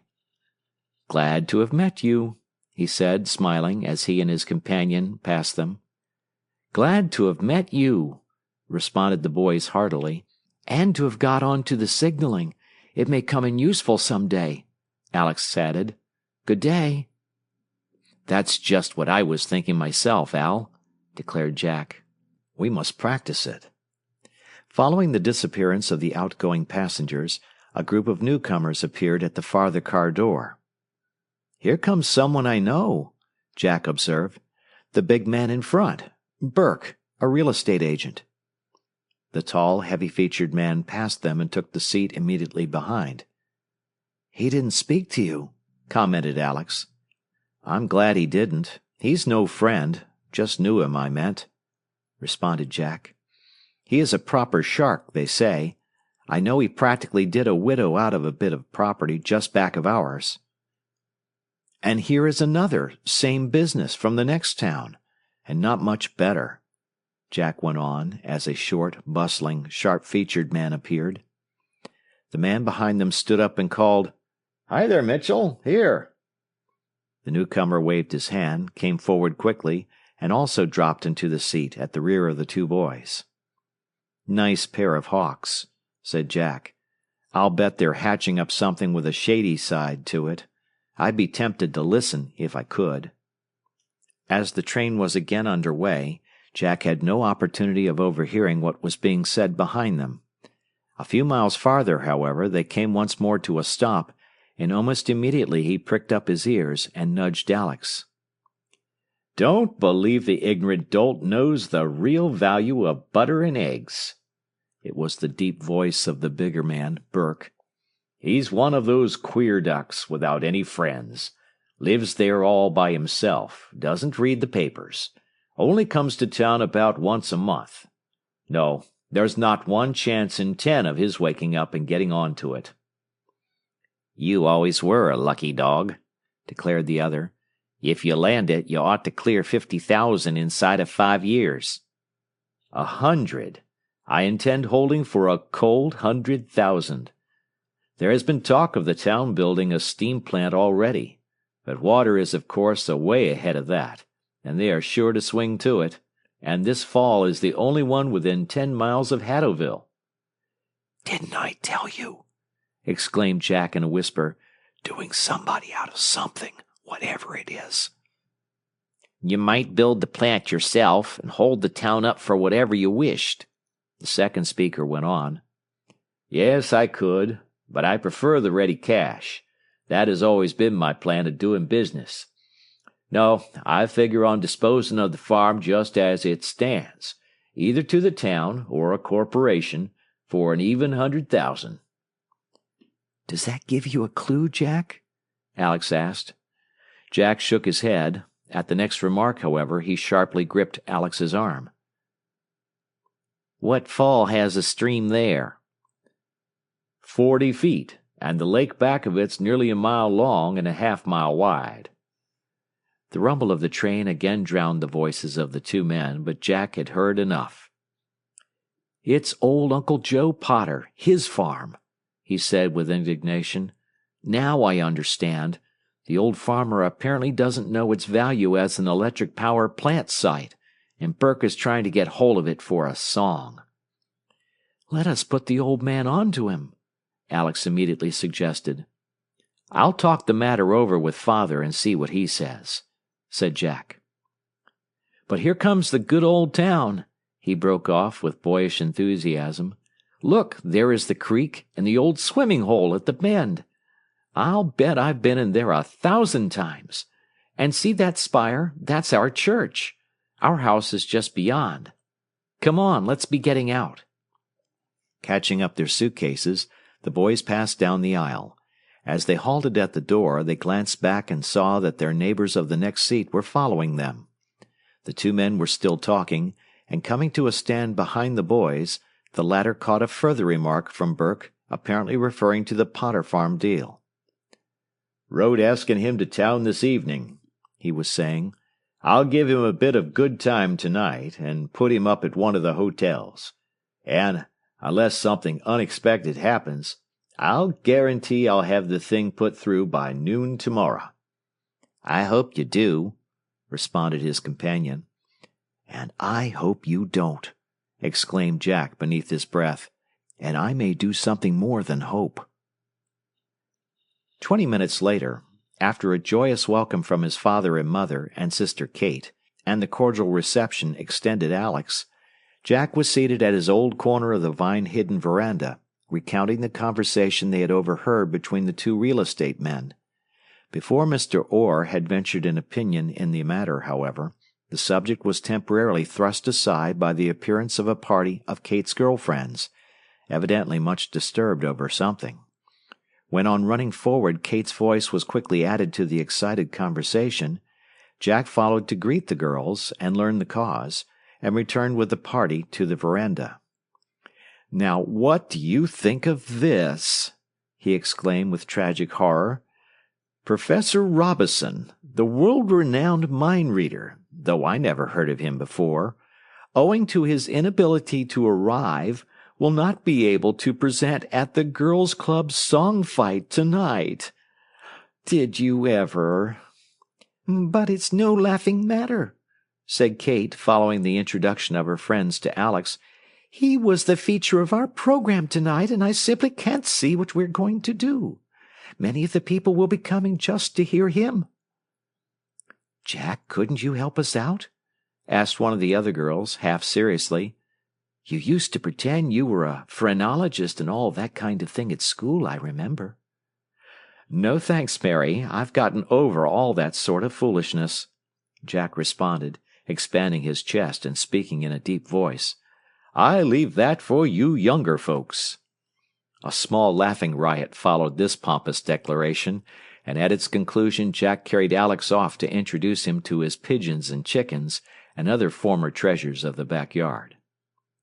Some minutes later Jack was dilating on the rich undercolor of his pet buff Orpington hen when Alex, with an apology, abruptly broke in. Say, Jack, what kind of a crowd do they have at these girls' club affairs? Very swell? Well, about everyone in the church goes, and quite a few farmers usually come in from out of town. They are as swell as anything we have here, I guess. The Sunday school room is usually well filled. Why? I was just wondering whether we couldn't help the girls out. and have a little fun out of it into the bargain. Remember the soldiers on the train? Now, why couldn't we—" And therewith Alex briefly sketched his plan. Jack promptly tossed the hen back into the coop. "Great, Al! We will! It will be all kinds of a lark. I think there is just the stuff we'll need up in the garret. Come on, we'll break the joyful tidings to the girls."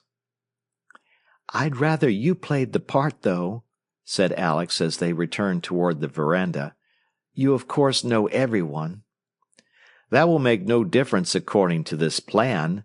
If I am in full view, too, that will add to the mystery, and help keep up the fun. The folks will be breaking their heads to learn who it is on the platform. No, it's settled. You are the distinguished professor, and what do you call it?" The girls on the veranda were still in dejected debate as the boys reappeared. "Ladies, we've got this thing fixed for you," announced Jack. "We have just wirelessed and engaged that world-famous thought-stealer, bumpologist, and general seer, Professor Mohammed Click of Constantinople, to plug up that hole in your program tonight. He stated that it would give him great pleasure to come to the assistance of such charming young women, etc., and that he could be counted upon." "You two mean things," exclaimed Kate. "We saw you with your heads together out there, laughing. This is no joking matter at all." "We are serious," Jack protested. "Positively. You go ahead and announce that owing to an attack of croup or any other reason, Professor Robison will not be able to appear, but that Professor Click has kindly consented to substitute, and we will look after the rest." "Do you really mean it?" cried the girls. "On our word as full-grown gentlemen," responded Jack. "But we're not going to explain. Come on, Alex, until we have further debate with the distinguished Turk up in the garret. He probably has arrived by this time." Whatever doubts Kate had as to the seriousness of the boys' intentions, they had not only been dissipated by noon, but had given place to lively curiosity and expectation.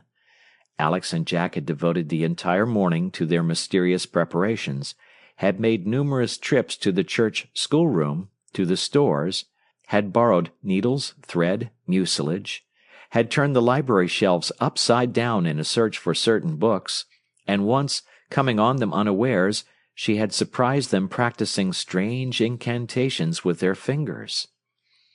It was late in the afternoon that the serious, and what was to prove the most important, feature of the evening's performance developed.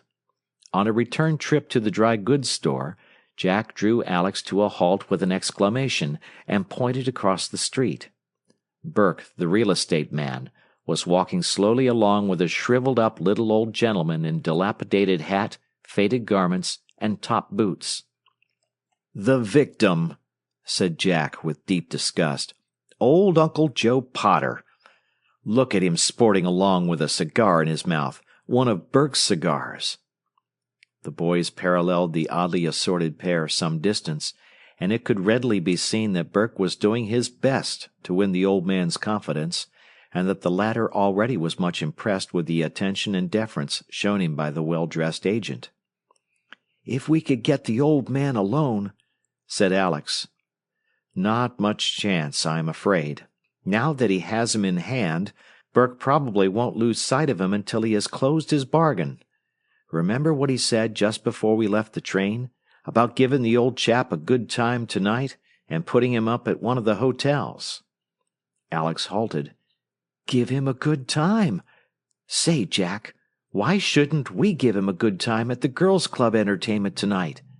And then why shouldn't we—" Jack uttered a shout and struck Alex enthusiastically on the back. "Al, you've hit it! You've hit it! Bully! Here, give me those complimentary tickets Kate gave us, and I'll go right after them, before they make any other arrangements. You wait." Jack was running across the street in a moment, and drawing up alongside the two men, he addressed them both. "Excuse me, Mr. Potter, Mr. Burke, but wouldn't you like to take in our girls' club entertainment tonight? It's going to be really quite good. Good music and fun, and a bit of a tea social in between. I'm sure you would enjoy it," he declared, addressing himself to the older man. "One of the features of the program is a chap who claims he can read people's thoughts. Of course, nobody thinks he can, but he will make lots of fun." The old man smiled and looked at his companion. "It's up to you, Mr. Potter," responded Burke genially. "If you think you would enjoy it, why, I would. Your taste is good enough recommendation for me." "Then let us go," said the old gentleman, putting his hand into his pocket. "No, this is my treat," interposed Burke, grasping the tickets. "Here you are, lad, and keep the change."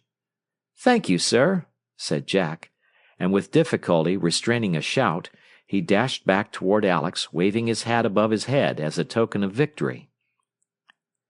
The scene of the girls' club entertainment, the church schoolroom, was filled to the doors when the program began that evening. "I'm going to be anxious about Mr. Burke and the old man, though," observed Jack, who with Alex had been standing near the entrance and remarking on the good attendance. A moment after the door again opened, and Jack started forward with an expression of relief. They had come. "Good evening, Mr. Potter, Mr. Burke," he said. "Shall I find you a seat?" "Yes, and a good one now," requested the real estate man. "I've saved two, well to the front," responded Jack. "This way, please." "Now, Alex," he said, returning, "it's up to us." The mind-reading number on the program was at length reached. The chairman arose. "I am very sorry to say, ladies and gentlemen," he announced, "that Professor Robinson, who is next on the program, was unexpectedly not able to keep his engagement. However, in his place we have secured the services of Professor Mahmoud Click of Constantinople, astrologer, phrenologist, mind-reader, and general all-round seer, and I'm sure you will find him no less instructive and entertaining." Despite this assurance, in the silence which followed there was a distinct note of disappointment, even displeasure, for it was obvious that the flowery title of the substitute concealed some local amateur. Disappointment, however, quickly gave place to a flutter of interest when the rear door opened, and preceded by Jack Orr, there swept down the aisle a tall, venerable figure in flowing robes, white-bearded, spectacled, and crowned with a tall conical hat bearing strange hieroglyphics. When, on Jack stepping aside and taking an unobtrusive front seat, the aged professor mounted the platform and solemnly surveyed his audience, titters, then a burst of laughter swept over the schoolroom. The long yellow robe was covered with grotesque caricatures of cats, frogs, dogs, cranes, and turtles, interspersed with great black question marks. The famed Oriental turned about toward a table, and the laughing broke out afresh. In the center of his back was a large cat's head, with wonderfully squinting eyes. When the cat slowly closed one distorted optic in a wink, then smiled, there was an unrestrained shout of merriment, and those who were not excitedly inquiring of one another the identity of the seer settled back in their seats expectantly. Placing the table at the front of the platform, the professor again faced the audience, and with dignified air and deep tragic voice addressed them. "Ladies and gentlemen, the chairman have spoke. I am Mahmoud Click, the great seer, the great mind read, the great bump read, the great profess." Laughter. "I am the 17th son of the 17th son of the 17th son. And also have I bring for do the magic pass," thrusting a hand within his robe, "Tom the Terrible, the son of Tom, the son of Tom." The hand reappeared, and placed on the table a tiny black kitten. The burst of laughter which greeted this was renewed when the tiny animal began making playful passes at a spool on a string which the dignified professor held before it, remarking, "See, the magic pass. Now Tom the Terrible will answer the question, and show he understands the English," the magician announced, at the same time swinging the spool out of the kitten's sight. Tom, how old are you? The spool was swung back. The kitten began again hitting at it. Solemnly the professor counted to 20 and whisked the spool away. 20 year, correct. You see, ladies and gentlemen, the venerable cat, he cannot make mistake, he observed amid laughing applause. Now, Tom, tell some other ting. How old is the chairman? Indicating the dignified elderly man at the farther end of the platform. 5? Correct. You see, he always is right, yes. Now, Tom, how old is the Reverend Mr. Borden? 7? Correct again. When the laughter which followed this demonstration had subsided, the professor took up a new line. Earlier in the evening, a certain John Peters, one of the town's foppish young gallants, and who now occupied a prominent front seat, had widely announced the fact that he was present for the express purpose of showing the mind-reader up. At him, accordingly, the first quip was directed. Now, Tom, tells the audience, how many girl have Mr. John Wilberforce Peters? Was asked. What? None? For the spool being held out of sight, the kitten gazed before it stolidly, without raising a foot. Well, how many does he think he have? The spool being returned, the kitten tapped it 10 times, paused, and struck it 8 more, while the resulting wave of amusement grew, and the overdressed object glowered threateningly at the figure on the platform. And how many will he marry? What? Not one? Well, well, commented the seer, to further hearty laughter. Now tell us about some of the young ladies, the professor went on.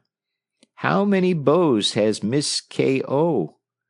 While Kate Orr bridled indignantly, the spool was lowered, and the kitten tapped several times on one side, several times on the other, then, to an outburst of laughing and clapping, sat up and began hitting it rapidly with both paws. I was unable to keep the count, announced the seer, but apparently about the 75. Miss O, she is popular with the young men, yes. And now, Tom, continued the magician, how many special lady friend have Mr. Cumming, an extremely bashful member of the choir? 22. And how many young lady are in the choir? 22. Ah, a strange coincidence, observed the learned professor amid much merriment. With similar quips and jokes the mind-reader continued, then giving the kitten into the charge of a little girl in a front seat, announced, Now I will read the head. Will some small boys please come up and bring their heads and bumps? Coaxing finally brought a half-dozen grinning youngsters of 8 or 10 to the platform. From the pocket of the last to respond protruded the unmistakable cover of a dime novel. Him the professor seized first, and having gravely examined his head, announced, Ladies and gentlemen, for this boy I predict a great future. Never have I seen such sign of literary taste. Yes, he will be great, unless he go west to kills the Indian, and the Indian see him first. On turning to the head of the second boy, the phrenologist started, looked more sharply, and slowly straightening up, announced, Ladies and gentlemen, I have made the great discovery. This boy some days you will be proud to know. Never have I seen such a lovely bump, for eats the pie, and any kind of pie you will name. He don't care, he will eat it. And so, to continued laughter, he went on, finding remarkable cake bumps, holiday bumps, and picnic bumps, and proportionately underdeveloped school and chore bumps, with the exception of one glowing example, which finally proved to have been developed by a baseball bat. Then came the mind-reading. Placing a small blackboard on the front of the platform, facing the audience, the professor seated himself in a chair 10 feet behind it, and invited someone to step to the board and write. All I ask is, announced the mind-reader, Please write not too fast, and fix the mind on what you write. And by the thought wave will I tell it, letter by letter." The first to respond wrote the name of his father, a doctor. Expecting only some humorous guess as to what was written, the audience was somewhat surprised when the professor spelled out the name correctly, only adding the humorous touch of Mud, hastily corrected to M.D. And as others followed with figures and more difficult names and words, the interest of the audience began to take on a new tone. The last of the first party which had stepped forward to write was the overdressed young man Alex had poked some fun at, and who was bent on showing him up. He wrote, "You are a faker." "Explain to the audience how I do it then, Mr. Peters," retorted the professor. In some confusion, Peters sought his seat, and the minister approached the board. The interest of the audience had now become serious and silent. Even Kate Orr, though knowing there was trickery somewhere, was nonplussed. For Jack, in the front row, appeared as immovable and as frankly interested as those about him. Loosely folded in his lap was a newspaper which for a moment attracted Kate's suspicious eye, but watching closely she saw not the hint of a movement that might have been a signal. The minister's first word was the name Hosea. This was promptly called off, and the writer went on with others, gradually more difficult. Finally, in rapid succession, one under the other, he wrote Zedekiah, Aholibah, Nebuchadnezzar. As readily the figure on the platform announced them, and the reverend gentleman turned away with an expression frankly puzzled. "Pardon me, Mr. Professor, but since this is genuine mind-reading, of course you could read just as well with your eyes blindfolded, could you not? Would you kindly give a demonstration that way?" It was Peters. There was immediate clapping at the suggestion, and calls of, "Yes, yes, do it blindfolded." In alarm, Kate, from her seat, gazed toward Jack. To her surprise, he was one of the most energetic in clapping the proposal. The professor himself, however, was plainly disconcerted, to the particular delight of Peters and his circle of friends, who, as the mind-reader continued to hesitate, clapped more and more loudly. Finally the seer arose. "Well, ladies and gentlemen, if you wish, certainly, though I do read just as good with my eyes open." This negative statement brought further derisive laughter and clapping from Peters and his friends, which was added to when the professor continued, "Will some young lady be kind enough to lend me the handkerchief, the tiny little one with plenty holes all round?" Peters was again on his feet. "Here is one." It was a large, dark neckerchief, obviously brought for this very purpose. As Peters stepped forward and mounted the platform, the professor removed his spectacles with apparent reluctance. Broadly smiling, Peters threw the folded kerchief over the mind-reader's eyes, saw that it fitted snugly, and tied it. "Now we've got you, Mr. Smart, of Constantinople," he whispered derisively. "Have the good time and laugh while you may," responded the professor, and raising his voice he asked, "Will someone kindly bring the glass water? Mind-reading, it is dry." It was Jack started to his feet, passed down the room, and returned with the desired water. Watching, Kate expected to see a consultation between the two boys as to some way out of the apparent difficulty. Jack, however, merely placed the glass in the extended hand and received it back without the exchange of a syllable. Not only that, he returned to the back of the hall, and instead of resuming his seat at the front, mounted to a window ledge at the rear. "Well, I am ready," announced the professor, "and I make the suggestion that Mr. Peters himself writes the first." The latter was speedily at the board. As he wrote, a silence fell. Previously the professor had called off each letter as written. This time there was no response. With a smile that gradually broadened to a laugh, Peters finished an odd Indian name and asked, Thoughtways haven't gone astray already, have they, Mr. Professor? Haven't been frightened off by a mere handkerchief, surely?" "I was wondering how to pronounce it," came the quiet response. "I'll spell it instead. It is Musquodoboit. Peters stared blankly. Not more blankly than the majority of the audience, however, including Kate herself. She turned toward Jack. He appeared as surprised as Peters. Indeed, if there was anything suspicious, it was that Jack appeared a trifle over-astonished. As the burst of applause which followed the first surprise was succeeded by a wave of laughter, Kate turned back to discover Peters, very red in the face, drawing on the board a picture. As she looked, a grotesquely ugly face took shape.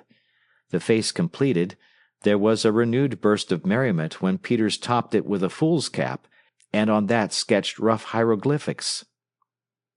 "Now whose picture have I drawn?" he demanded loudly. "Well, you tried to draw mine," responded the professor, dropping into normal English, "but as the dunce's tie is far up the back of his collar, I leave the audience to decide whose it is." At this there were shouts and shrieks of laughter, and Peters, hurriedly feeling and finding his own tie far out of place, threw the chalk to the floor and dashed back to his seat amid a perfect bedlam of hilarity. The uproar soon subsided, however, for not one in the crowded room but was now thoroughly wonderstruck at the demonstration. Some of the older people began to step forward, writing the most difficult names they could think of, meaningless words, groups of figures. A teacher chalked a proposition in algebra. Without error, all were called out promptly. The climax was reached when one of the church elders advanced to the board and while writing fixed his eyes on something in his half-opened hand. Without hesitation the blindfolded unknown announced, "Mr. Story is writing the name of one of the apostles, but is thinking of a penknife." The clapping which followed was scattered and brief. "It's simply uncanny," exclaimed one of Kate's neighbors. Kate, glancing back toward Jack, shook her head. Up there, in full view, she could not possibly see how he could have anything to do with it. At this point the minister again stepped forward. "Will you answer a few questions?" he scrawled. "With pleasure, Mr. Borden." "How old am I?" 49 next September." The minister ran his fingers through his hair perplexedly. "How old is Mrs. Borden?" There was a slight pause, then in gallant tones came the answer, 22. Amid a renewal of laughter and much clapping from the ladies, the minister was about to turn away, when on second thought he turned back and wrote, "Name the 12 apostles." For the first time the learned seer displayed signs of uneasiness. After some stumbling, however, he completed the list. With a twinkle in his eyes, the preacher inscribed a second question. Name Joshua's captains. Professor Click cleared his throat, ran his fingers down his beard, moved uneasily in his chair, and at length, while a smile began to spread over the room, shook his head. "But I'm thinking of them, hard," declared the minister, chuckling. The professor was again about to shake his head, when suddenly he paused, then replied boldly, "Shem, Ham, Hezekiah, Hittite, Peter, Goliath, Solomon, and Pharaoh." It was during the shouts of merriment following this ridiculous response that Kate's mystification began to dissolve. Glancing again toward her brother, she saw that, despite a show of laughing, there was an uneasiness in his face similar to that shown by the professor, and when presently she saw him cast a covertly longing eye toward a pile of Bibles in the next window, she turned back to the platform, silently laughing. She thought she had discovered the source of the thought waves. The success of the brazenly invented answer to the last question, meantime, had quite restored the professor's confidence, and as the minister went on, he continued to respond in the same ridiculous fashion, claiming, on the minister's protest, that he was only reading the thought waves as they came to him. And finally the pastor laughingly gave it up. At the next and final demonstration, mystification of another kind came to the observant Kate. Rising to his feet, the mind-reader announced that he would now inform a few of the stronger thinkers before him the subject of their thoughts, and both in his manner and tone Kate noted an unmistakable nervousness. Glancing toward Jack, she saw that his face also was grave, and with a stirring of apprehension of she knew not what, she waited. "The first thought which reaches me," began the professor, "is from Miss Mary Andrews. Miss Andrews thinks her pretty toque is on straight. It's not quite. I think one pin is coming out." Following this laughingly applauded reading, the speaker informed Miss James that she was thinking her lace collar was not loose behind, which was quite correct, as also was Mr. Story's impression that there was not a long blonde hair on his coat collar. There was not. Then Kate distinctly saw the speaker take a deep breath. "Mr. Joseph Potter is a strong thinker," he proceeded.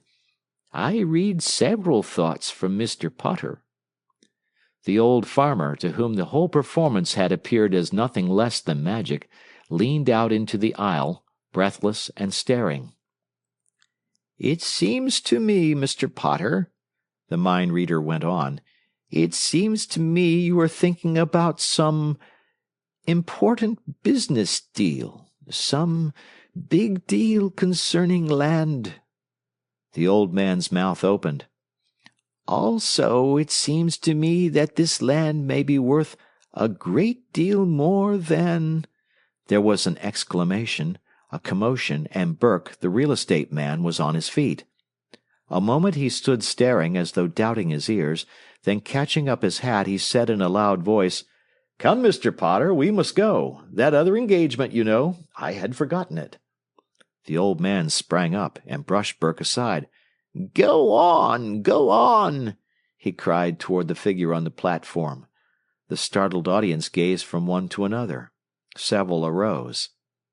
"It seems to me," resumed Alex quietly, "that there is a waterfall on your farm, and that—" "Hold on there! Hold on!" The words came in a shout, and springing into the aisle, Burke strode toward the platform, purple with rage. "What do you mean? What are you doing?" "Who is this man?" he demanded at the top of his lungs. "I demand to know. What does he mean by—" Swiftly hobbling down the aisle behind him, the old man attempted to pass. Roughly, Burke pushed him back. The minister stepped forward. "Mr. Burke, what do you mean?" "What does this man here mean by—" "Yes, by what, Mr. Burke?" "By making reflections against me," shouted Burke. "I demand an explanation. "But, my dear sir, I am sure nothing was said." The old man dodged by, ran to the edge of the platform, and cried in a thin, high voice, "Do you mean my farm? My farm that Burke wants to buy?" There was a momentary silence, during which here and there could be heard long, indrawn gasps. Then abruptly Alex tore the bandage from his eyes, swept off the hat and beard, and stepped to the front. "There need be no further mystery about this," he declared in a grimly steady voice. "On the train this morning Jack Orr and I accidentally overheard—" From Burke came a scream. He sprang forward with raised fists, faltered, and suddenly whirling about, dashed down the aisle for the door, and out. And in the breathless silence which followed, Alex completed his explanation. As the old man climbed the platform steps and extended a shaking hand, the applause that burst from every corner of the room fairly rattled the windows, and as the uproar continued, and Alex sprang hastily to the floor, he was surrounded by a jostling, enthusiastic crowd of strangers from whom in vain he sought to escape. Some minutes later, enjoying tea and cake in a circle which included the minister, the latter smilingly remarked, "But you haven't yet explained the rest of the mysterious doings, Master Alex. Aren't you going to enlighten us all around? Prefer to keep it a secret, eh? Well, if you will promise us another exposition, I'm sure we will agree not to press you," declared the minister heartily. And as a matter of fact, save Kate, no one has yet solved the mystery, not even the janitor, although, on cutting the grass a few days later, he picked up beneath one of the schoolroom windows an unaccountable piece of fine copper wire. Chapter 14. The Last of the Freight Thieves. "No, I'm not after you this time," laughingly responded Detective Boyle to Jack's half-serious inquiry on recognizing his visitor at the station, one evening a month later, as the road detective who on the previous memorable occasion had called in company with the sheriff. "Instead, I want your assistance. Do you know," he asked, seating himself, "that your friends, the freight thieves, are operating again on the division?" "No," said Jack in surprise. "They are, and they have evolved some scheme that is more baffling even than the haunting trick you spoiled for them here last spring. Every week they're getting away with valuable stuff from one of the night freights between Claxton and Eastfield, while the train is actually en route, apparently. That sounds incredible, I know, but it is the only possible conclusion to come to, since the train does not stop between those places, and I made sure the goods each time were aboard when it left Claxton." Jack whistled. "That does look a problem, doesn't it? But where do I come in, Mr. Boyle? Last evening, while thinking the matter over, the trick the thieves used here at the junction recurred to me. The man shipped in a box. It came to me, why couldn't that same dodge be played back against them in this case?" "Oh, I see. Have yourself shipped in a box and stolen by them. Clever idea," exclaimed Jack. "Not so bad, I think, myself. Well, in the country between Claxton and Eastfield, where it is my theory the gang has its headquarters, there are no telephone or telegraph lines, and it struck me it would be a good plan to take along someone with me who, in case of things going wrong, could make his way back to the railroad and cut in on the wire and call for help. And naturally you were the first one I thought of. Do you want the job?" asked the detective. "I'd jump at the chance," Jack agreed eagerly. "It'd be more fun than enough. But, Mr. Boyle, how do you know that the boxes are taken to the freight thieves' headquarters unopened and not broken into right at the railroad?" "I figure that out of the number and size of the packages they have taken each time, just a good load for a light wagon. And anyway, you can see that that would be their safest plan. If they broke up boxes near the track, they would leave clues that would be sure to be found sooner or later and put us on their trail. And through a friend in the wholesale dry goods business at Claxton, who I'll see down there tonight," the detective went on, "I can make practically sure of our being stolen together. The thieves have shown a partiality for his goods, and by having our boxes attractively labeled silk and placed just within the car door, there will be little chance of the robbers passing us by. My plan is to bring it off tomorrow night. Would that suit you?" concluded the detective. "Yes, sir. That is, if I can get away, for it will take all night, I suppose?" "Yes, there will be no trouble about your getting off, though. I spoke to Allen before I came down," said Boyle, rising. "All right, it is arranged. You take the 5:30 down tomorrow evening, with the necessary instruments, and I'll be at the station to meet you. Good night." As Boyle had promised, Jack had no difficulty in arranging to be off duty the following night, and early that evening he alighted from the train at Claxton to find the railroad detective awaiting him. "The instruments, eh?" queried Boyle, indicating a parcel under Jack's arm as they left the station. "Yes, sir, and I have some wire and a file in my pocket." "That's the ticket, and everything here is arranged nicely. We will head for the warehouse at once. Here's the other bolt of silk, Mr. Brooke," the detective announced a few minutes later as they entered the office adjoining a large brick building. "All ready for us?" He's a pretty small bolt, isn't he?" commented the merchant, eyeing Jack with some surprise. "A trifle, but he makes up for size in quality," declared the detective, while Jack blushed. "He is the youngster who solved the ghost riddle and spoiled this same gang's game at Midway Junction." The merchant warmly shook Jack's hand. "I'm glad to meet you, my boy," he said. "After that, I can readily believe what Boyle says." "Yes, I am all ready. This way, please," he requested. Following the speaker, Jack and the detective found themselves in a large shipping room. As they entered, a workman with a pot and ink brush in his hand was surveying lettering he had just completed on a good-sized packing case. "Here are the goods, Judson," announced the merchant. "All ready, sir," the workman responded, eyeing Jack and the detective curiously. "Did you substitute boards with knotholes?" Mr. Brooke asked. "Yes, sir. This is the door," said the man, indicating 2 wide boards at one end. "I used both wooden buttons and screw hooks on the inside, as you suggested." "Good." The detective examined the box. "You've made a good job of it," he commented.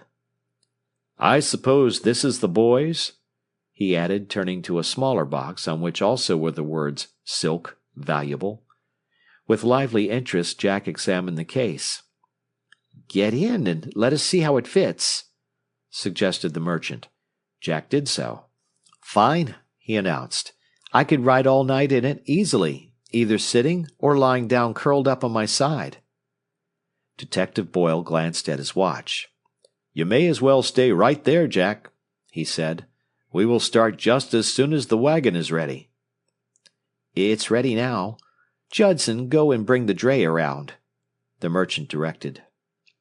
As the man left, the detective produced and handed Jack a small pocket revolver. "Here, take this, Jack," said he. "I hope you'll not have to use it, but we must take all precautions. Now to box you in." So saying, the detective fitted the door of Jack's box into place, and Jack on the inside secured it with the hooks and wooden buttons, and announced, "OK." The detective then entered his own box, and with the merchant's assistance closed the opening. As he tested it, there was a rattle of wheels without, and the big door rumbled open. A few minutes later, the 2 boxes of valuable silk had been slid out onto the truck, and the first stage of the strange journey had begun. As planned, it was dusk when the 2 boxes reached the freight depot. The station agent himself met them. "Everything okay, Boyle?" he whispered. "Okay. Place us right before the door with the lettering out," the detective directed. The agent did as requested, and with a final "Good luck," closed and sealed the car door just as the clanging of a bell announced the approach of an engine. A crash and a jar told the 2 unsuspected travelers that their car had been coupled. There was a whistle, a rumble, a clanking over switch points, and they were on their way. The wheels had been drumming over the rail joints for perhaps half an hour, and the disappearance of the light which had filtered through the car door had announced the fall of darkness, when there came a screeching of brakes. "Where do you suppose we are now, Mr. Boyle?" asked Jack from his box. "It's the grade just north of Axford Road. When we hit the upgrade 2 miles beyond, we may begin to expect something. It was along here I figured that the—" "What's that?" Both listened. "One of the brakemen, isn't it?" suggested Jack. "What is he doing down on the edge of the car roof?" The next sound was of something slapping against the car door. Suddenly, the detective gave vent to a cry that was barely suppressed. "Jack, I've got it at last," he whispered excitedly. "The freight thieves have bought up one of the brakemen. He lets himself down to the car door by a rope, opens it, and throws the stuff out." Jack's exclamation of delight at this final revelation of the heart of the mystery was followed by one of consternation. "But won't we get an awful shaking up if we're pitched off going at full speed?" he said in alarm. "We may. We'll have to take it. It's all in the game, you know," declared Boyle grimly. "Sit tight and brace hard, and it'll not be so bad, though. Shh, here he is." There was a sound of feet scraping against the car door, a rattle as the seal was broken and the clasp freed, then a rumble, and the sudden full roar of the train told the two in the boxes that the door had been opened. Swinging within, the intruder closed the door behind him and lit a match. Peering from a knothole, Jack saw that the detective's guess was right. It was a brakeman. As Jack watched, the man produced and lit a dark lantern and turned it on the cases before him. Jack held his breath as the light streamed through the cracks of his own box. "Just to order," muttered the brakeman audibly. "And the bigger one, too. I'll not have to haul any out." Then, to Jack's momentary alarm, then amusement, the man seated himself on the box above him. Presently, as Jack was wondering what the trainman was waiting for, from the distant engine came the too long and too short toots for a crossing, and the man started to his feet. With his eye to the knothole, Jack watched. Again came a whistle and the creaking of brakes. Immediately the brakeman slid the door back a few inches, flashed his lantern 4 times, muffled it, and ran the door open its full width. The critical moment had come. Gathering himself together, Jack braced with knees and elbows. The trainman seized the box, swung it to the door, and tipped it forward. The next instant Jack felt himself hurled out into the darkness. For one terrible moment he felt himself hurtling through space. Then came a crackle of branches, the box whirled over and over, again plunged downward, and brought up with a crash. A brief space Jack lay dazed, in a heap, head down. But he had been only slightly stunned, and recovering, he righted himself, and found with satisfaction that he had suffered no more than a bruise of the scalp and an elbow. He had not long to speculate on his whereabouts. From near at hand came a sound of breaking twigs, and a voice. "Here's one," it said. Only with difficulty did Jack avoid betraying himself. It was the voice of the man Watts. "What is it?" inquired a second voice. Through a crack a light appeared. "Silk," announced Watts. "A good weight, too," he added, tipping the box. "Catch hold." The packing case was caught up, and rocked and jolted. Jack felt himself carried for what he judged a full quarter-mile. As the men slowed up, a gleam of moonlight showed through the knothole, and peering forth he discovered a tree-lined road and a 2-horse wagon. Sliding the box into the rear of the wagon, and well to the front, the men disappeared. The wait that followed was to Jack the most trying experience of the evening. Had the detective safely landed? Was there not a possibility of the larger box having been shattered, or sufficiently broken to reveal its true contents, and disclose the plot to the freight robbers? And what then would be his fate?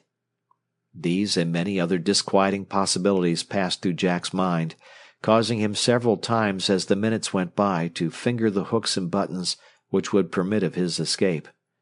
Finally, snapping twigs, then heavy, stumbling footfalls allayed his anxiety, and the 2 men reappeared, staggering under the box containing the officer. With difficulty, the unsuspecting thieves raised the heavy packing case to the tailboard of the wagon. "It won't go in," said Watts's companion. "Push this way a little," Watts directed. "I can't. Look out!" There was a scramble, and the box crashed to the ground. At the same moment came a muffled exclamation, and Jack caught his breath. Was it the detective? If so, had the others overheard it? With relief, however, he heard Watts, who apparently was the chief of the gang, call his companion a mule, and order him to catch hold again. The box this time was successfully slid aboard, and at once the 2 men climbed to the seat, and the wagon rumbled off. As they rattled along over a badly kept road, Jack gave as close attention to the passing scenery as his limited view permitted, in order that he might be able to find his way back to the railroad if it should prove necessary. This did not promise to be difficult. On either side the dim moonlight showed an unbroken succession of trees, and also that the robbers were continuing in one direction, apparently due south. For what seemed at least 2 miles they proceeded. Then appeared a small clearing, and with a quickening of the pulse, Jack felt the wagon slow up and turn in. They were at their destination. A forbiddingly suitable place for its purpose it was. Standing out darkly on the crest of a rise 200 yards back was a low shanty-like house, in which appeared a single gleam of light. Between, to the road, stretched a desolate moonlit prospect of stumps, decaying logs, and brush piles. On either side the woods formed a towering wall of blackness. Rocking and pitching, the wagon made its way up a rutty corkscrew lane. They reached the house, and the door opened, and a tall, unpleasant-looking woman appeared and greeted the men. "Good luck, eh?" she remarked briefly. "Sure, don't we always have good luck?" responded Watts. "Is supper ready?" "Yes, you uns better come in before you opens them boxes," said the woman. "All right." Passing on, the wagon came at last to a halt before a good-sized barn. The two men leaped to the ground, and while one of them opened the large side doors, the other proceeded to back the wagon to it. As the two freight thieves then unhooked and led their horses to the stable, there came to Jack's ears a welcome tapping. "Are you all right, lad?" whispered the detective. "Yes, okay, sir, though a bit nervous," Jack acknowledged. "Keep cool, and we'll soon have them where we want them.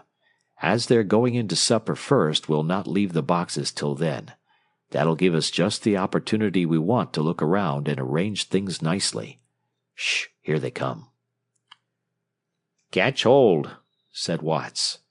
Jack heard the detective's box slide out, and up from Watts, the staggering steps of the men across the barn floor, and a thud as the box was dropped.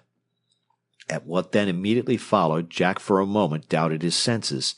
It was the voice of Watts saying quietly and coldly, "Now, my clever friend in the box, kindly come out." They had heard Boyles's exclamation when the box had fallen. Scarcely breathing, Jack listened. Would the detective give himself up without a... There was a muffled report, instantly a second, louder, then silence. "Will you come out now?" demanded Watts. To Jack's horror, there was no response. Watts repeated the order, then called on his companion for an axe, and there followed the sound of blows and splintering wood. "Now haul him out." Terror-stricken, Jack listened. Suddenly there came the sound of a scramble, then of a terrific struggle. The detective was all right. It had been only a ruse. Uttering a suppressed hurrah, Jack began hurriedly undoing the unfastenings of his door to get out to the detective's assistance. Before he had opened it, however, there was the sound of a heavy fall and a triumphant shout from Watts. Promptly, Jack paused, debated a moment, and restored the fastenings. He would wait. Perhaps they would bind Boyle and leave him in the barn. A moment later, Jack regretted his decision. Through the knothole he saw the detective led by, his arms bound behind him, and one of the freight robbers on either side. The voices and footsteps died away in the direction of the house, and Jack fell to wondering what he should do. Before he had decided, he heard the voices of the men returning. Apprehensively, he waited. Had they any suspicion of his presence in the second packing case? While he held his breath and grimly clutched his revolver, they slid his box to the rear of the wagon, lifted it out, and deposited it on the barn floor. "Going to have a look at it? Make sure it hasn't some live stock in it, too?" inquired the second man. Jack's heart stood still. "No, it's all right," declared Watts confidently. "We'll have supper first." And to Jack's unspeakable relief, they passed out and closed the barn door. Listening until from the house had come the slamming of a door, Jack once more freed the fastenings within the box, slipped the board aside, again listened a moment, and crawled forth. As he stood stretching his cramped limbs, he glanced about. A tier of what looked like bolts of cloth in the moonlight beneath one of the barn windows caught his eye. He stepped over. It was silk such as he had seen in the warehouse at Claxton. Instantly there came to Jack a startling suggestion. As quickly he decided to act upon it. "They may never catch on," he told himself delightedly.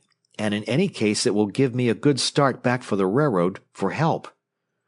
Glancing from the barn window to make sure all was quiet in the direction of the house, he drew his box into the moonlight, took out the parcel containing the telegraph instruments, and proceeded to remove the hooks and buttons and all other signs of the door.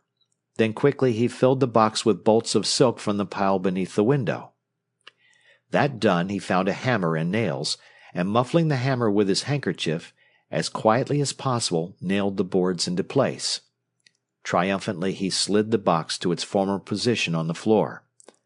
"I think that will fool you, Mr. Watts," he said with a smile, and catching up the telegraph instruments he turned to the door. On the threshold he started back. The 2 men, and 2 others, were returning from the house. In alarm, Jack looked about for a way of escape. Across the barn was a smaller door. He ran for it on tiptoe, darted through, and found himself in the stable. Passing quietly on to the outer door, which the cracks in moonlight revealed, he waited until the 4 men had entered the main barn, then slipped forth, and keeping in the shadows, ran toward the house. A beam of light streamed from one of the rear windows. Jack made for it, and cautiously approaching, peered within. The woman he had seen at the door was at a table, washing dishes, her back toward him, and just beyond, facing him, and bound hand and foot in a big armchair, was the detective. For some minutes Jack tried in vain to attract the officer's attention. Then the woman obligingly stepped into the pantry with some dishes, and quickly Jack gave a single tap on the window pane. Boyle looked up instantly, started, smiled, then nodded his head in the direction of the railroad. Jack held up the parcel containing the telegraph instruments. The detective nodded again, and in a moment Jack was off. It was an exhausting run over the rough, little-used road, now darkened by the overhanging trees, but at length Jack recognized the point at which he had been carried from the woods, and turning in, he soon found himself at the railroad. Hurrying to the nearest telegraph pole, he swarmed up to the cross-tree and quickly filed through the wire on one side of the glass insulator. The broken wire fell jangling to the rails. Connecting an end of the wire he had brought with him to the wire on the other side of the pin, Jack slid to the ground, made the connections with the instrument, and the relay clicked closed. At once someone on the wire said, "Who had it open? What did you say?" "Alex!" exclaimed Jack, at once recognizing the sending, and was about to break in when the instrument clicked. 17 just coming, CX. Claxton and 17, just what we want. Quickly interrupting, Jack sent, CX, hold 17, hold her. Then, to X, this is Jack, Al. I'm in the woods about 4 miles from Claxton. We found the freight thieves, but they have Boyle prisoner. Ask the chief to have 17 take on a posse at CX and rush them here. I'll wait here and lead them back. If they are quick, they'll capture the whole gang. Okay, good for you, shot back Alex. The wire was silent a moment, then Jack heard the order go on to Claxton as desired. 25 minutes later, waiting in the darkness on the track, Jack saw the headlight of the fast-coming freight. The engineer, on the lookout, discovered him, pulled up, and a moment after Jack was off through the woods followed by 2 officers and several of the train crew. When they reached the farm, lights were still moving about in the barn. Stealthily the party made for it and surrounded it. "How would you like to lead the way in, Jack?" whispered the sheriff as they paused before the door. "That would be only fair after the trick Watts played on you." Jack caught at the idea delightedly, and all being ready, boldly threw open the barn door and entered with drawn revolver, followed by the sheriff. The 4 occupants were so completely taken by surprise that for a moment they stood immovable about a box of dry goods they had been repacking. "How do you do, Mr. Watts?" said Jack, smiling. "This is my friend the sheriff, and the barn is surrounded. I think you would be foolish not to give up." "Yes, hands up," crisply ordered the sheriff, and slowly the 4 pairs of hands went into the air, and the entire balance of the long successful gang of freight thieves were prisoners. It was Jack himself who rushed off to the house and freed Detective Boyle. A half-hour later, with one of the robbers' own wagons filled with a great quantity of recovered stolen goods, the sheriff escorted his prisoners back to the railroad, and before daylight they were in the jail at Eastfield. Jack received considerable attention because of his part in the capture, and the affair still forms one of the popular yarns among trainmen on that division of the Middle Western. Chapter 15. The Dude Operator. Alex Ward, like most vigorous, manly boys of his type, had a fixed dislike for anything approaching foppishness, especially in other boys. Consequently, when on reporting at the Exeter office one evening, he was introduced to Wilson Jennings, Alex treated him with but little more than the necessary courtesy. For the newcomer, an operator but little older than himself, was distinctly a dude. From his patent leather shoes and polka-dotted stockings to his red and yellow-banded white straw hat. His carefully pressed suit was the very latest thing in light checked gray. He wore a collar which threatened to envelop his ears, and his white tie was of huge dimensions. Also, he possessed the fair pink and white complexion of a girl. Alex was not alone in his derisive attitude toward the stranger. Shortly following the appearance of the night chief, Mr. Jennings nodded everyone a good evening and departed, and immediately there was a general roar of laughter in the operating room. "Where did he fall from?" "Whose complexion powder is he advertising?" "Did you get onto his picture socks?" were some of the remarks bandied about. When the chief announced that the new operator was from the east and was being sent to the Little Foothills tank station of Bonepile, there was a fresh outburst of hilarity. "Why, that cowboy outfit near there will string him up to the tank spout," declared the operator on whose wire Bonepile was located. "It's the toughest proposition on the wire." "On the quiet, that is just why Jordan is sending him," the night chief said. "Not to have him strung up, that is, but to put him in the way of finding himself, so to speak." "He'll certainly find himself there, then, if there's anything left to find when the ranch crew get through," laughed the operator. "I'd give $5 to see that show and walk back." "At that, you might have to walk back if you wagered your money on the outcome," responded the chief more gravely, turning to his desk. "Clothes don't make a man, neither do they unmake one. The dude may surprise us yet." Whether the outcome of his appointment to the little watering station was to be a surprise or no, there was no doubt of Wilson Jennings' surprise when the following morning he alighted from the train at Bonepile, and as the train sped on, awoke to the realization that he was entirely alone. Blankly he gazed at the little red-brown dry goods box depot, the water tank, the hills to the west, and to north, south, and east the limitless stretching prairie. He had never imagined anything like this when he had decided on giving up a good position in the East to taste some adventure in the Great West. However, here he was, and picking up his 2 suitcases, the boy made his way into the tiny operating room and on into the bunk kitchen living room behind. For here, 100 miles from anywhere, the operator's board and lodging was provided by the railroad. Early that evening, Wilson was sitting somewhat disconsolately at the telegraph room window when he was startled by a loud whoop. There was a second, then a rush of hoofs, and a party of cowboys came into view. It was the welcoming committee of the Bar O Ranch, the outfit referred to by the operator at Exeter. With a final whoop, the cowmen thundered up to the station platform and dismounted. Muskoka Jones, a huge, heavily mustached ranchman over 6 feet in height, was first to reach the open window. Diving within to the waist, he brought a bottle down on the instrument table with a crash. "Pardner, welcome to our city," he shouted. The response should have been instantaneous and hearty. Instead, there was a strange quiet. The following Barrows faltered and exchanged glances. Surely the Western had not at last fallen down on its first obligation at Bonepile. For since the coming of the rails they had regarded the station operator as a sort of social adjunct to the ranch. the keeper of an open house of hospitality, their daily paper, the final learned authority on all matters of politics and sport. And if this latest change of operators had brought them— Muskoka spoke again, and the worst was realized. "Well, you gal-faced little dude!"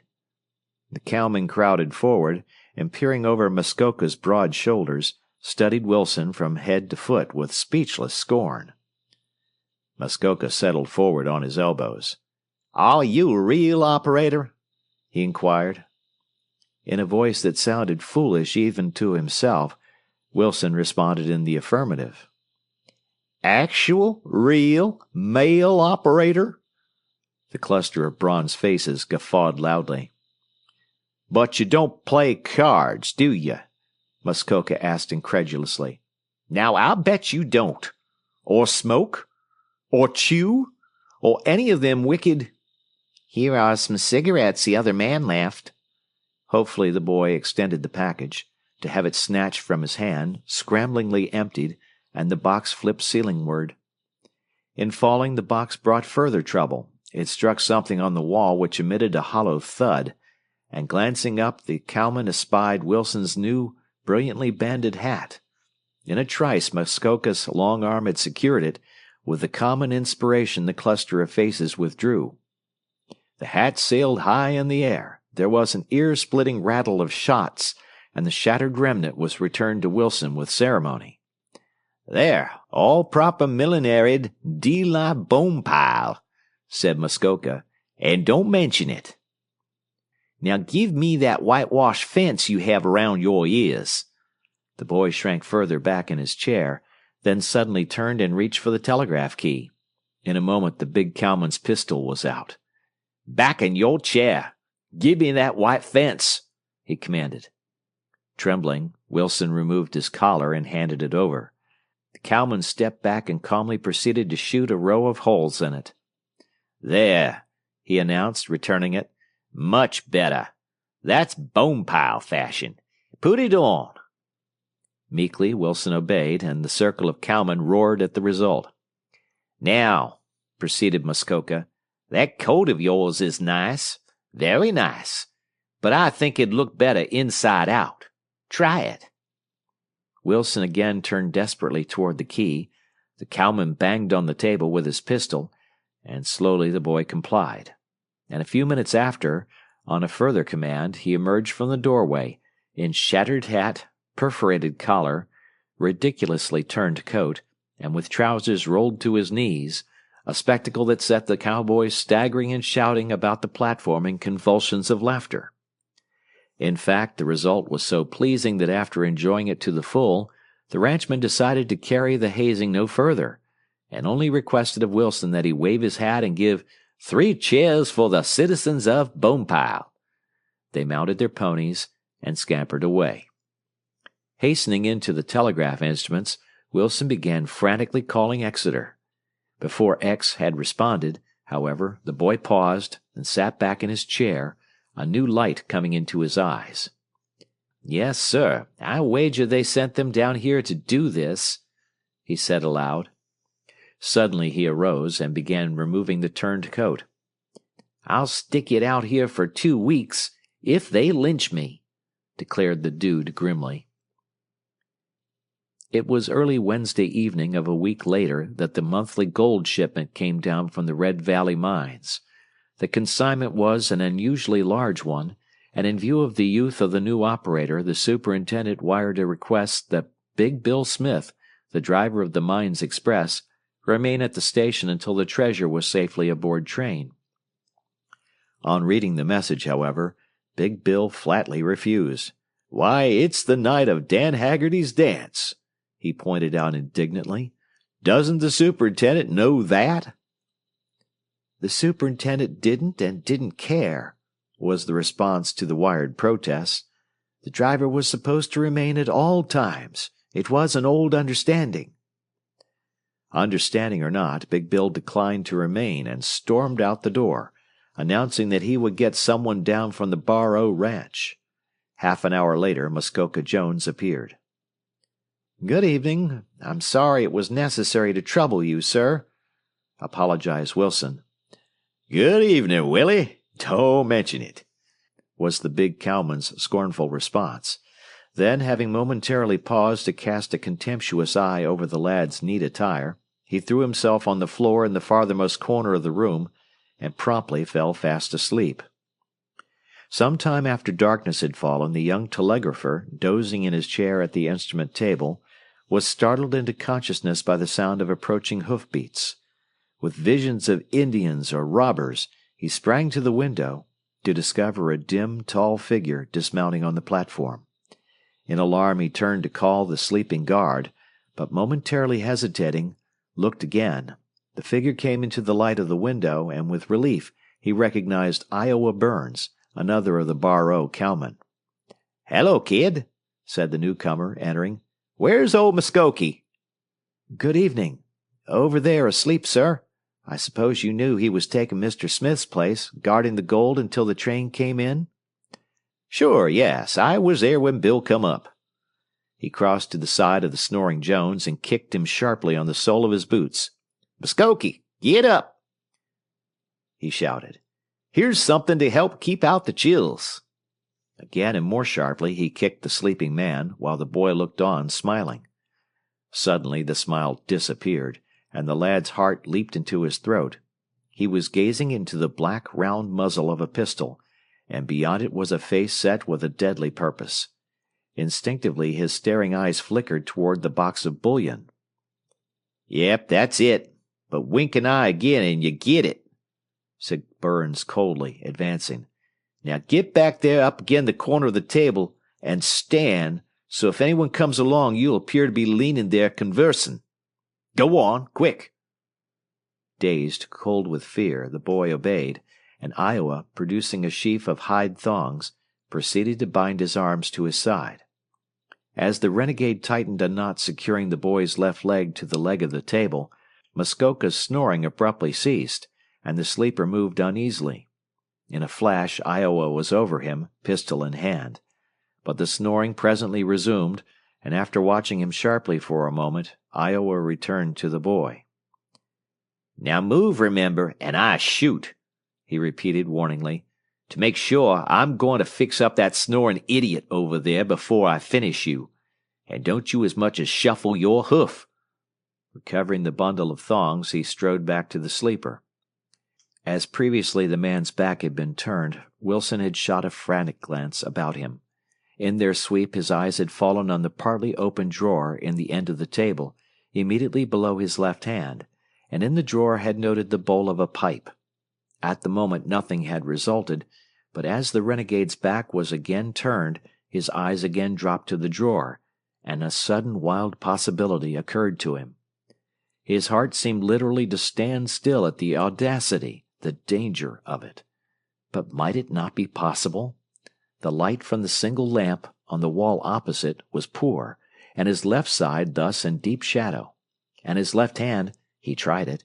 Yes, though tightly bound at the wrist, the hand itself was free. His first day at the station, the visit of the men from the ranch, Muskoka's contemptuous greeting, recurred to him. Here was his opportunity of vindication. With a desperate clenching of the teeth, the boy decided, and at once began cautiously straining at the thongs about his wrist to obtain the reach necessary. Finally they slipped, slightly, but enough. Carefully he leaned sideways, his fingers extended. He reached the pipe, fumbled a moment, and secured it. Burns was on his knees beside the unconscious guard, splicing a thong. An instant Wilson hesitated, then springing erect, pointed the pipe stem, and in a voice he scarcely knew, a voice sharp as the crack of a whip, cried, "Hands up, Burns! I got you! Quick, I'll shoot!" The renegade cowman, taken completely by surprise, leaped to his feet with a cry, without turning, his hands instinctively half raised. "Quick! Up! Up!" cried the boy. A breathlessly critical instant the hands wavered, then slowly, reluctantly, they ascended. For a moment the young operator stood panting, but half believing the witness of his own eyes to the success of the stratagem. Then at the top of his voice he cried, "Mr. Jones! Muskoka! Wake up! Wake up!" Iowa, muttering beneath his breath, paused anxiously to watch results. Muskoka! Muskoka! shouted the lad. The snoring continued evenly, unbrokenly. Iowa indulged in a dry laugh. Save your wind, kid, he said. I fixed a drink he took before he came down. At this news, the boy's heart sank. But look here, kid. Iowa turned carefully, hands still in the air. Look here, can't we square this thing up? You got the drop on me, okay, and with a blame little pea-shooter, he added, catching a glimpse, as he thought, of the end of a small black barrel, but nevertheless continuing his attitude of surrender. You got the drop, and you're a smart kid, you are. But can't we fix this thing up? You take half, say? I'll be glad to let you in, honest, and no one'd ever think you was in the game. Come, what do you say? Though apparently listening, the young operator was in reality urgently casting about in his mind for other expedients. Obviously, it would be too dangerous to attempt to reach with the fingers of one of his bound hands the thongs holding his left leg to the leg of the table. He might reveal the pipe, or drop it, and neither could he reach the telegraph key to get in touch with someone on the wire. And in any case, how could that help him? For the next train was not due for 2 hours, and it did not seem possible he could carry on his bluff that length of time. But think as he would, the wire seemed the only hope. Could he not reach the key in some way?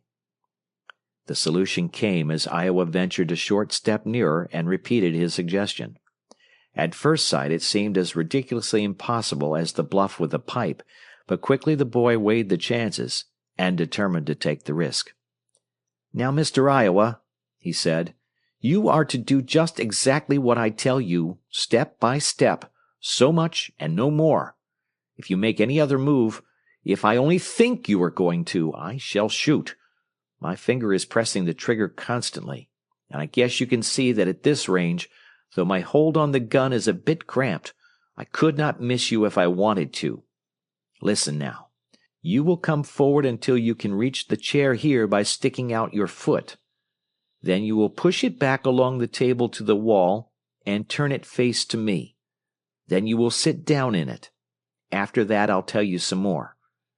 Go ahead, and remember, my finger always pressing the trigger." As Burns came forward, infinitely puzzled, the boy turned slowly, so that the muzzle of the pipe continued to cover the would-be bullion thief.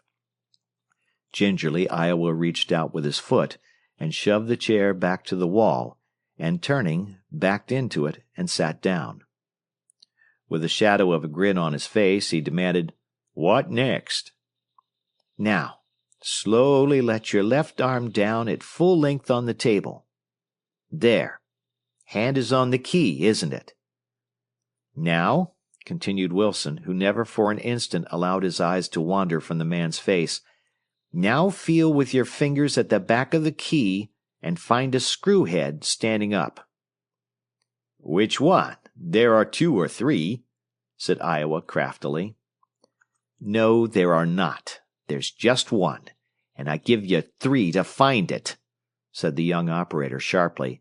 1, 2, "Oh, go on, I got it," exclaimed Iowa angrily. "Below the screw head is a binding nut. Loosen it and turn it leftwise. Found it? Now take hold of the screw head again and turn it to the left. It turns free, doesn't it?" "Sure." "Turn it about 4 times completely around. Now the binding nut again, down the other way till it's tight. Got it? Now, hold your fingertips over the black button at the inner end of the key and hit down on it smartly." There was a click. "That's it. It is plenty of play, hasn't it?" "Works up and down about an inch, if that's what you mean," growled Iowa, still puzzled. "But what?" "I'm going to give you a lesson in telegraphy, and you are going to—" Iowa saw and exploded. "Well, of all the— Say, what do you think?" "All right," sharply, bravely, though inwardly steeling himself for catastrophe, the lad counted 1, 2. Again he won. "Oh, go on," spluttered Iowa through gritting teeth. and the boy resumed. Hit the key a sharp rap. Pretty good. Now, 2 raps, one right after the other. Good. Now, those are what we call dots. Remember. Now, press the key down, hold it for just a moment, and let it come up again. Very good. You could learn telegraphy quickly, Mr. Burns. That is what we call a dash. With the situation apparently so well in hand, Wilson was beginning almost to enjoy it. Now I'll have you do what I've been aiming at. And remember always, my finger is constantly pressing the trigger. Now then, feel just this side of the key button below. The little button of a lever. Got it? Press it from you. There was a single sharp upward click of relay and sounder. The key was open, ready for operation. Now listen, I want you to make the letter X, a dot, a dash, then 2 more dots right together, and keep repeating till I stop you. Still under the spell of the fancied revolver and the boy's unfaltering gaze, the renegade cowman obeyed, and the telegraph instruments clicked out a painfully deliberate but fairly readable X. It was an idle half-hour, and when the dispatcher at Exeter heard his call, he glanced up from a magazine, listened a moment, and impatiently remarking, "Some idiot student," returned to his reading. But steadily, insistently, the repetition of X's continued, and at length he reached forward, struck open the key, and demanded, "Who? Sign." Clumsily came the answer, B. Bone pile. Now what's happening down there? It doesn't sound like the new operator either. The wire again clicked open, and slowly, in the same heavy hand, the mystified and then amazed dispatcher read, "Help, held, up, after, gold, tied to, table, got drop on him, making him send, B." The dispatcher grasped his key. "Good boy, good boy," he hurled back. "Keep it up for 25 minutes and we'll get help to you. There's an extra engine at H waiting for 92. I'll start her right down." And therewith he whirled off into an urgent succession of H's. But through young Jennings' strange feat in telegraphy, help was nearer even than the unexpected succor from Hillside. Despite the sleeping draught Burns had administered to Muskoka Jones, the unaccustomed clicking of the telegraph instruments had begun to arouse the big cowman. When finally, in climax, came the lightning whir of the dispatcher's excited response, he gasped into consciousness, blinked, and suddenly found himself sitting upright, staring open-mouthed at the spectacle before him. The next moment, with a shout, he was on his feet in the middle of the floor, and the nerve-strung boy had fainted. As the lad sank forward, his pistol fell from his hand and rolled into the light. From Burns came an inarticulate cry, his jaw dropped, his eyes started in his head. Muskoka halted in his stride, wet his lips, and muttered incredulous words of admiration and amazement. Then in a moment he had cut Wilson free and stretched him on the floor. It was Iowa broke the silence. Rising, with compressed lips, he held toward Muskoka the butt of his pistol. "Here, shoot me with my own gun," he said hoarsely. "I deserve it." Muskoka considered. "No," he decided at length. "Leave your gun as a present for the kid, and," turning and indicating the door, "git." Thus was it the young dude operator proved himself, and came into possession of a handsome pearl-handled Colt's revolver, and, early the following morning, from a committee of the Bar-O cowmen, headed by Muskoka Jones, a fine high-crowned, silver-spangled Mexican sombrero, to take the place of the hat they had destroyed, and, as a mark of esteem for the pluckiest little operator ever sent to Bonepile. More important still, however, the incident won Wilson immediate esteem at division headquarters, where one of the first of the operators to congratulate him was Alex Ward. Chapter 16. A Dramatic Flagging. Since shortly following Jack Orr's appointment to Midway Junction, Alex had been agitating, as he called it, for his friend's transfer to the telegraph force at the division terminal. At length, early in the fall, Alex's efforts bore fruit, and Jack was offered, and accepted, the night trick at one of the big yard towers at Exeter. Of course, the two chums were now always together, and the day of the big flood that October was no exception to the rule. All afternoon the two boys had wandered up and down the swollen river, watching the brown whirling waters almost bank-high, and the trees, fences, even occasional farm buildings which swept by from above. When 6 o'clock came, they reluctantly left it for supper and the night's duties. "Well, what do you think of the river, Ward?" inquired the chief night dispatcher as Alex entered the dispatching room. "It looks rather bad, sir, doesn't it? Do you think the bridge is quite safe?" "Quite. It's been through several worse floods than this. It's as strong as the hills," the dispatcher affirmed. Despite the chief's confidence, however, when about 5 o'clock in the morning there came reports of a second cloudburst up the river, he requested Alex to call up Jack at the yard tower which overlooked the bridge, and asked him to keep them posted. "Tell him the crest of this new flood will likely reach us in half an hour," he added, "and that by that time, as it is turning colder, there'll probably be a heavy fog on the river." 25 minutes later, Jack suddenly called and announced, "The new flood's coming. There is a heavy mist, and I can't see, but I can hear it. Can you see it from up there?" Alex and the chief dispatcher moved to one of the western windows, raised it, and in the first gray light of dawn gazed out across the valley below. Instead of the dark waters of the river, and the yellow embankment of the railroad following it, winding away north, was a broad blanket of fog, stretching from shore to shore. But distinctly to their ears came a rumble as of thunder. "It must be a veritable Niagara," remarked the chief with some uneasiness. "I never heard a bore come down like that before." "Here she comes," clicked Jack from the tower. They stepped back to his instruments. "Say!" There was a pause, while the chief and Alex exchanged glances of apprehension, then came quickly, "Something has struck one of the western spans of the bridge and carried it clean away." No, it's there yet, but it's all smashed to pieces.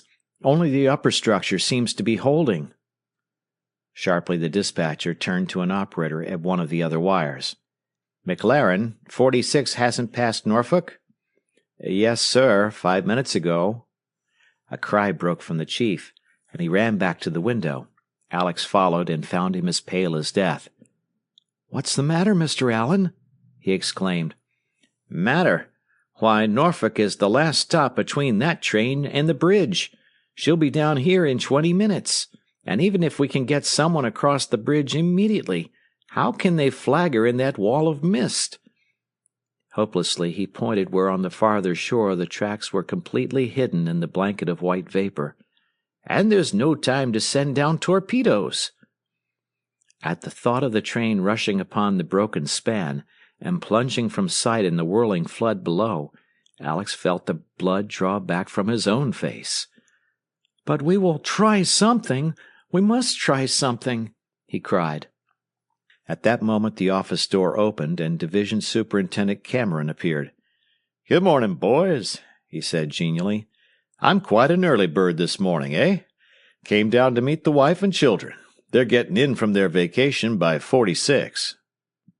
Why, Allen, what is the matter?" The chief swayed back against the window ledge. "One of the bridge spans has just gone," he responded thickly. "And 46 past Norfolk." The superintendent stared blankly a moment, started forward, then staggered back into a chair, but in another instant he was on his feet, pallid but cool. "Well, what are you doing to stop her?" he demanded sharply. The chief pulled himself together.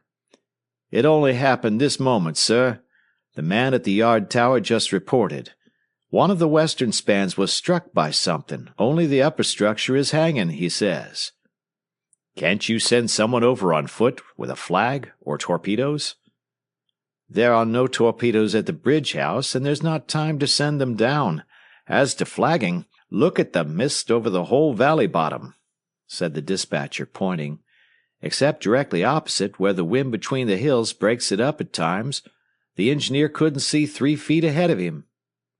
The superintendent gripped his hands convulsively. Suddenly, he turned to Alex. "Ward, can't you suggest something?" he appealed.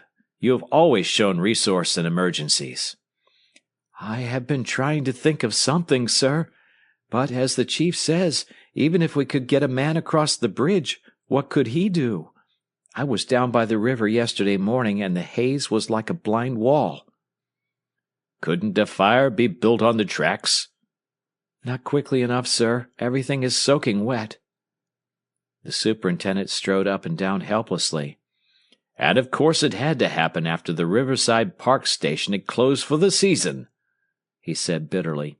"If we had had an operator there, we—" The interruption was a cry from Alex. "I've something! Oil!" He dashed for the tower wire. "What? What's that?" cried the superintendent, running after.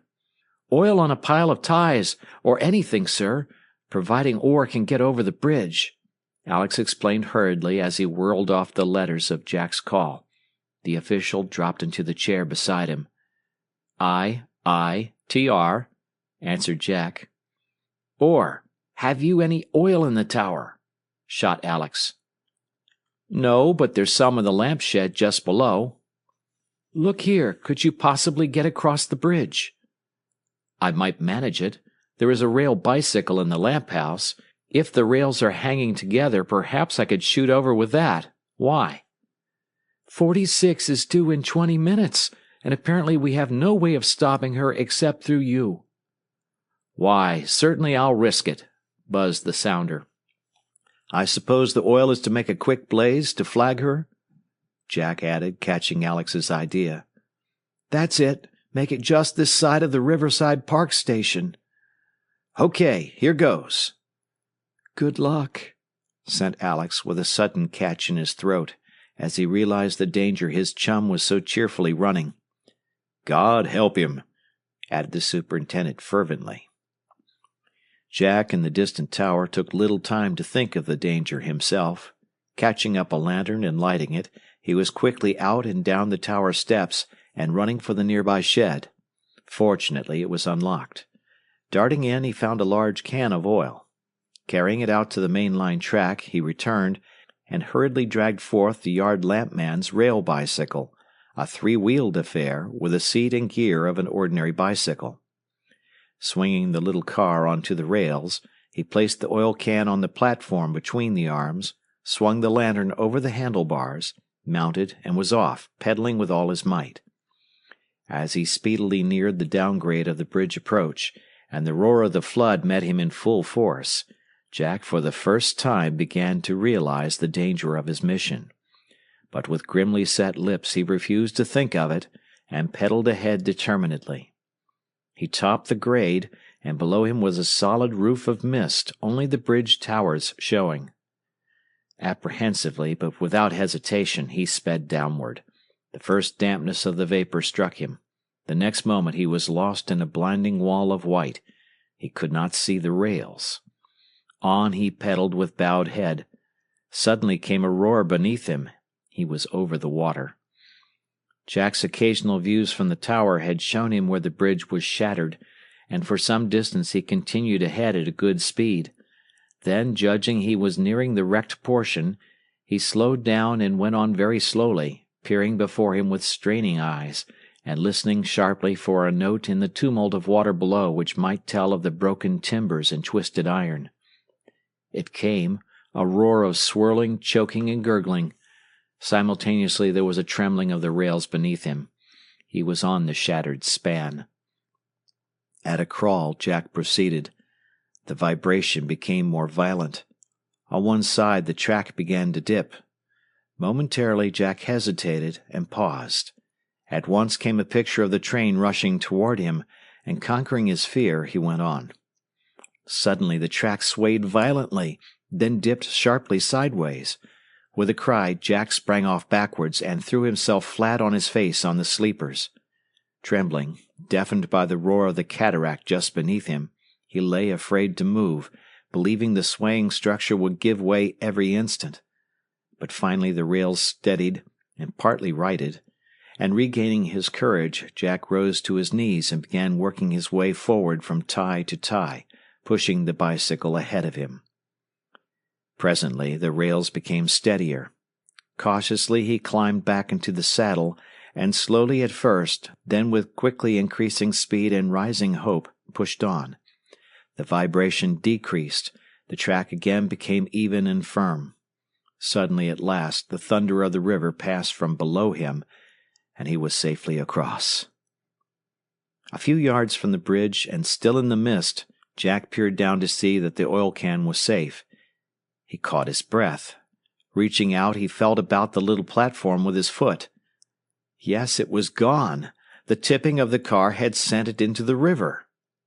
As the significance of its loss burst upon him, and he thought of the peril he had come through to no purpose, Jack sat upright in the saddle, and the tears welled to his eyes. Promptly, however, came remembrance of the Riverside Park station a mile ahead of him. Perhaps there was oil there. Clenching his teeth and bending low over the handlebars, Jack shot on, determined to fight it out to the finish. Meantime, at the main office the entire staff, including the superintendent, the chief dispatcher, and Alex, were crowded in the western windows, watching, waiting, and listening.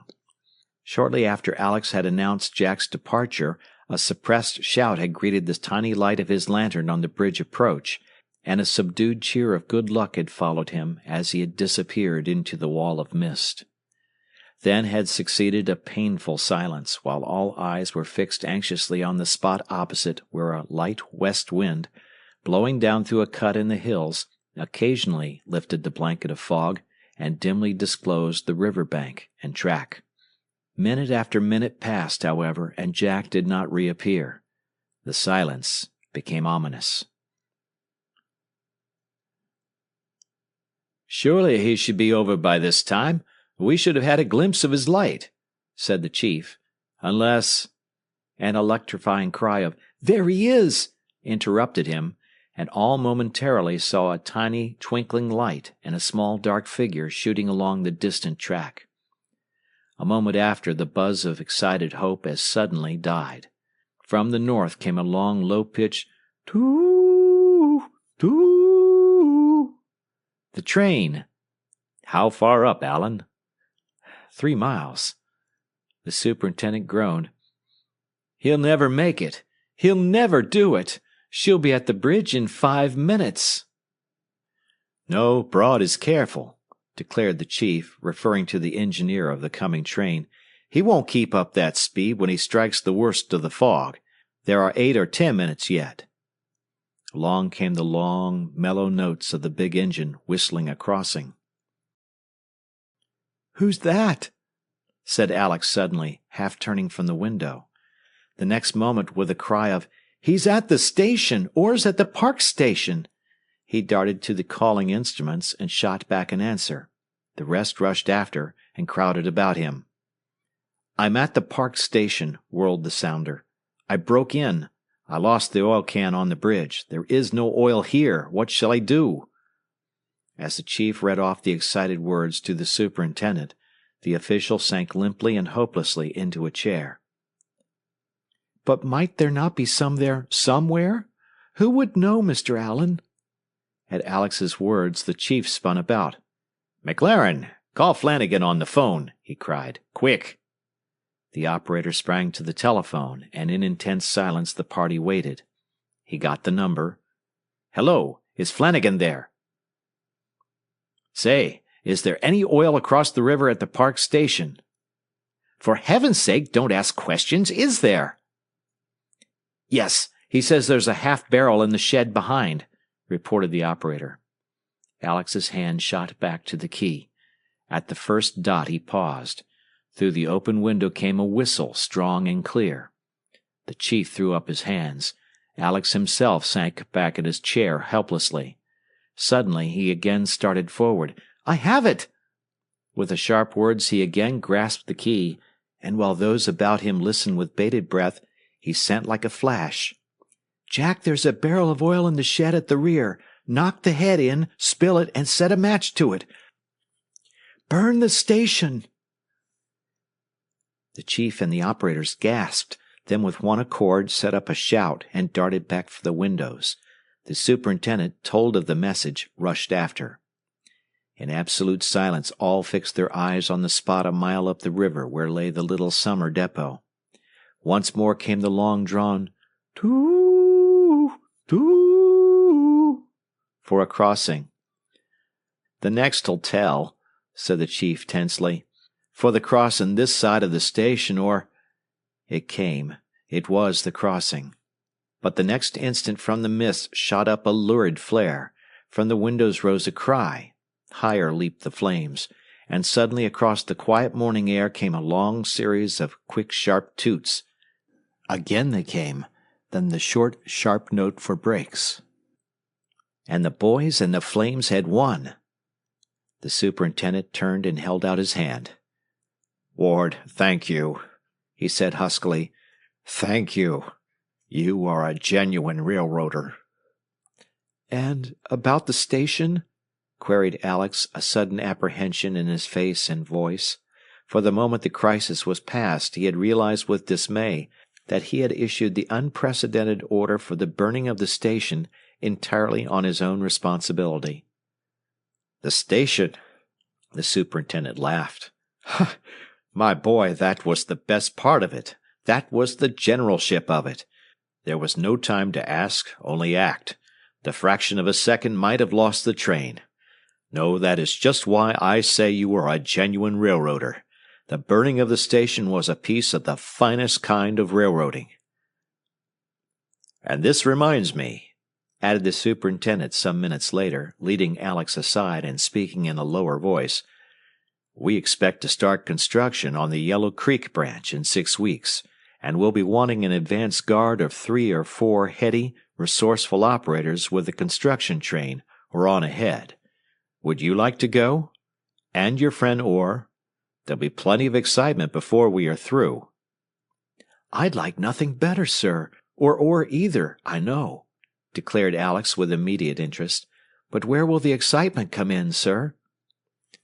"You have heard the talk of the K&Z also running a line to the new goldfield from Red Deer? And that they were held up by right-of-way trouble? Well, we have just learned that that was all a bluff, that they have been quietly making preparations and are about to start construction almost immediately. And you see what that means?" "A race for the Yellow Pass?" "A race, and more than that. Did you ever read of the Great War between the Santa Fe and the Rio Grande for the Grand Canyon of Colorado? Regularly organized bands of fighting men on either side, and pitched battles?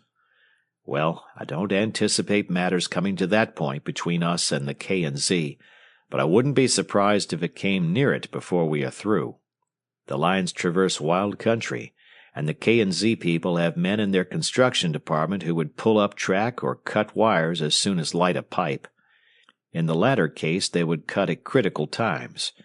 There is where an operator with a head for difficulties might prove invaluable."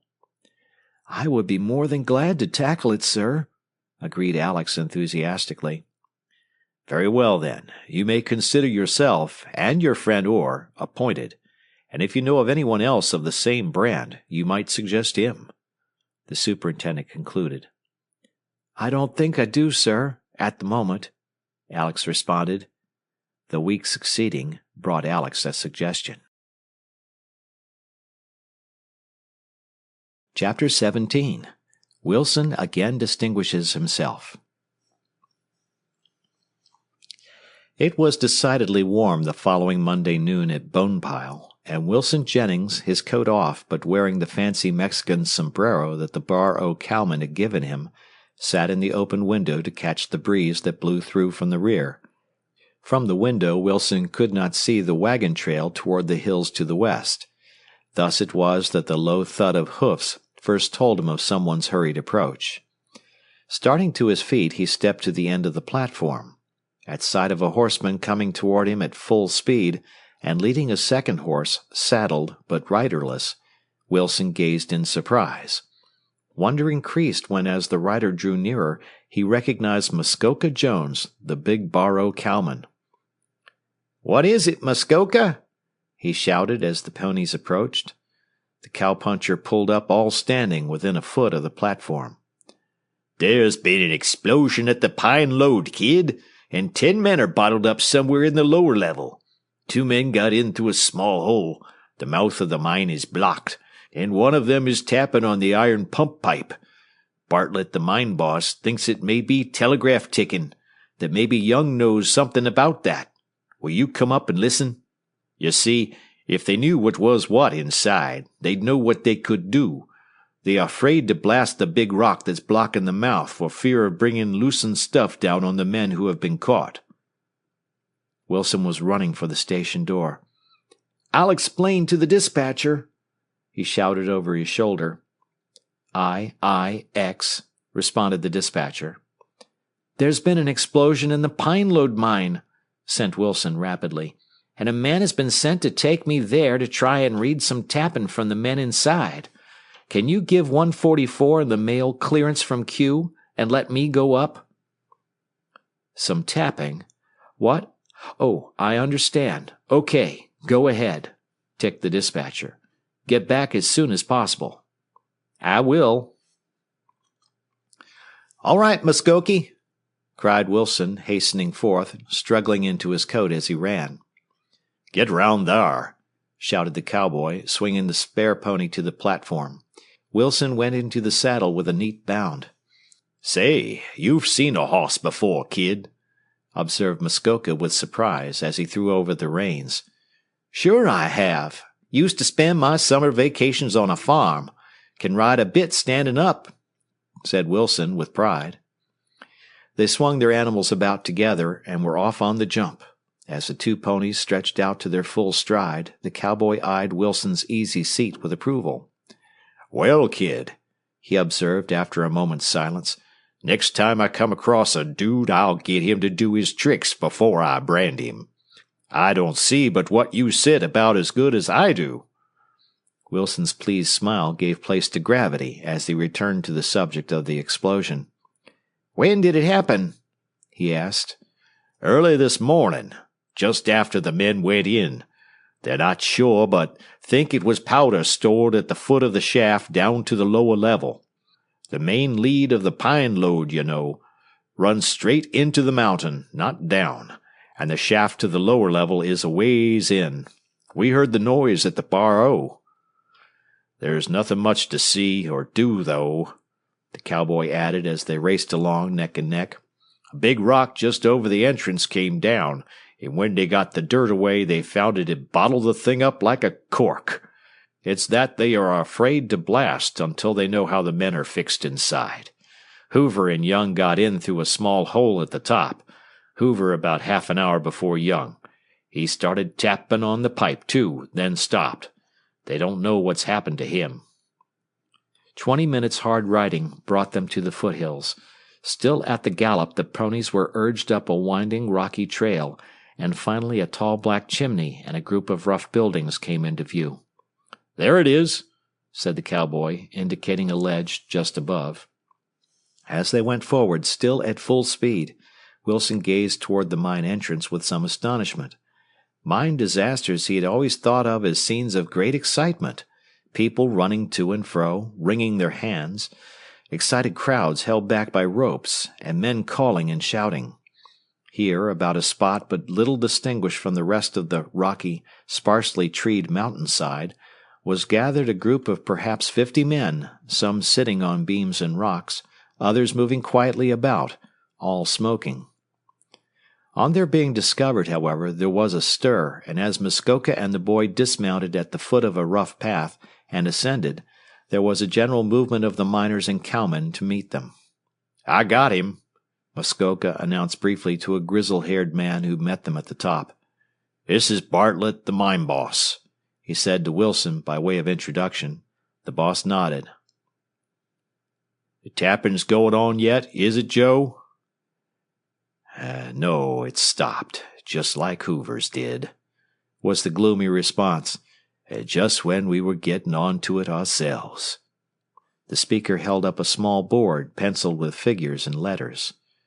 "Reddin there hit on the idea that maybe Young was knocking out the numbers of letters in the alphabet, and we made this table and just found out we had it right when the tapping stopped. That was 20 minutes ago, and we haven't had another knock since." "Let's see it. What did you get up?" "There. 20, 7, 5, 20, 21, 16. T get up. Something about can't get up, we figured it, but it's not enough to be of any use. And there's not another man here can wriggle in through the hole," went on the boss, turning toward the great rock which sealed the mouth of the mine. "A dozen of 'em tried it, and Redding got stuck so we had to get a rope on him. Nearly pulled his legs off." Wilson made his way forward and examined the strangely blocked entrance. The small hole referred to was a triangular-shaped opening about a foot in height and some 16 inches in width, apparently just at the roof of the gallery. Some minutes Wilson stood studying it, pondering. Finally he turned about with an air of decision and returned to Muskoka and the mine boss. "I have a plan," he announced. "If you will go back to the station again, Muskoka, I'll send for another operator and go in the mine myself. 2 operators could talk backwards and forwards easily on the piping, and—" "But where's the other operator?" interrupted the cowboy. "There is a freight due at the station in about 25 minutes. I can give you a message to hand the engineer for the operator at Ledges, the next station. A message asking the dispatcher to send the Ledges operator down on the mail. Someone could wait for him, or if there is no hitch, he'd be here inside of an hour and a half." "That'll work," exclaimed the boss. "That's it. You'll go, Muskoka?" "Certainly. I'll get a fresh hoss and wait for him myself." Wilson, finding an envelope in his pocket, dropped to a boulder and began writing. "WBJ, Exeter," he scribbled. "Am at the mine. The tapping is stopped. No one else can go in, so I'm going myself. Please send down operator from Ledges to read my tapping if I'm unable to return. Jettings." "Redding? Where's Red?" shouted Muskoka as he folded the message. "Here, what?" "I'm going back to the station for another operator. I'm going to take your Johnny hoss. Mine's blowed." "Sure, yes," agreed the owner, and with a "Good luck, kid," Muskoka was clattering down the path. "Now, Mr. Bartlett, will you please explain the plan of things inside, just how the tunnel runs?" requested Wilson. "Have a seat, and I'll draw it," said the boss, setting the example. He turned the board bearing the fragmentary message, and Wilson dropped down beside him. "The main gallery, the old lead, runs straight in at about this dip down," he said, drawing as he spoke. "Runs back 550 feet, and ends. That was where the old lead petered out. Here, about 200 feet from the entrance, is a vertical shaft, 90 feet, that we put down to pick up the old pine knot lead. It's from the foot of that the new gallery, the lower level, starts. It slopes off just under the old lead, so 330 feet. There's a fault, and it cants up 12 feet. So, then on down again at a bit sharper dip, nearly 600 feet, then another fault and a drop, and about 50 feet more. It's down there at the end we think most of the men have been caught, but some may have been near the shaft. The pumping pipe where Hoover and Young must have been tapping is here, halfway between the first and second faults, where it comes down through a boring from the old gallery. It must have been at that point, because we had disconnected 2 leaking sections just below there only this morning." "How do you get down the shaft to the lower level?" Wilson asked. "There was a ladder, but it was smashed by the explosion. Hoover, the first man in, came out for a rope, so I suppose that's there now. Young must have gone down by it." Hoover also reported that the roof of the old gallery was in bad shape just over the shaft. That's the particular reason we are afraid to blast the rock here until we know whether any of the men were caught at the bottom of the pit." Wilson arose and began removing his collar. "How about water, Mr. Bartlett, since the pump is not working?" he inquired.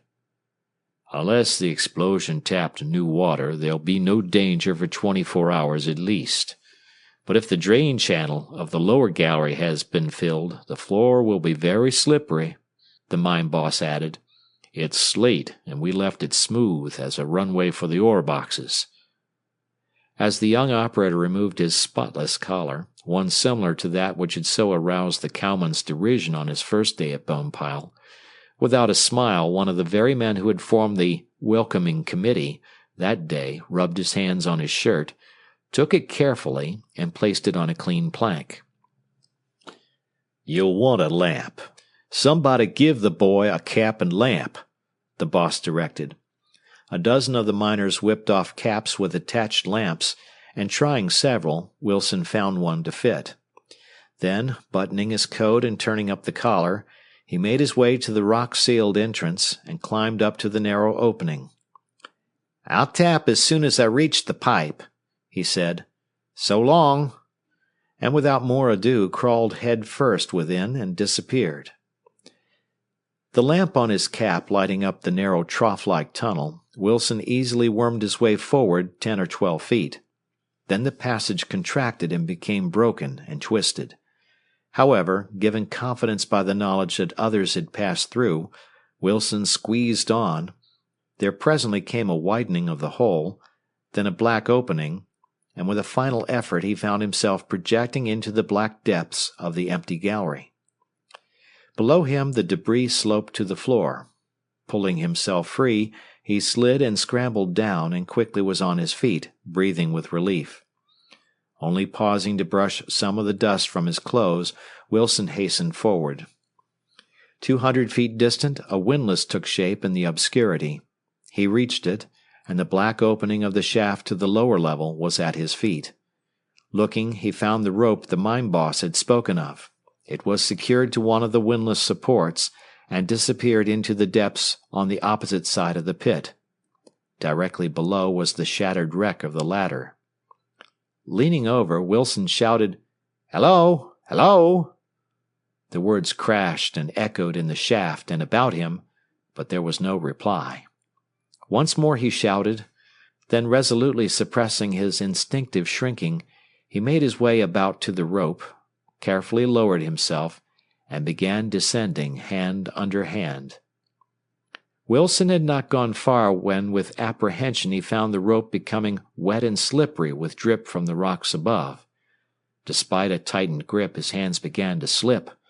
In alarm he wound his feet about the rope. Still he slipped. To dry a hand on his sleeve, he freed it. Instantly, with a cry, he found himself shooting downward.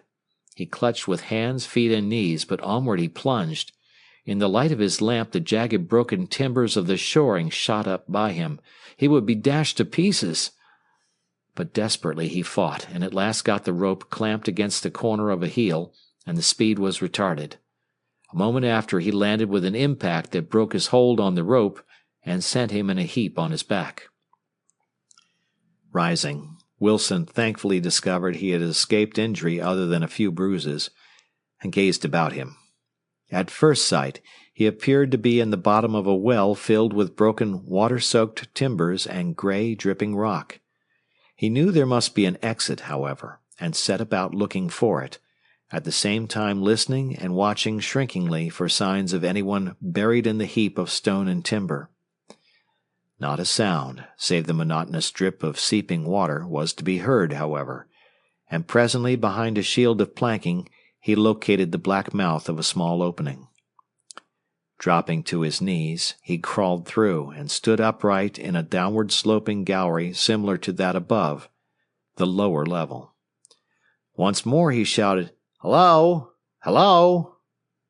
The clashing echoes died away without response, and he started forward. Scarcely had he taken a half-dozen steps when, without warning, his feet shot out from under him, and he went down on his back with a crash, barely saving his head with his hands. The smooth, hard rock was as slippery as ice from the water flowing over it. Wondering if this icy declivity had anything to do with the failure of Hoover and Young to return, Wilson arose and went on more cautiously. As he proceeded, the walking became more and more treacherous. Several times he again went down, saving himself by sinking onto his outstretched hands. On rising from one of these falls, Wilson discovered something which sent him ahead with new concern. A few yards farther, he halted with an exclamation on the brink of a yellow stretch of water that met the gallery roof 20 feet beyond him. Blankly he gazed at it. Then he recalled the fault the mine boss had spoken of, an abrupt rise of the gallery 12 feet. This must be it. Its drain had choked and filled it with water. But both Hoover and Young had passed it.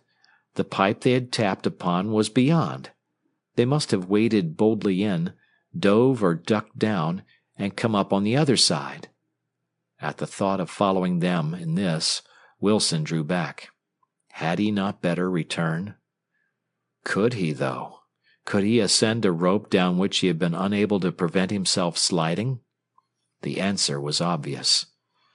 Desperately, Wilson decided to venture the water, to reach those he now knew were on the other side, and the pumping pipe. In preparation, he first securely wrapped the matches he carried in notepaper taken from an envelope, and placed them in the top of the miner's hat. Then, removing his shoes to give him firmer footing, he stepped into the yellow pool and carefully made his way forward. 6 feet from the point at which the water met the top of the gallery, the water was up to his chin, and he saw he must swim for it and dive. Without pause, lest he should lose his nerve, he struck out, reached the roof, took a deep breath, and ducked down. 3 quick, hard strokes, and he arose, and with a gasp found himself at the surface again. A few strokes onward in the darkness, and his hands met a rough wall, over which the water was draining as over the brink of a dam. At the same moment, a sound of dull blows reached his ears. Spluttering and blinking, Wilson drew himself up. A shout broke from him. Far distant and below was a point of light. "Hello! Hello!" he cried. Immediately came a chorus of response, as though many were excitedly shouting at once. Unable to distinguish anything from the jangle of echoes, Wilson cried back, "Are you all safe?" Again came the clashing, incomprehensible shout. "I'm coming down," he called, though not sure that they heard him. Producing the matches from the crown of the hat, he found they had come through dry, and after some difficulty, lighting one against the side of another, he relit the lamp.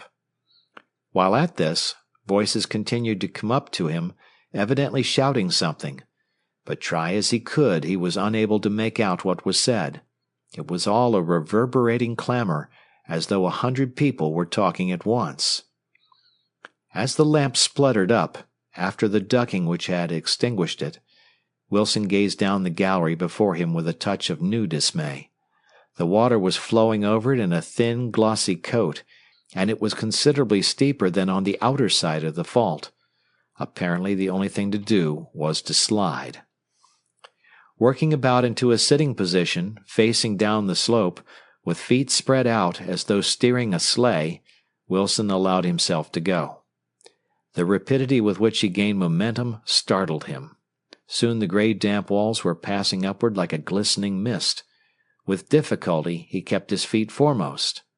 Meantime the voices from below had continued shouting. Onward he slid, and the sounds became clearer. At last the words came to him. They were, "The pipe! The pipe! Catch the pump pipe!" Then Wilson suddenly recollected that the pipe was but halfway down the slope. Digging with his heels, he sought to slow up, gazing first at one flitting wall, then the other. On the right, a vertical streak of black appeared. He clutched with heels and hands and sought to steer toward it. He swept nearer and reached with outstretched hand. The effort swung him sideways. His fingers just grazed the iron, and twisting about, he shot downward head first at greater speed than ever. A moment after, there was a chorus of shouts, A sharp cry in his ears, an impact, a rolling and tumbling, a second crash, and Wilson felt himself dragged to his feet. About him, in a single flickering light, was a group of strange faces. While he gazed, dazed, rubbing a bruised head, all talked excitedly, even angrily. "Why didn't you hang on, you idiot?" demanded a voice. "Who is it anyway? It's a stranger." "And a boy," said another. Wilson recovered his scattered wits, and quickly explained who he was and what he had come for. Immediately there was a joyful shout. "We'll be out inside of an hour," cried one. "But how am I going to get up to the pipe?" demanded Wilson. "We are cutting footholds up the incline." "White, get back on the job," directed the speaker, whom Wilson later learned was the fire boss. "You brought him down with you," he added to the boy. The man spoken to began creeping up the water-covered slope, dragging a pick, and Wilson turned to look about him. The 11 men in the party, not including the man on the slope, were crowded together on the level floor of what evidently was the lower fault of the lead. From the darkness beyond came the sound of water trickling to a lower level. "Are all here and no one hurt?" he asked. "Hoover and Young and everybody, and not one scratched," responded the fire boss. "You were the one nearest hurt. You were a mighty plucky youngster," he added, "to come through that water up there." Wilson interrupted a chorus of hearty assent. "What happened to Hoover and Young at the pipe?" he inquired. "That mystified everybody outside." "They both caught it coming down, but Hoover lost his hold trying to change hands for tapping, and Young dropped the knife he was knocking with and slipped fishing for it," the fire boss explained. Meantime, at the entrance to the mine, a half-hour having passed without a knocking on the pipe to announce the arrival inside of the young operator, anxiety began to be felt for his safety also. When another half-hour had passed, and there was still no response to frequent tappings of inquiry, the mine boss, Bartlett, began to stride up and down before the blocked entrance. "I shouldn't have allowed him to go in," he muttered repeatedly. "He was only a boy." When at length Muskoka Jones reappeared on the scene, and with him the operator from Ledges, Bartlett met them with a gloomy face. At that very moment, however, there was a shout from the men gathered about the pumping pipe. "He's knocking!" cried a voice. Bartlett, Muskoka, and the Ledges operator went forward on the run. The latter dropped to his knees and placed his ear to the pipe. At the quick smile of comprehension which came into his face, a great cheer went up. It was immediately stilled by a gesture from the operator, and in tense silence he caught up a stone, tapped back a signal, then read aloud Wilson's strangely telegraphed words of the safety of the men below, their situation, and the means to be taken to reach them. And just at sunset the bedraggled but joyful, cheering party of rescuers and rescued emerged from the entrance, Wilson to a reception he will remember as long as he lives. The most important result of Wilson's courage and resourcefulness, however, was an interview Alex Ward had that evening at Exeter with the division superintendent. Following a recital of Wilson's feat at the mine, Alex added, "You said last week, Mr. Cameron, that I might suggest a third operator for the Yellow Creek Construction Advance Guard of Operators. I'd like to suggest Jennings, sir." "He is appointed, then," said the superintendent. "Go and tell him yourself." Chapter 18. With the Construction Train. On a newly made siding parallel to the main line tracks, and in the center of a rolling vista of yellow-brown prairie, stood a trampish-looking train of weather-beaten passenger coaches and boxcars.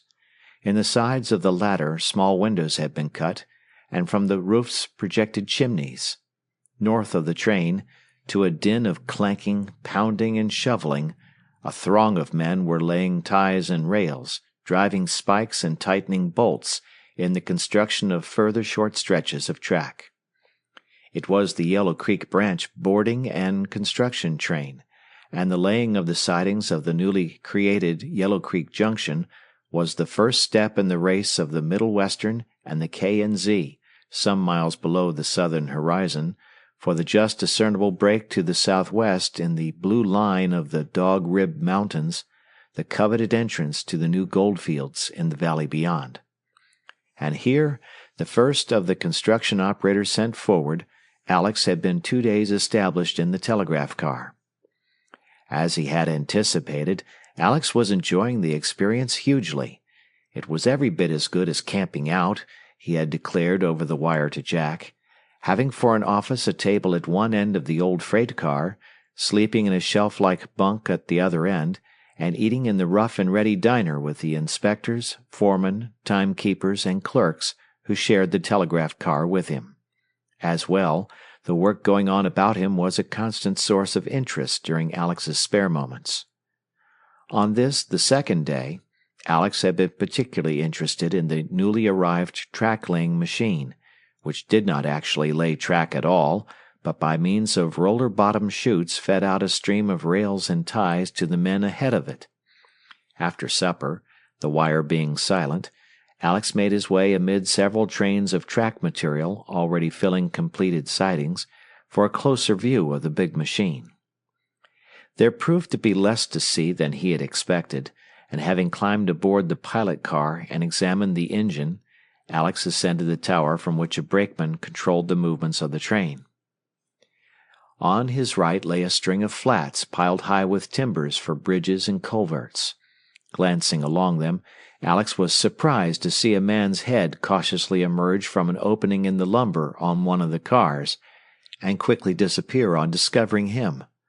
A moment after he had a fleeting glimpse of the intruder running low along the side of the train toward the rear. Only a hobo, Alex decided on second thought. For numbers of tramps had come through on the material trains, and presently Alex returned to the telegraph car. Shortly after midnight, the young operator was awakened by someone running through the car and shouting for Construction Superintendent Finnan. When he caught the word "fire," he scrambled into his clothes and leaped to the floor and out. Over the tops of the cars in the direction of the track machine was a dancing glare. In alarm, Alex joined the stream of men dropping to the ground all along the boarding cars. Dodging through the intervening trains, he brought up with an expression of relief beside, not the track machine, but a car of bridge material. Fanned by a brisk wind, flames were spouting from amid the timbers at several points. Already men were pitching the burning beams over the side, however, and finding a shovel, Alex joined those who were smothering them with sand. "Tramps, sure," Alex heard another of the shovelers remark angrily. Immediately then he recalled the man he had seen from the track machine tower, and pausing in his work, he counted the cars back. It was the same car. Yes, undoubtedly the fire was the careless work of the tramp he had seen running away. The force of firefighters was rapidly augmented, and soon, despite the fresh breeze, the last of the burning beams was smothered, and all danger of a general conflagration was past. It was as Alex at last headed back for the boarding train that a theory other than the tramp theory of the origin of the fire occurred to him. It came from a sudden recollection of Division Superintendent Cameron's prediction of interference from the K&Z. Could that be the real explanation? He asked himself with some excitement. The first streak of dawn found Alex again at the scene of the fire, bent on proving or disproving the theory of incendiarism.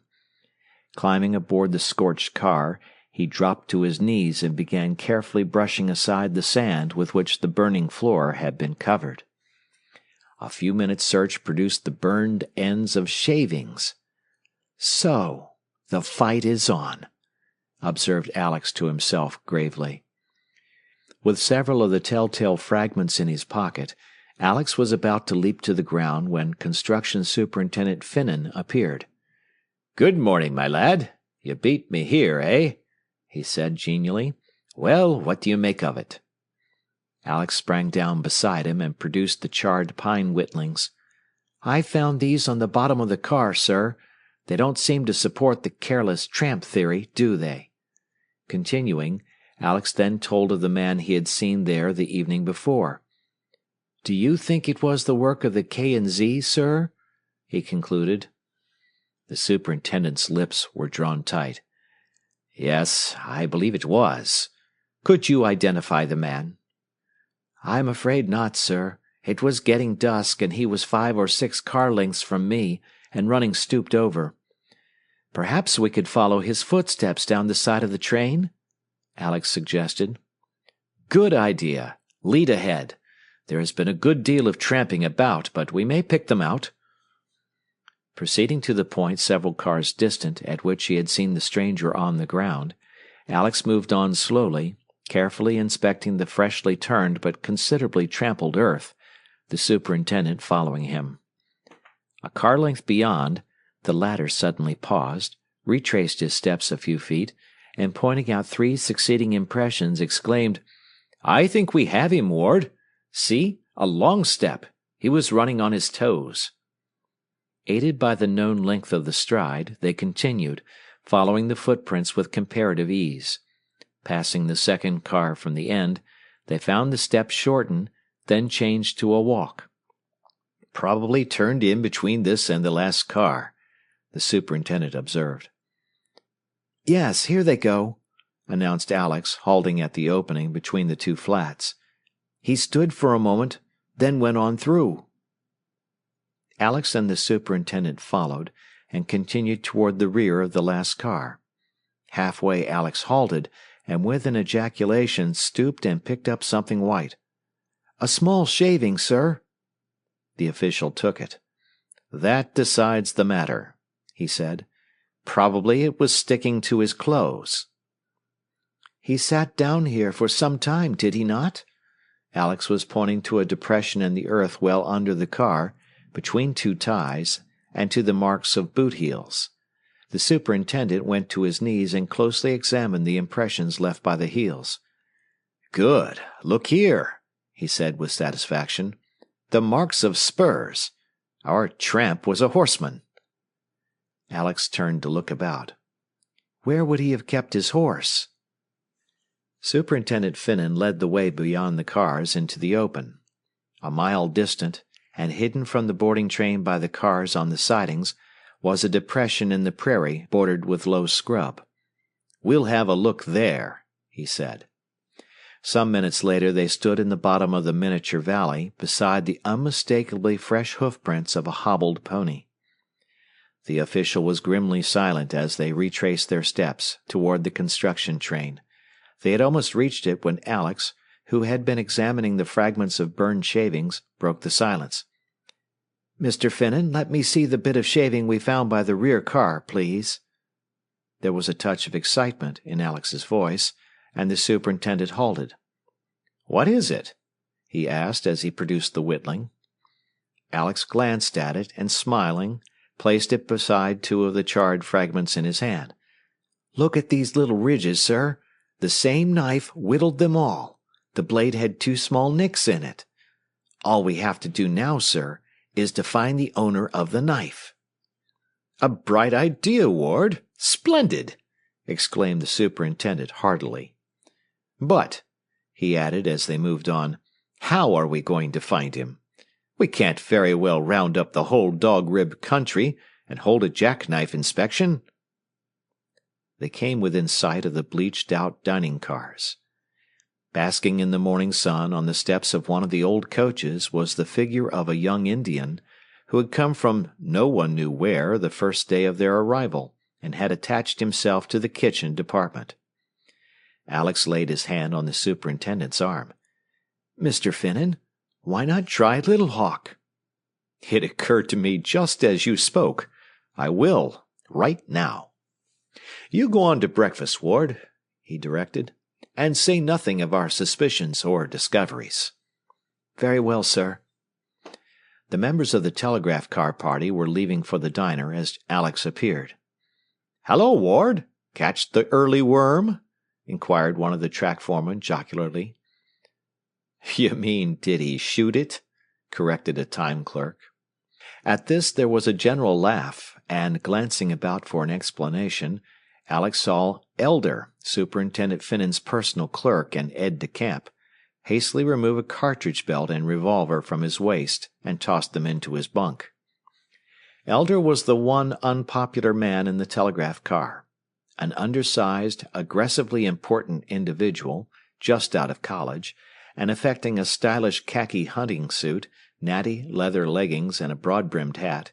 He bore himself generally as though second in importance only to the construction superintendent himself, and naturally he had promptly been made the butt of the party.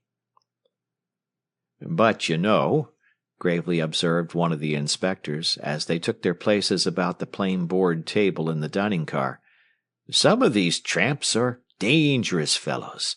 They'd just as soon pull a gun on you as borrow a dime. So there's nothing like being prepared, particularly when one carries about such evidence of wealth and rank as friend Elder here."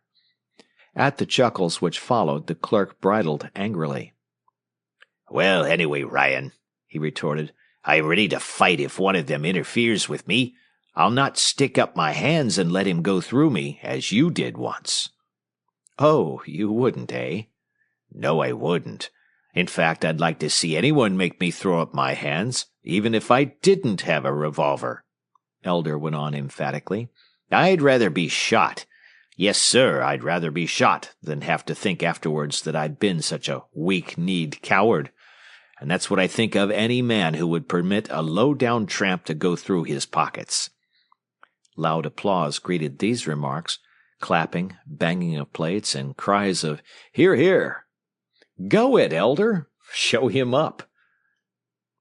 "It's on me. He has me labeled, okay," admitted Ryan with marked humility. "But then, gentlemen, I protest it is hardly fair to compare an ordinary mortal to so remarkably courageous a man as Elder. I claim it is not given many men to be that fearless. Why, with half an eye, as the old grammar say, you can see courage sticking out all over him." "All right, laugh, but I never showed the white feather to a hobo," Elder repeated scathingly.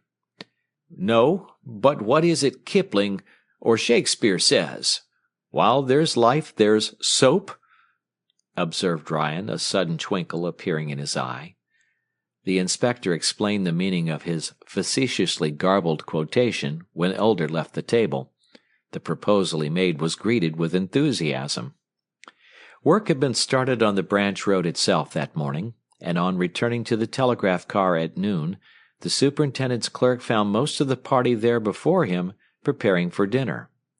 An animated debate which was in progress ceased as he entered, and someone exclaimed, "Here he is now! He'd soon straighten them up."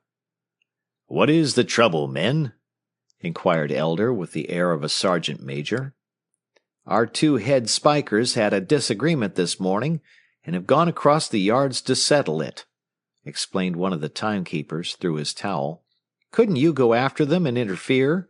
They may put each other out of commission. Refuse to listen to me or the foreman." "The childish idiots, certainly," agreed Elder, turning back to the door. "Which way did they go?" "Straight across the yard. But hadn't you better take your gun?" the time clerk suggested. "They are a pair of pretty tough customers." "Well, perhaps I had, since you mention it," Elder responded. Going to his bunk, he secured and buckled on the belt, drew the revolver from its holster to examine it, and set forth grimly. As he disappeared, the men in the car broke into barely subdued splutterings of laughter, and crowding to the door, waited expectantly. With an air of responsibility and determination, the clerk made his way between the adjacent cars. There were 6 tracks filled with the long trains of construction material. He had passed the 5th and was stooping beneath the couplings of 2 flats beyond, when from the other side he heard footsteps. One hand on the butt of his revolver, he leaped forth. Uttering a choking cry, he sprang back. Within a foot of his eyes were the barrels of 2 big Colt's pistols, and looking over the tops of them was a villainous handkerchief-masked face. "Hands up!" ordered the tramp hoarsely. Elder's hands flew into the air. Immediately, despite his fright, there returned a remembrance of his boast that morning. He half made as though to bring his hands down. Instantly the cold muzzles of the pistols were pressed close beneath his nose. With a wild flutter, Elder's fingers shot upward to their fullest stretch. "Come out!" ordered the tramp. Quaking and almost on tiptoes in his effort to keep his hands aloft, Elder obeyed. Lowering one of the pistols and thrusting it into his belt, the tramp reached forward and secured the clerk's revolver, dropping it to the ground beneath his feet. "Now, Mr. Superintendent," he ordered gruffly, "hand over your roll." "Why, I'm not the superintendent," quavered Elder hopefully. "I am only a clerk." "Clerk nothin'. Don't you think I know a superintendent when I see one? Out with those yellowbacks you drew yesterday, or by gum—" The pistol was again thrust under his nose, and Elder blanched. "But I'm not the superintendent. Honestly, I'm not," he protested. "I am only a clerk, and I only get—" "Yes, come on, you only get," thundered the tramp. "I only get $35 a month," whispered the clerk. "Only 35 bones a month? Well, by gum." The tramp looked the shrinking clerk over with unspeakable contempt. "Why, there ain't a dago shoveler in the outfit doesn't get more than that." "Very well, then," he conceded loftily. "You can keep your coppers. I never let it be said I robbed the poor. But I tell you what I will have," he went on suddenly. "Them clothes are sure too good for any man not getting as much money as a dago. These," indicating his own tattered and grimy garments, "are more in your line. Come on, peel off." The trimly dressed clerk stared aghast. You surely don't mean—" "I surely do mean shell off," roared the tramp. And utterly beyond belief as it was, 10 minutes later Elder was surveying himself in the unspeakable rags of the hobo, and the latter, before him, was ridiculously attired in his own natty, smaller garments. Having then removed Elder's fancy Stetson, and clamped his own greasy and battered Christie down to the clerk's ears, the tramp had one further humiliation. Pointing to a clump of black, oily waste hanging from a nearby axle box, he ordered, "Pull out a bunch of that." Slowly, wondering, Elder did so. "No one would believe you were a genuine hobo with such a scandalously clean face as that. Rub the waste over it," commanded the tramp. This was too much. Blindly, Elder turned to escape. Instantly, both pistols were once more at his head, and in final abject surrender he slowly rubbed the black car grease upon his cheeks. "Very good. Little on the forehead now," directed the relentless tramp. "Now the ears. Go on. Very good. Now you may go." Frantically, Elder spun about and dove between the cars. As he did so, behind him roared out 6 quick pistol shots. Blindly he scrambled under the next train. Shouts rose ahead of him. "Help! Help!" he cried. "Tramps! Tramps! Help!" From the boarding cars broke out a hubbub of excitement. "Tramps! Tramps!" he shrilled, scuttling beneath the third train. On the other side he suddenly pulled up. He had forgotten his outlandish appearance. What if— Men sprang into view from between the cars farther down. "Here he is!" they shouted, instantly heading for him. "It's me, Elder!" cried the apparent tramp. More men appeared. "The tramp who burned the car!" rose the cry.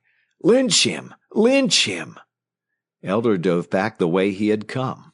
The trackmen raced for the nearest openings and dove after. As Elder dashed for the next train, several of his pursuers sprang into view but a car length away.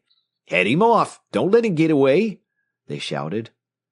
Madly, Elder rushed on, darted beneath the last string of flats, and on out into the open. A figure was approaching on horseback. He recognized Superintendent Finnan. Uttering a cry of hope, he headed for him. At sight of the desperately running figure, with his grimy face and flapping rags, the superintendent pulled up in sheer amazement. When the stream of men broke through the train and poured after, yelping like a pack of hounds, he urged his horse forward. "Catch him! Stop him!" shouted the pursuers. "It's me, Elder!" screamed the clerk. "Elder! Elder!" A big Irishman, a pick-handle in his hand, was gaining on the supposed tramp at every bound, roaring, "I'll fix you! I'll fix you, you vermin!" With a last desperate sprint, the flying clerk reached the horse and threw himself at the superintendent's stirrups. "It's Elder, Mr. Finnan!" he gasped. "Elder! Elder!" The superintendent gazed down into the blackened face an instant, then suddenly doubled up over his horse's head, rocking and shaking in a convulsion of laughter. The action saved the clerk from the Irishman. The descending pick-handle halted in mid-air. The wielder gazed open-mouthed at the convulsed official, then suddenly grasping the clerk's head, twisted it about, and staggering back, roaring and shouting at the top of his lungs. As fast as the others arrived, the riot of merriment increased, and when presently the superintendent moved on toward the train, the crestfallen clerk still at his stirrup, they were the center of a hilariously howling mob. The final blow came when Elder entered the telegraph car. Carefully laid out in his bunk were the garments he had surrendered to the tramp. The incident had its final good result, however.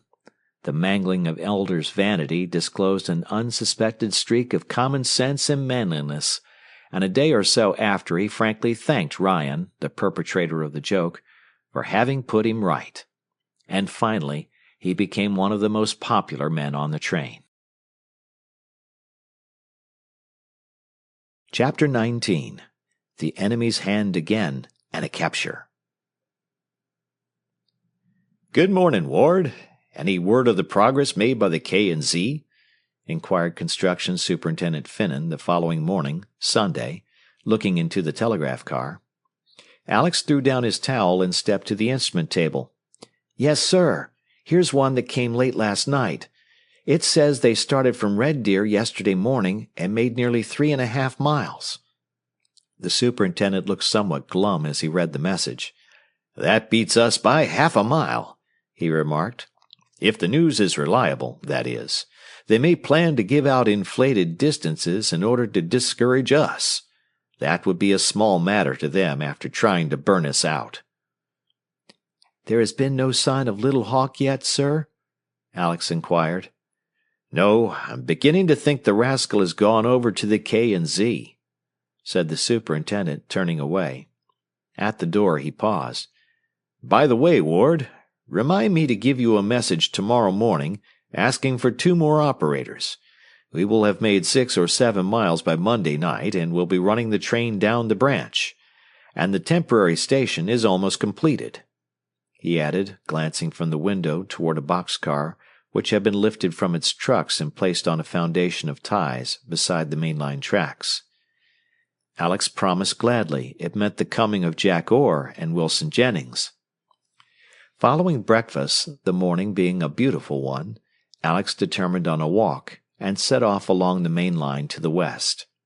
2 miles distant he struck a small bridge in a deep, dry creek bed, and turning south along its border, headed for the distant railhead of the new branch.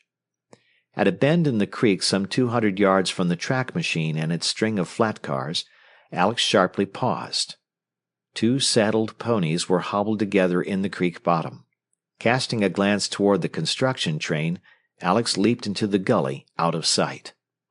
He had not a doubt that the horses belonged to men in the service of the K&Z, and that something was on foot similar to the attempted burning of the bridge car. What should he do? Return the 3 miles to the junction? Or continue on to the track machine? For undoubtedly the owners of the horses were there, and the machine, he knew, was in the sole charge of an oiler. Alex decided on the latter course, and making his way along the bed of the stream, past the hobbled ponies, and on to the new bridge 50 feet in rear of the construction train. As he there halted, low voices reached Alex's ears. Peering cautiously out, and seeing no one, he crept forth, and made his way along the side of the embankment toward the train. A few feet from the rear car, Alex came upon a three-wheeled tracked velocipede used by Elder, the superintendent's clerk, in running backwards and forwards between the railhead and the junction. Pausing, he debated whether he should not put it on the rails and make a run for the junction immediately. Finally, Alex concluded first to learn something further of what was going on, and to count on the velocipede as a means of making his escape in case of emergency. To this end he proceeded cautiously to place the little jigger in a position from which he could quickly swing it onto the irons. Then, continuing forward under the edge of the train, he reached the pilot car. Yes, it's a first-class machine, the best on the market. The voice was that of the oiler. Apparently he had been showing the strangers over the track machine. For a brief space Alex wondered whether, after all, his suspicions were justified. But at once came the thought, why had the strangers hidden their horses in the creek bottom if they were genuine visitors? And he remained quiet. "Where is the boiler?" inquired a new voice, evidently one of the owners of the horses. "There is none. The steam comes from the engine behind." The oiler responded, "Here. It comes in here." "So, and does the machine get out of order very easily?" asked a second voice. There was something in the tone that caused Alex to prick up his ears. "Almost never. It's all simple. Nothing intricate," the man in charge replied. "I suppose it could be put out of order, though. Say, you fellows were to go on strike and wanted to disable things, eh?" "Huh. That's rather a funny question.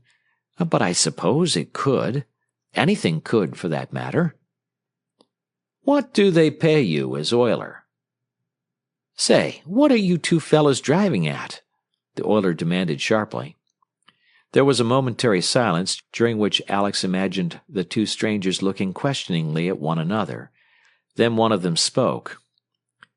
"Look here, whatever you get, we will give you $100 a month extra to put this machine out of order 2 or 3 times a week. Nothing very bad, but just enough to lose 2 or 3 hours' work each time. We are, well, never mind who we are. The thing stands this way. We have a big bet on that the K&Z will win in this building race for Yellow Creek, and, well, you see the point, I guess. What do you say?" During the pause that followed, Alex waited breathlessly and with growing disappointment. Was the oiler considering the bribe? "Well," said the oiler at length, "is that your best offer? Couldn't you make it 1,000? 1,000? Nonsense." 2,000, then." "What do you mean?" "Just this," cried the oiler, and simultaneously there was a rush of feet and a sound of blows. Exultingly, Alex was scrambling forth to go to the oiler's assistance, when just above him was a crash of falling bodies, and a figure bounded over the side of the car and rolled sprawling down the embankment. It was the plucky oiler, and Alex shrank back in horror as the man came to a stop, flat on his back, and lay immovable, blood trickling from a wound over his eyes. Overhead was the sound of someone getting to their feet. "He nearly got you," said a voice. "Nearly, but I got him one better." "Is he safe for a while, do you think?" As the two men moved to the edge of the car and apparently gazed down at the prostrate figure in the ditch, Alex shrank back with apprehension on his own account. "Perhaps we'd better make sure of him." "All right, here's a bit of rope." Hurriedly Alex crawled beneath the nearby truck, behind the wheels, and a tall figure in the garb of a cowboy dropped to the ground before him and ran down to the still unconscious oiler. Binding the prostrate man's feet together at the ankles, the cowman turned the oiler on his face and secured his hands behind his back. Turning him again face up, he studied his eyes a moment, and announcing, "Good job, only stunned," he returned to the car and drew himself up on it. "Now what'll we do?" inquired his companion. "That idiot has knocked our plans to pieces. We can't go back and say we neither made the deal nor did anything else for our money." We'll have to tear things up ourselves," said the first man decisively. "Let us see what we can do in the engine room here." The footsteps passed into the engine house, and Alex at once crawled forth to make his way back to the velocipede. As he emerged from beneath the car, he paused to glance down at the prostrate oiler. Should he leave him lying there? It did not seem right, despite the obvious necessity of heading for the junction without a moment's delay. As he hesitated, the eyes of the prostrate man flickered and opened. Alex dodged back, lest the oiler should betray his presence to the men on the car. As he dropped down, there came the recollection that there were 2 seats on the velocipede. Why not take the man with him, if he sufficiently recovered? Good. Anxiously, Alex watched as the stunned man blinked about him. Finally, comprehension, then a hot flush of rage appeared in the oiler's face, and with a violent kick he twisted about toward the car. Springing into view, Alex caught the oiler's startled eye and made a warning gesture. The man stared dully for a moment, then nodded, and on Alex's further urgent signaling, dropped back and again closed his eyes. Alex produced and opened his jackknife. The men above were busily fumbling about in the engine room. Only pausing to make sure they were entirely occupied, Alex slipped forth, cautiously crept down the embankment, reached the bound man, and with a slash of the knife freed his feet and hands. "Let us slip back to the velocipede. It's ready to throw on the rails, and make a dash of it for the junction," Alex whispered. The oiler arose, and with one eye on the engine room door, they crept up under the edge of the car and on toward the rear of the train. They reached the little track car and cautiously lifted it onto the rails. "Better push it a ways," the oiler advised in a low voice. "They might hear the rumble with our weight on it." Gently they sent the velocipede in motion. With the first move, one of the wheels gave forth a shrill screech. The 2 paused as the sounds on the pilot car immediately ceased. "If we hear one of them going to the edge to look for me, we'll make a run of it," said the oiler. "They may go on tiptoe," Alex pointed out. The suggestion was followed by a sharp exclamation from the head of the train. "The oiler's gone!" cried a voice.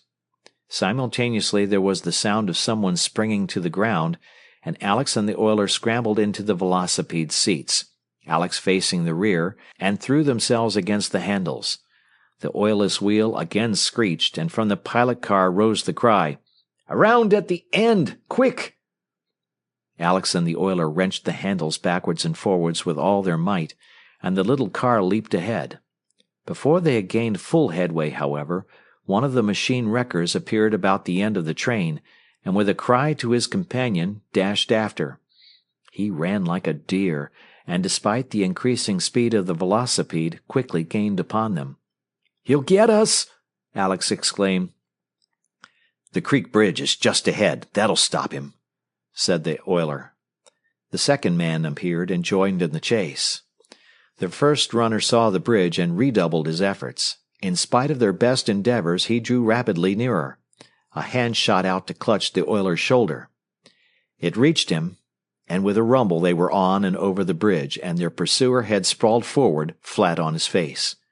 He was on his feet again like a wildcat, however, and crossing the bridge 3 ties at a time, leaped to the flat ground beside the track, and was again after the velocipede like a racehorse. Try as they would, Alex and the oiler could get no more speed out of the low-geared machine, and with alarm, Alex saw the runner once more drawing near. The second man they had outdistanced. Closer the cowman came. "Stop!" he shouted. "Stop, you may as well. I've got you." Determinedly they held on, working the handles desperately, Alex watching the grim, clean-shaven face and the fluttering dotted neckerchief around the pursuing man's neck with a curious fascination. At last he was parallel with them. Still running, he drew his revolver. "Stop!" he ordered. "Stop, or I'll put one through you." "Keep it up, boy," the oiler directed sharply. "He daresn't fire. He daresn't add murder to it, and he'd be hurt at the junction." The runner snapped his gun back into its holster, and putting on an extra spurt, rushed slanting up the embankment, and threw himself bodily upon the oiler. They tumbled off backwards in a struggling heap. Throwing his weight against the handles, Alex stopped the velocipede, sprang off, and dashed to the oiler's assistance. The cowman's revolver had fallen from his belt. Alex caught it up and pressed it against the back of the man's head. "Stop it! Let go!" he cried. "I'll certainly shoot." The man half relaxed and glared up sideways. Alex brought the muzzle to his eyes, and slowly he freed his hand on the oiler. "Oh, very well," he muttered with a curse. "You win." "No, don't," said Alex as the enraged oiler spun about to strike the half-prostrate man. "He's down and has given up." At that moment interruption came from another quarter. It was a shrill cry from the direction of the creek bed, and turning, all three saw a round-shouldered figure on horseback scrambling from the creek bottom, leading the ponies of the two would-be wreckers, and the second cowman running toward him. "It's Little Hawk!" Alex exclaimed.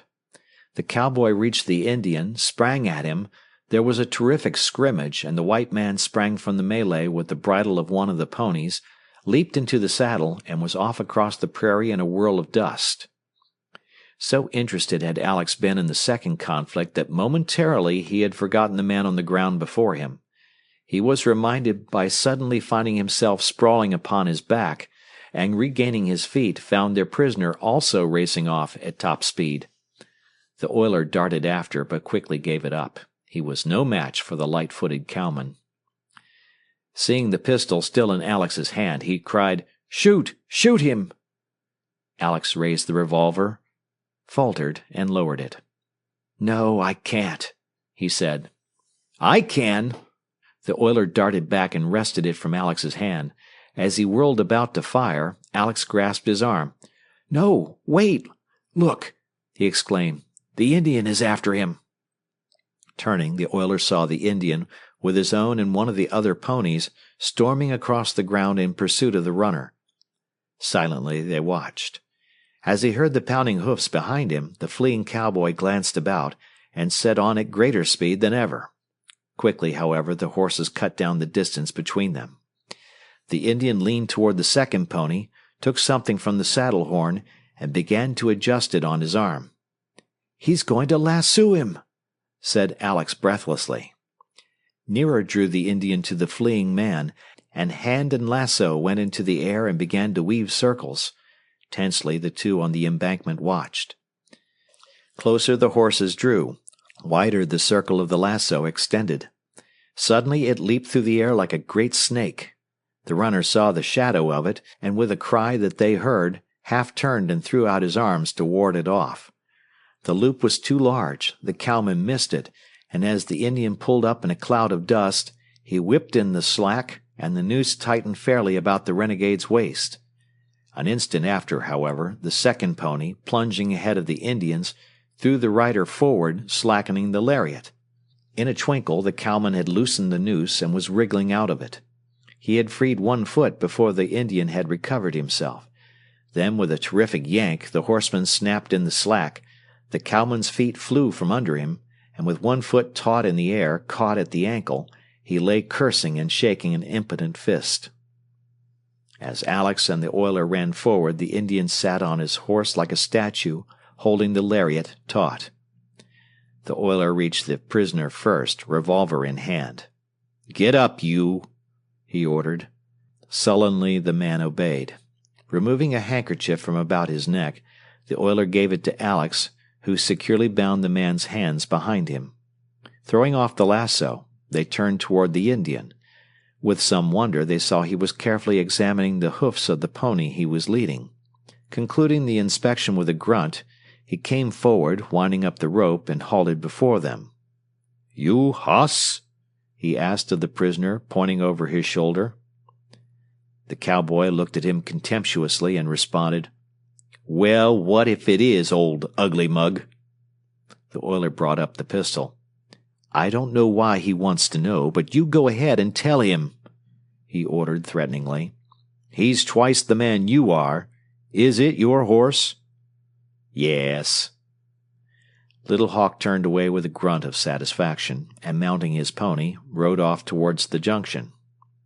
What the Indian meant Alex learned when, with their prisoner between them, he and the oiler approached the boarding train and met Little Hawk returning with Superintendent Finnan.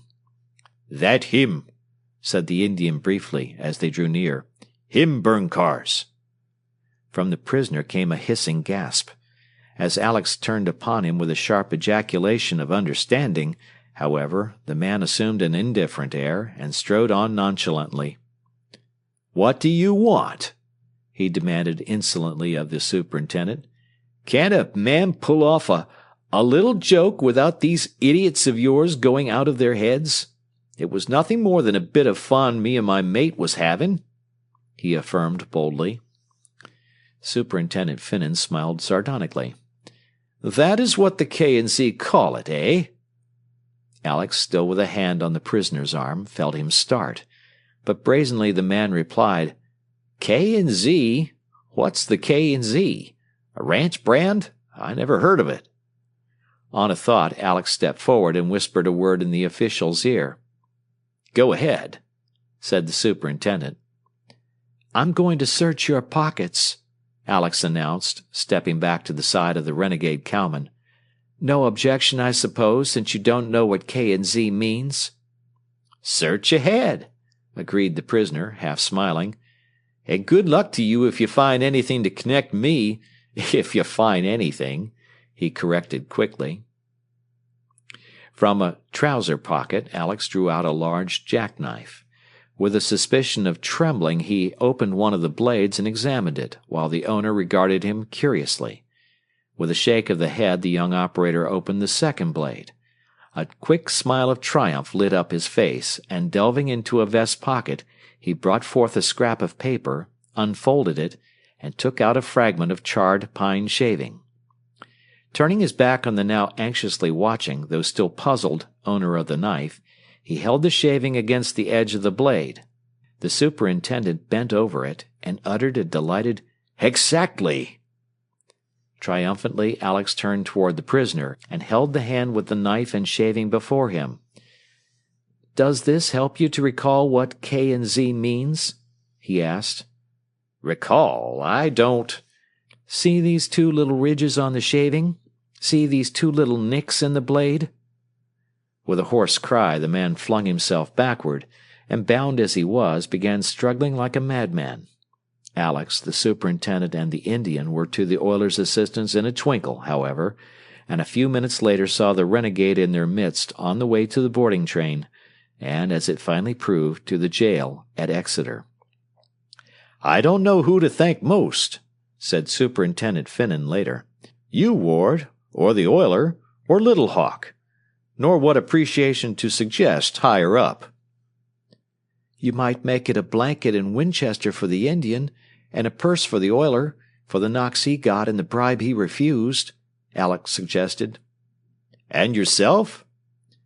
"Oh, just let me keep the rascal's knife as a memento," responded Alex modestly. "Very well, we'll agree on that, for the present," said the superintendent. Chapter 20. A Prisoner.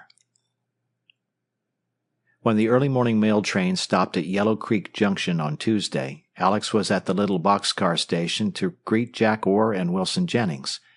Jack, who had not met Wilson before the latter boarded the train at Bonepile, had taken a liking to the Easterner at once, and confided to Alex that he was the real goods, despite the streak of dude.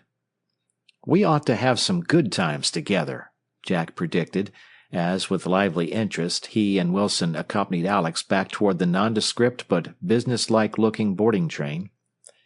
Jack's hope, as far as it concerned the three boys being together, was soon shattered.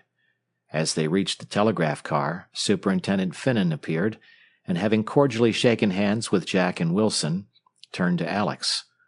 "Ward," he said, "I have just decided to send you on to the Antelope Viaduct. A courier has brought word from Norton, the engineer in charge, that trouble appears to be brewing amongst his Italian laborers, and I would like to get in direct touch with him. The telegraph line was strung within 2 miles of the bridge yesterday, and should reach Norton's camp today. How soon could you start?" "As soon as I have breakfast, sir," responded Alex, stifling his disappointment. It's 20 miles there, isn't it, Mr. Finnan? How am I to go? You can ride a horse? Yes, sir. Elder will have a pony here for you by the time you are ready. And you had better take an extra blanket with you, advised the superintendent as he turned away. You'll be living in a tent, you know.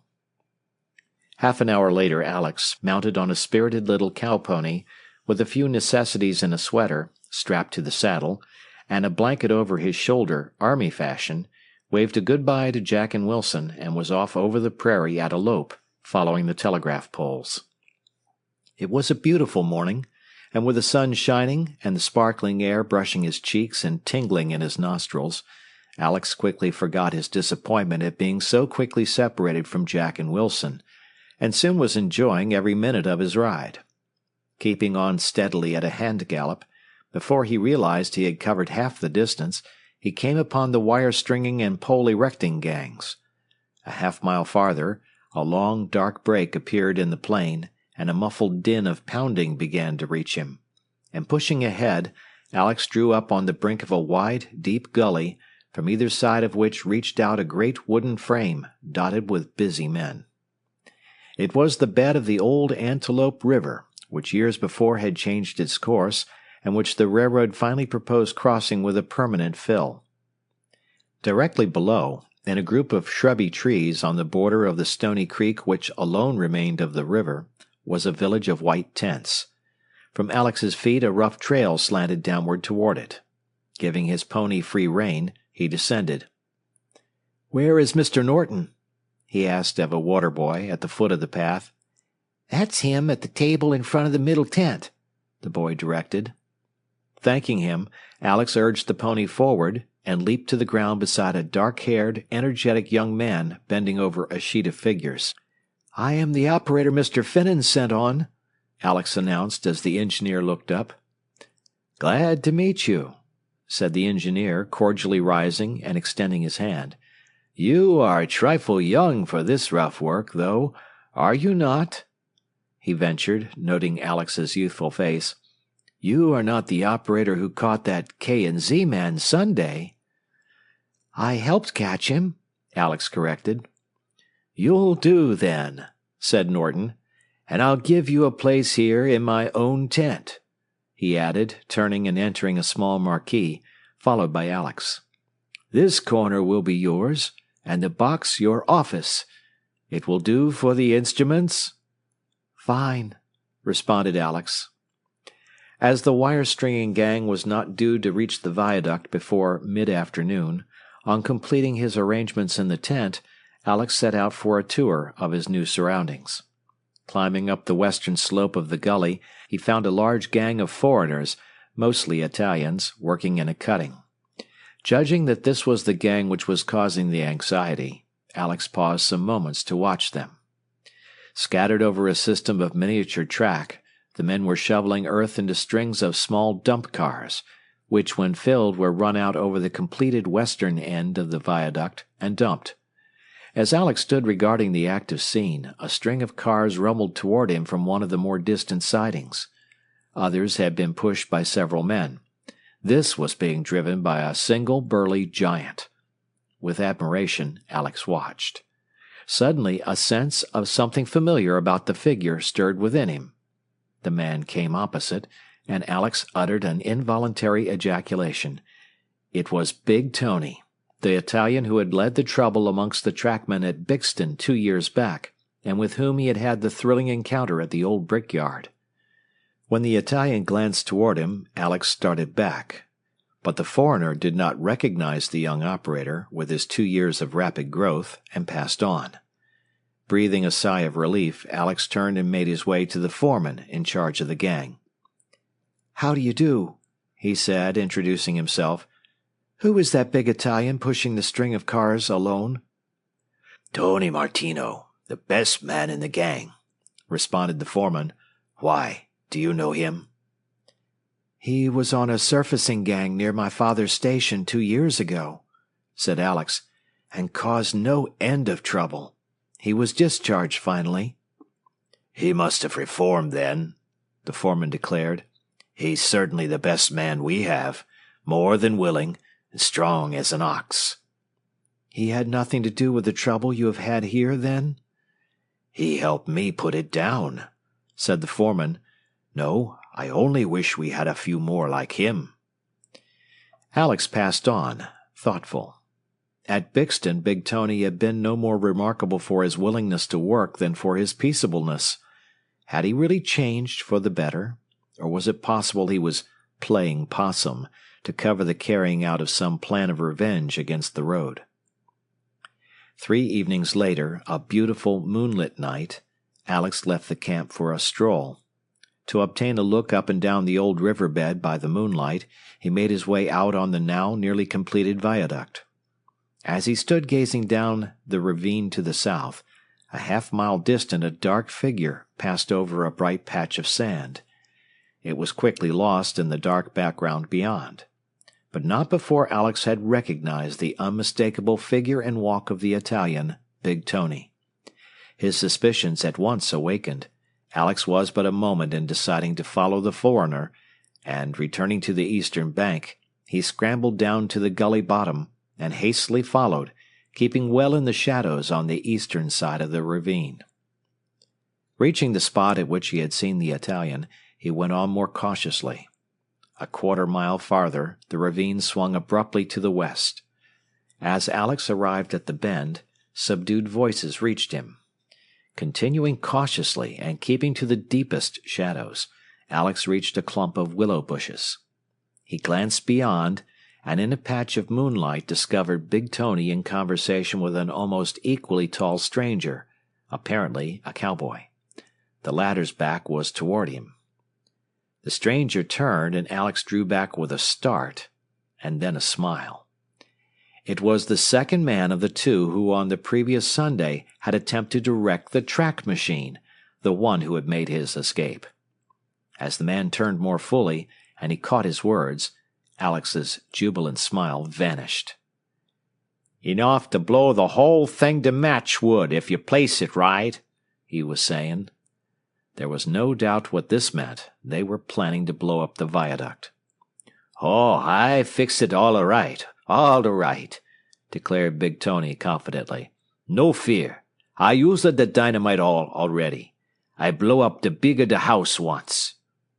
"A house and a big wooden bridge are quite different propositions. And a wooden bridge isn't to be blown up like a stone or iron affair, you know. Suppose you come, take a look, see my plan all right then," the Italian suggested. "No one on this side the bridge to see this time of night." The cowman hesitated. "Well, all right. It would be best to make sure. We don't want to carry this, though. Where'll we put it?" As he spoke, the man leaned over and picked up a good-sized parcel done up in brown paper. From the careful way he handled it, there could be no doubt of its contents. It was the dynamite they proposed using. "Here, I find a place." Alex caught his breath at the display of carelessness with which the foreigner took the deadly package. Backing into a nearby clump of bushes, Big Tony stooped and placed the dynamite on the ground, well beneath the branches. "There, no one see that. Come." As the two conspirators strode toward him, Alex crept closer into the shadows of the willows. Passing almost within touch of him, they continued up the gully, and soon were out of sight. Before the footsteps of the two men had died away, Alex was sitting upright, debating a suggestion that caused him to smile. With decision he arose, approached the bush under which the dynamite was concealed, and reaching beneath with both hands, very carefully brought the package forth and placed it on the ground in the moonlight. With great caution he then undid the twine securing the parcel and opened it. On discovering a second wrapping of paper within, he uttered an exclamation of satisfaction.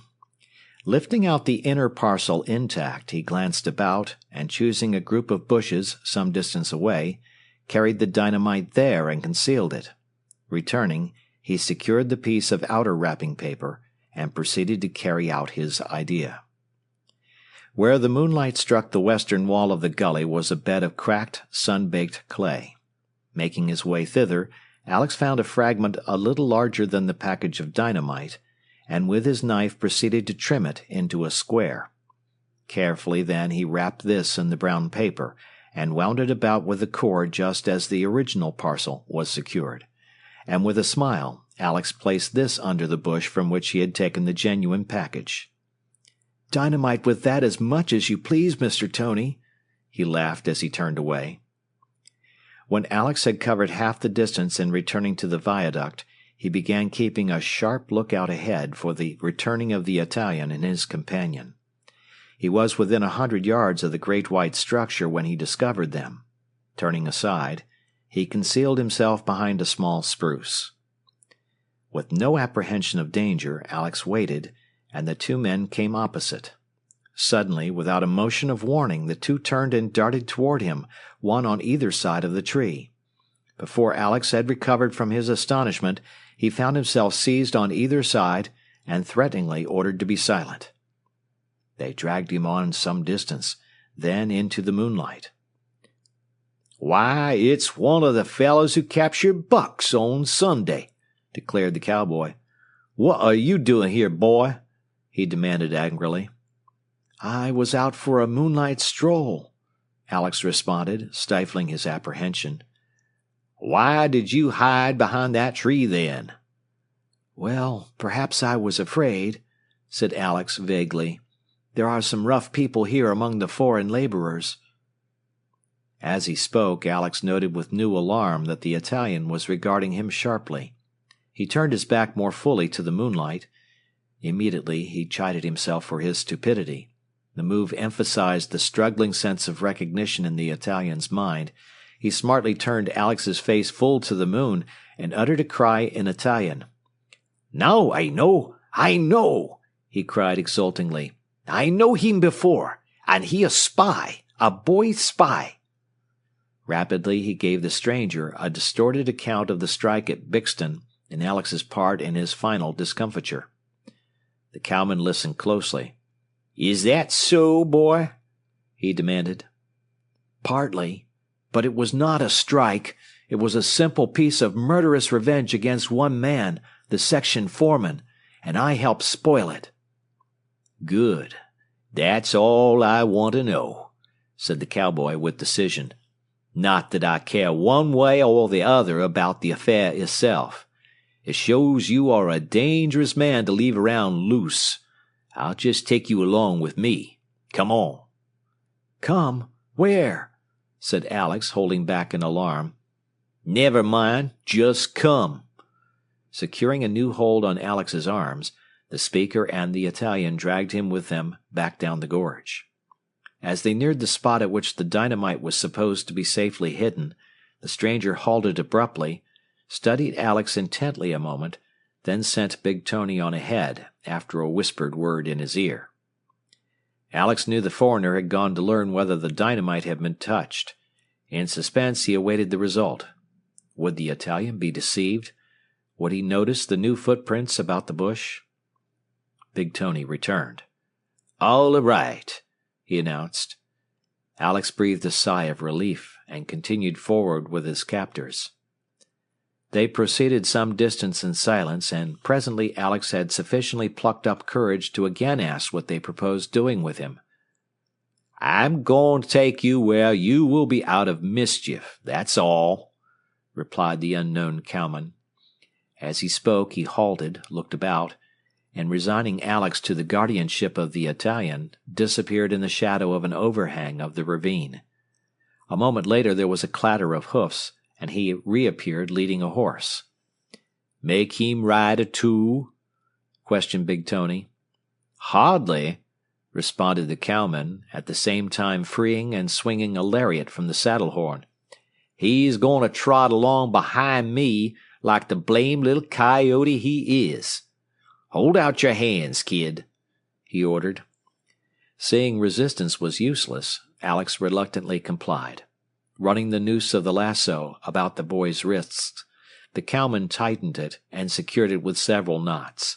Swinging into the saddle, he fixed the other end to the saddle horn.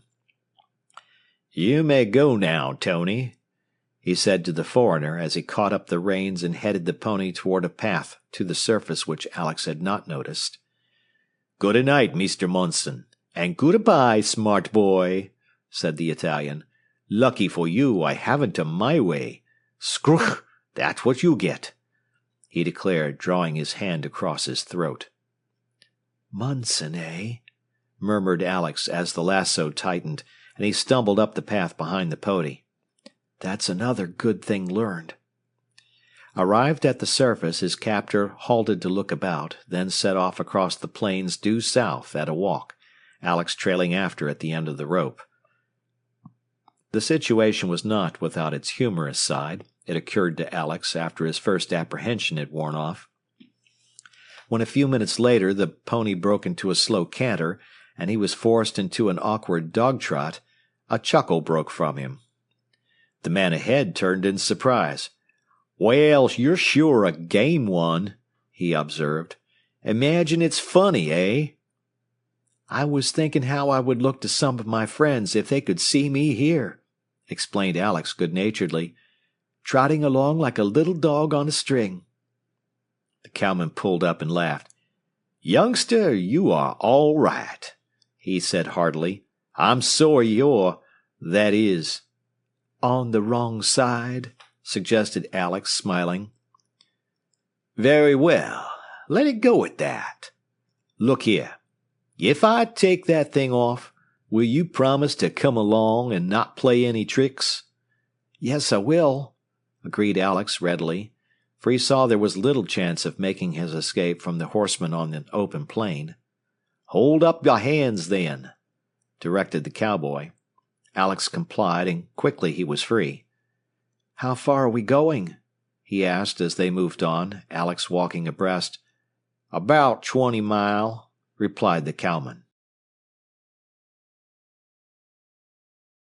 Chapter 21. Turning the Tables. The moonlight had given place to darkness, and Alex was thoroughly exhausted from his long walk when the fence of a corral, then a group of small buildings loomed up, and his captor announced that they were at their destination. "Do you live here all alone?" Alex asked, seeing no lights. "Since you fellas captured Bucks, yes," responded the cowboy, halting at the corral bars. Dismounting, he whipped saddle and bridle from the pony as it passed inside, and replacing the bars, led the way to the house. It was a small, meagerly furnished room that a match, then a lamp, disclosed. Against the rear wall was a small stove, in the center a rough table, at either end a low cot, and in one corner a cupboard. 2 or 3 chairs, some pictures and calendars, and 2 or 3 saddles completed the contents. The floor was of hard earth. "That'll be your bunk there," said the owner, indicating one of the cots. "And you can turn in just as soon as you like." Crossing the room, he stood at the foot of the bed, thinking. "What's the trouble? It looks comfortable enough," observed Alex, following. "I have it," said the cowman, and going to the saddles, he returned with a coiled lariat. Alex laughed uncomfortably. "Lie down," the man directed. "Or hold on. Let's see first if you have any knives about you." Objection would have been fruitless, and Alex of his own accord surrendered his pocket-knife. "Now lie down." With what grace he could, Alex complied. Making a slip loop in the center of the lariat, the cowman passed it over one of the boy's ankles and made the holding knot as firm as he could draw it.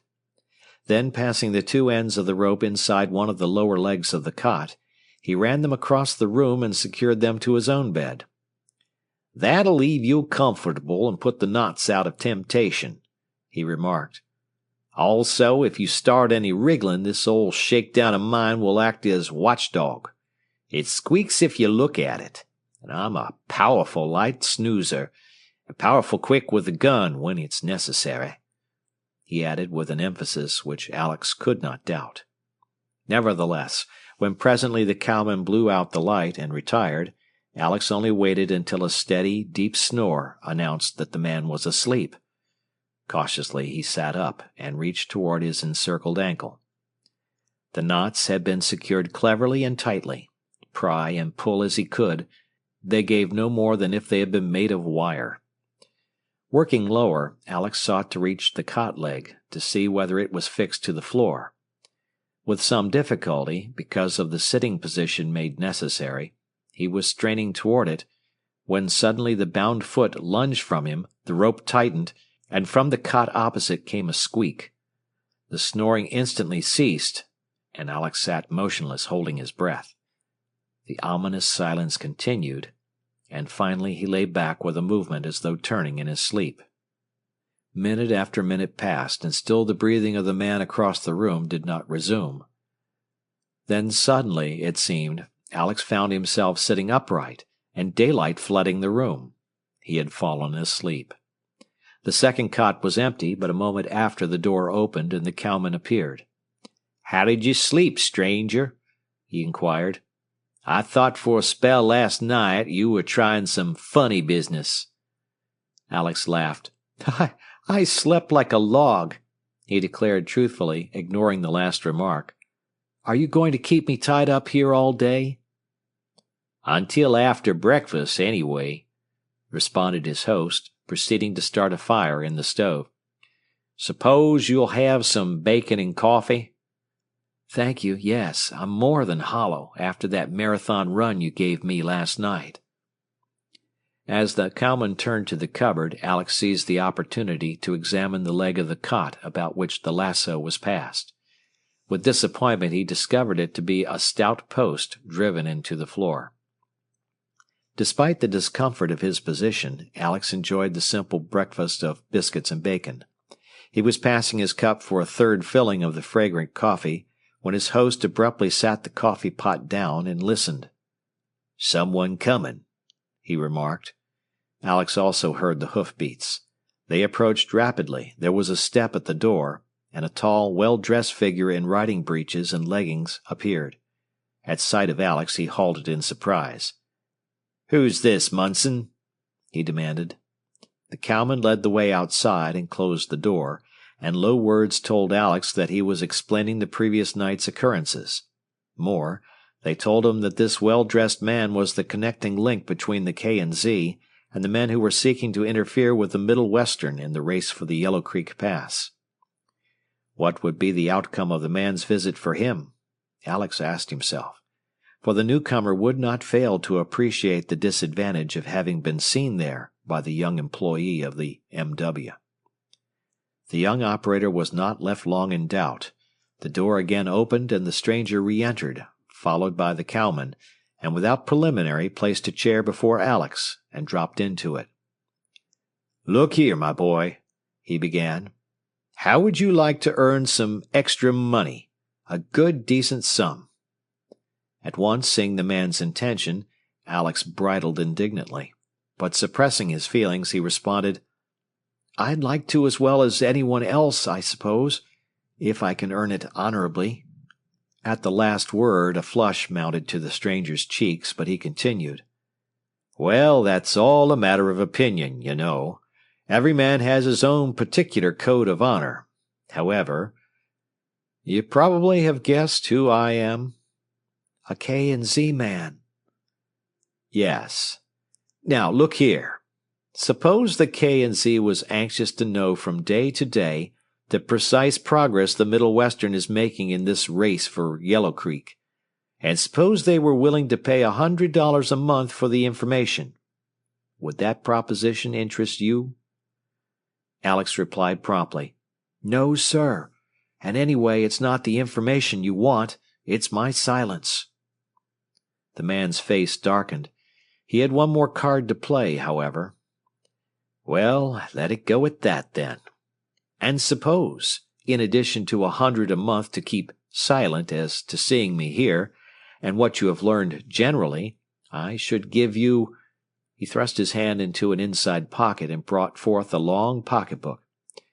"Suppose I should give you, say, $200 cash." Alex caught a knee between his hands and leaned back against the wall. "I'm not for sale," he replied quietly. The would-be briber thrust the book back into his pocket and sprang to his feet, purple with anger. "Very well, my young saint," he sneered. "Stay where you are, then, till we're good and ready to let you go." He strode to the door, Munson following him. "If he tries to get away," Alex heard him add as he mounted his horse, "shoot him. I'll protect you."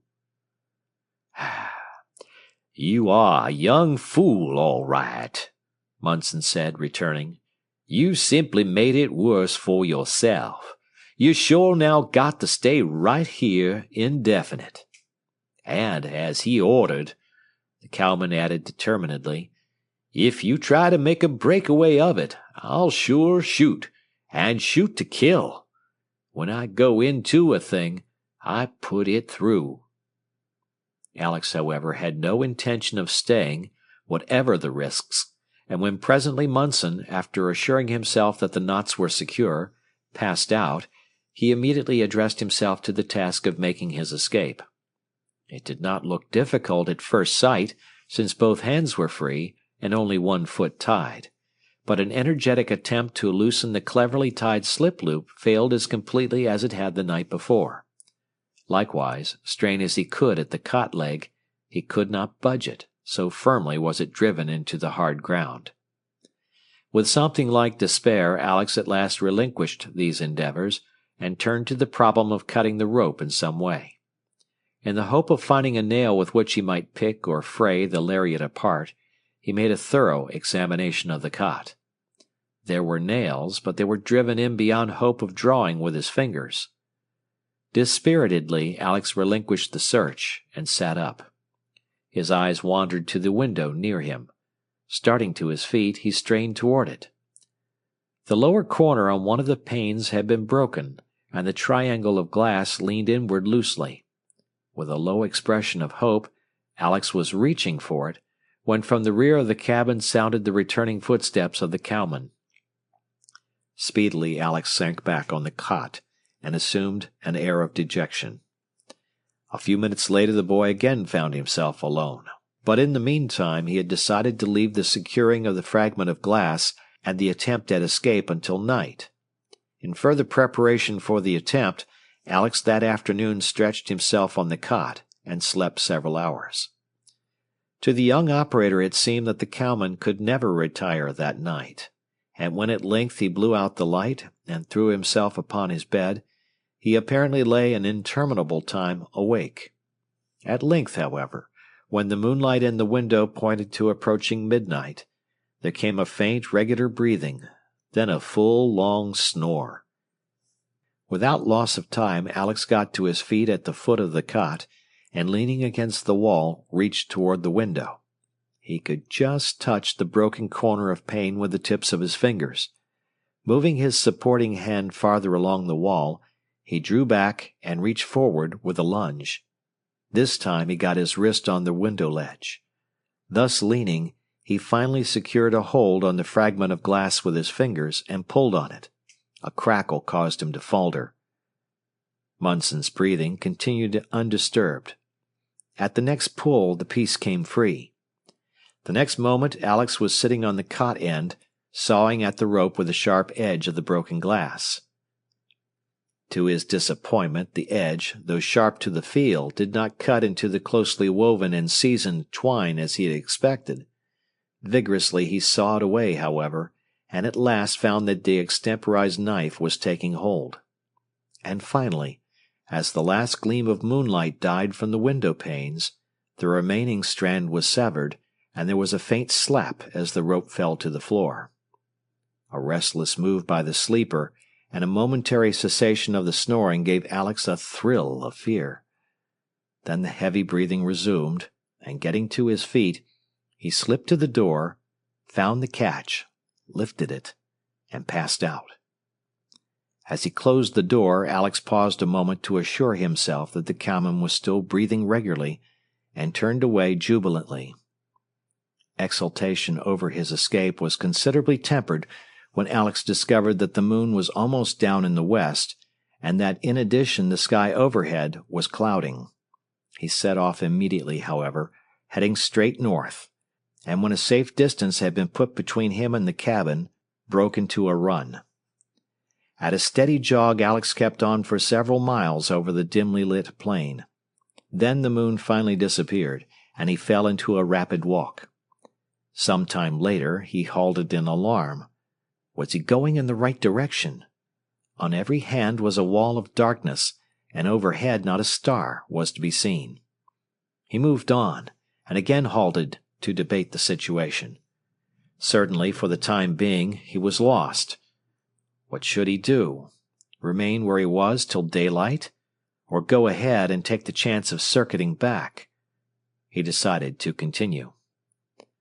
Perhaps an hour later, still pushing ahead, Alex strode full tilt into a barbed wire fence. As he staggered back, a second cry broke from him. Had he circled back to Munson's corral? His heart in his throat, he felt hurriedly along the top wire to a post and reached upward. A gasp of relief greeted the discovery that the top of the post was well within his reach. The corral posts were not less than 8 or 9 feet, with wires to the top. A further cheering idea followed. On the ride to the Antelope Viaduct, he had noted a 3-wire fence similar to this, paralleling the right-of-way for several miles. Perhaps this was the same fence? If he only knew its direction. Dropping to the ground for a brief rest, Alex set his brains at recalling every bit of woods or plains lore he had ever heard or read of for the telling of direction. It was a puff of air against his cheek that suggested the answer. The prevailing wind. What was it here? Southwest. In a moment he was on his feet at the foot of the adjacent fence post. On the farther side, half covering the dead grass, was a small eddy of sand. Hopefully Alex hastened to the next post. The same. To make doubly sure, he tried the third, and with an exulting, "The same again!" he started to his feet and struck on, whistling gaily, confident he was heading due north, and that this was the same fence he had seen along the new embankment. A further cheering thought occurred to the young operator presently. The construction train should not be far from the stretch of road which paralleled the fence. Onward he pushed through the darkness at a steady, swinging gait, feeling frequently for the fence to make sure he was not wandering. For what seemed several hours, Alex had been walking, when a faint light appeared in the sky. It was to his right. His plainsmanship had not put him amiss.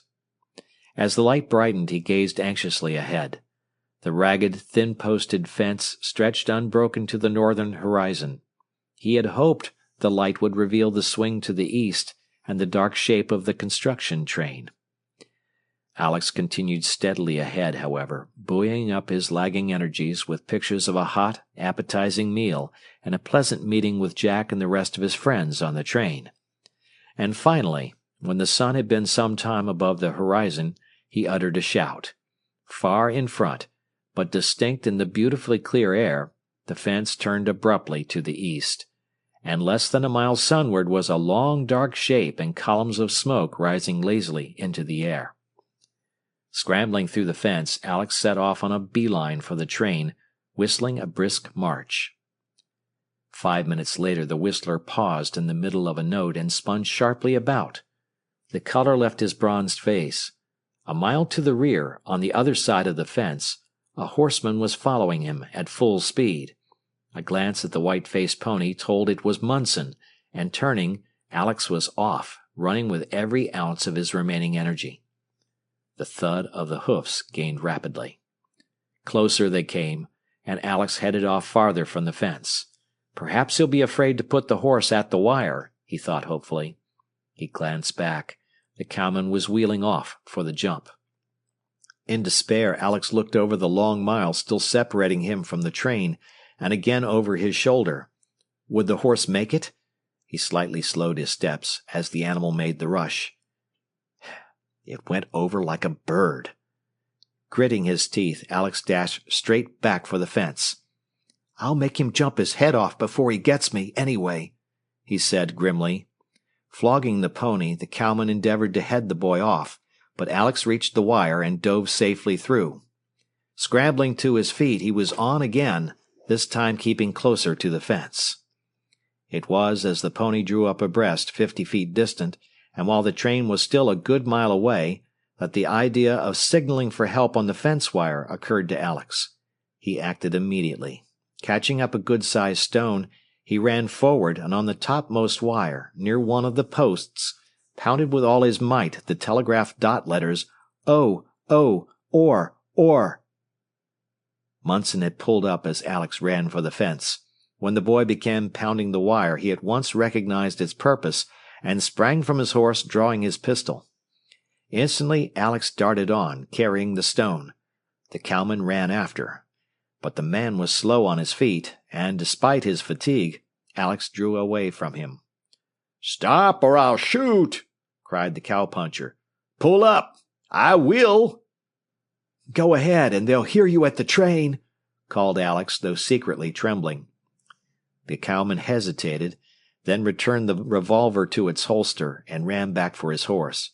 Immediately Alex was again at the wire, pounding out, "Oh, or."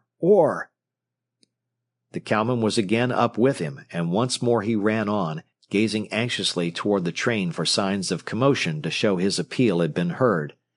For some distance the strange race continued, the cowman, angry and puzzled, on one side of the fence, Alex keeping close to the wires on the other, in readiness to dodge under should his pursuer jump. Finally the rider again swung off and headed in at a gallop. Grimly Alex halted. With a rush the horse came directly toward him. Waiting until it was within a few yards of him, he dropped to his knees and crawled halfway through the fence. It was his undoing. Straight at him the horseman came as though to jump. Then suddenly the rider whirled broadside, leaned from the saddle, and before Alex, wildly scrambling, could withdraw, had him firmly by the hair.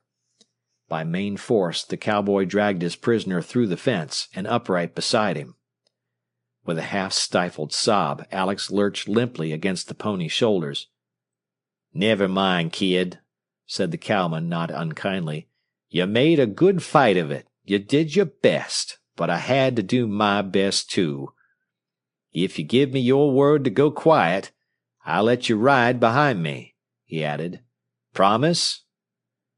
Alex cast a last look back toward the construction train. A few figures were moving about slowly. Clearly his signals had not been heard. "All right," he said wearily, and with some difficulty mounting behind the cowboy, they were off the weary way he had come. Jack, at the construction train, rose late that morning. He had been up nearly all night, awaiting news from the Viaduct search party, which throughout the entire day had been scouring the nearby country for his unaccountably missing chum. As he emerged from the telegraph car door, he found the Indian Little Hawk on the adjoining steps of the store car. "Good morning, Mr. Little Hawk," he said. "Sunning yourself?" "I wait for you. I hear noise. Knock," the Indian said.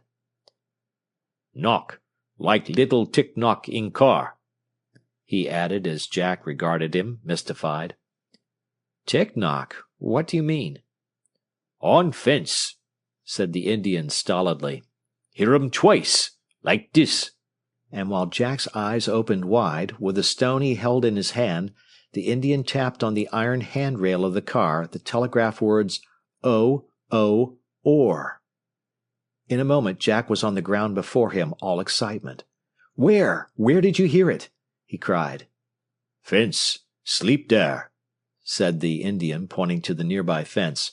"No take much about. Then see horse run. Way there. Then think tick-knock and come you." Uttering a shrill shout, Jack was off on the jump to find Superintendent Finnan. And 15 minutes later the superintendent, Little Hawk, and one of the foremen, mounted, were away on the gallop along the ranch fence toward the point at which the Indian had seen the disappearing horseman. Alex was thoroughly exhausted when he found himself once more at the ranch. Slipping to the ground, he entered the cabin of his own accord and threw himself dejectedly upon the couch. "You've near spoiled a dinged fine rope," observed Munson, following him, and kicking at the lariat still stretched across the floor. Oh, well, I can take it out of the K and Z. Now for some breakfast. Suppose you don't feel too bad to grub, eh? Though you sure don't deserve none. As on the previous morning, Alex and his jailer were near the conclusion of the meal when hoofbeats again told of the approach of a visitor. Going to the door, the cowman announced, "Bennett." "So that's his name, is it?" said Alex quickly. "What? Did I say? Well, let it go. I don't see that it makes much difference. Yes, Bennett's his name. And mighty lucky thing I have you back here," he added over his shoulder. "Good morning, Mr. Bennett," he said. "Caught us at breakfast again." "Breakfast? What are you doing at breakfast this time of day?" inquired the K and Z man, entering. When the cowman explained, the newcomer glowered at Alex threateningly. "Why didn't you shoot?" he demanded. "Too near the train. They would have heard it," responded Munson. "Well, clear off the table. I have something I want to show you," said Bennett, producing what looked like a map from his pocket. "And you get off to a corner," he snarled at Alex. "Why isn't he tied up?" he demanded of the cowboy. "He agreed to a 24-hours truce, not to make another break in that time," the cowman answered as he swept their few dishes into the cupboard. Bennett's lip curled under his mustache. "And you believe him, eh?" There was a suggestion of tartness in the cowman's prompt, "Sure. He rode behind me all the way back on his word not to attempt anything, and kept it. Could have pulled my own gun on me if he'd wanted to." "The more fool," muttered the railroad man as he spread the roll of paper on the table. Alex meantime had stepped to the window from which he had taken the fragment of glass, and was disconsolately watching a half-dozen hens scratching about below. Lifting his eyes, he glanced out over the plain. The men at the table heard a sharply indrawn breath. It was immediately changed into a low whistling, however, and they gave their attention again to the map. Alex had discovered 3 horsemen heading for the ranch from the north, and the leading pony he would have known in 100. It was Little Hawk's heavily modeled horse. That they were coming to his assistance, that someone had heard the knocking on the wire, he had not a doubt. The horsemen were still some distance out of hearing. Ceasing the whistling, Alex glanced casually toward the table. Seated in chairs, the 2 men were still deeply engrossed in the plan before them, talking in low voices. When on turning back to the window Alex recognized the second horseman as Superintendent Finnan, he shot a further glance toward the K and Z man at the table, and a smile of anticipation and delight overspread his face. Then suddenly it occurred to him that in a few minutes the hoofbeats of the oncoming horses would be heard, and that Bennett would have time to get to the door and escape. He must halt his rescuers and signal them to approach on foot.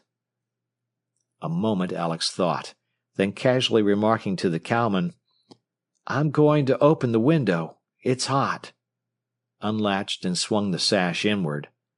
The move passed unnoticed, and leaning out he pretended to call the chickens. What he was in reality doing was energetically waving his handkerchief backwards and forwards below, making the railroad stop signal. The horsemen came on. If they came much farther, they would be heard. He paused and waved again, more energetically. The third horseman pulled up. Quickly Alex followed with the signal to come ahead with caution. The rear pony spurred forward, pulled up beside the second, and apparently at a call, the Indian also halted. On Alex repeating the last signal, all dismounted, and he knew he had been understood. Leaving their horses where they were, the 3 men came on at a quick walk. Alex, continuing to talk to the hens, could scarcely contain his secret delight. When his rescuers were within 100 yards of the cabin, he once more signaled caution, and they continued stealthily, revolvers in hand. They reached the corner of the house unheard by the men at the table. The superintendent raised his eyebrows questioningly. Alex glanced over his shoulder and nodded sharply. The next moment there was a rush of feet without, and all in a twinkle Bennett and the cowman were out of their chairs, at the door, and staggering back before 3 threatening revolvers. Staring open-mouthed, they brought up beside the overturned table. Alex's words were the first. "These were the chickens I was calling, Mr. Bennett," he remarked gleefully. The K&Z man recovered himself and turned on the boy, white with passion. He was stopped by an exclamation from Finnan. "Bennett! George Bennett! What are you doing here?" "Perhaps this will explain, sir," said Alex, handing over the map, which he had caught up during the excitement. Bennett made a frantic movement to intercept him, but prominently Little Hawk's revolver was in his face, and he sank back into a chair, gritting his teeth. "A plan showing every bridge and culvert on our line, and directions for blowing them all up simultaneously. Well," words failed the superintendent. "And this is what you have come to, Bennett? I'd never have believed it." There was a second awkward silence, when Superintendent Finnan suddenly broke it with, "Look here, I've got you now, haven't I? I've got you where I can put you in jail for a year or so, at least. Well, instead of doing that, I'll make you a proposition. Drop all this kind of work. Guarantee that there will be no more of it. Agree to make it a straight, square building race between your road and mine, the first one to reach the pass to win. Guarantee that, and I'll let you go. Do you agree?" Bennett rose to his feet and held out his hand. "I'll give you my solemn word, Finnan. And I'm awfully sorry I ever consented to go into this kind of thing," the K&Z man went on, a quaver in his voice. "But it was put up to me, and when I'd taken the first step, I thought I'd have to carry it through." He turned to Alex. "I'm sorry for the way you have been treated, my lad. You are a plucky boy, and straight. You keep on as you have, and you'll never find yourself in the position I am." "I offered him $200 cash and $100 a month to keep his mouth quiet," the speaker explained to the superintendent, "and he refused it." "How about the Antelope Viaduct, Mr. Finnan?" Alex asked as they rode away, he on one of Munson's loaned ponies. "It wasn't blown up?" "No, but an attempt of some kind was made. Rather a mysterious affair," the superintendent said. "Late last night an Italian of the Phil gang was seen stealing to one of the main foundations, then kicking and tearing something to pieces. Norton followed him, and found some fuses and fragments of paper that had been wrapped around some strange kind of explosive, which apparently had failed to ignite. The Italian has not been seen since."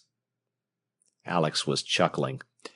"I think I can guess why that strange explosive failed to go off, sir," he said. "It was clay." And continuing, he explained the mystery in detail. Superintendent Finnan laughed heartily. "Well, Ward, you are certainly due a vote of thanks," he declared seriously. "You saved the Viaduct, and now you probably have brought about the ending of the entire trouble with the K&Z people.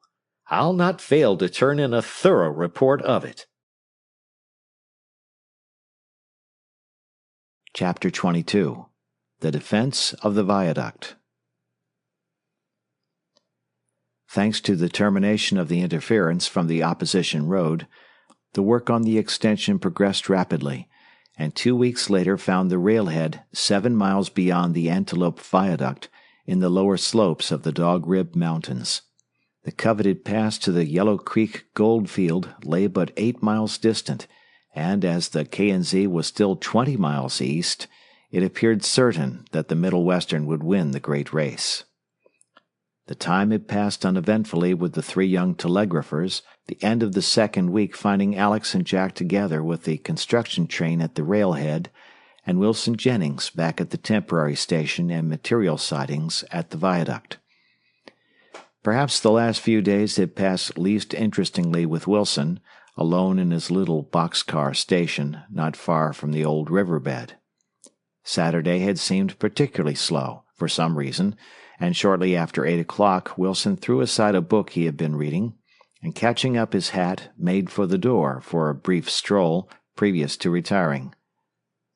The moon was momentarily showing through a break in the cloudy sky, and looking to the west, Wilson was somewhat surprised to discover the figures of two men approaching. When, as he watched, they reached the first of a train of tie cars, and, leaving the rails, continued forward in the shadows, Wilson stepped back in disquiet. The strangers came opposite and paused, looking toward the station window and speaking in subdued voices. Convinced that something was afoot, the young operator turned quickly and, stooping low that his shadow might not be seen on the window, crept to the little instrument table and reached for the telegraph key. He opened and pressed it down. The sounder did not respond. He tried again, adjusting the relay, and turned about in genuine alarm. The wire had been cut. Some mischief was surely afoot. From without came the crunch of stealthy footsteps. Springing to his bunk, Wilson secured his revolver and belt, the same taken from the would-be bullion thief he had captured at Bonepile, and stealing to the rear door, slipped out into the ground just as the strangers approached the opposite side of the little car depot. The car was raised on a foundation of ties, and as the two men entered, Wilson crept beneath. "No one here," said a gruff voice. "Say, do you suppose he saw us and sneaked?" "Like as not. I told you to keep to the rails and come straight up," chided the other. "Perhaps he will come back. We're in charge of the station anyway. That was the real thing." Wilson waited to hear no more. Creeping forth, he stole off toward the ravine, intending to get out of sight in its shadows. A short distance from the head of the viaduct was the green light of a small target switch. The head of the downward path lay just beyond, and Wilson headed for the light. He reached it and passed on. Abruptly he halted and turned about. Like an inspiration had come the remembrance of Alex Ward's signaling feat 2 years before at Bixton, of which he had heard from Jack Orr. Could he not do the same? Try and signal Alex or Jack at the construction train, say, from one of the boxcars at the farther corner of the yard? Casting a glance toward the little station to assure himself that all was quiet there, Wilson retraced his steps to the switch, removed the lantern, and tucking it under his coat, was off between the material cars for the farthermost corner of the sidings. The outermost car was a boxcar. Climbing the ladder, with his handkerchief Wilson tied the lantern to the topmost rung, the red light out, and using his hat just as Alex had done, began flashing the call of the construction train. KX, KX, V, KX, KX, V. Since the construction train had started from Yellow Creek Junction, it had been a center of attraction to coyotes for 50 miles around, and one of the few recreations enjoyed by the men of the train had been hunting them at night. This Saturday night, Alex and Jack, borrowing Winchesters from other members of the telegraph car party, had set out for a couple of good rugs, as they put it, and on leaving the train had headed east toward the aqueduct, in which direction they had heard barks of the midnight prowlers. They had gone perhaps 3 miles and had fired on several of the wily animals, without success, when suddenly Jack caught Alex by the arm and pointed away to the east. "Look, Al, what's that?" "Why, it looks like... It is a signal light." "And calling us! KX!" cried Alex. "Something must be wrong with Wilson." "What'll we do? Back to the train?" "Have you a match and some paper?" said Alex, going hurriedly through his own pockets. "Some matches?" "Here's a couple of letters. Come on back to the rails, find some chips, and make a fire. See if we can't answer him and learn what the trouble is." They were already racing for the track, reached it, and quickly gathering together a little pile of dry bark and chips knocked from the ties, made a fire at the trackside and lit it. As the flames burst up, Alex threw off his coat, and using it as a curtain, raised and lowered it in a flashed I-I-K-X. The call twinkled on. Wilson had not seen it. But the next moment, before Alex had completed a second answer, the red light disappeared. Alex again shot forth the gleaming I-I-K-X, and in blinking response they read, "Chased out of station. 2 men. Wire cut.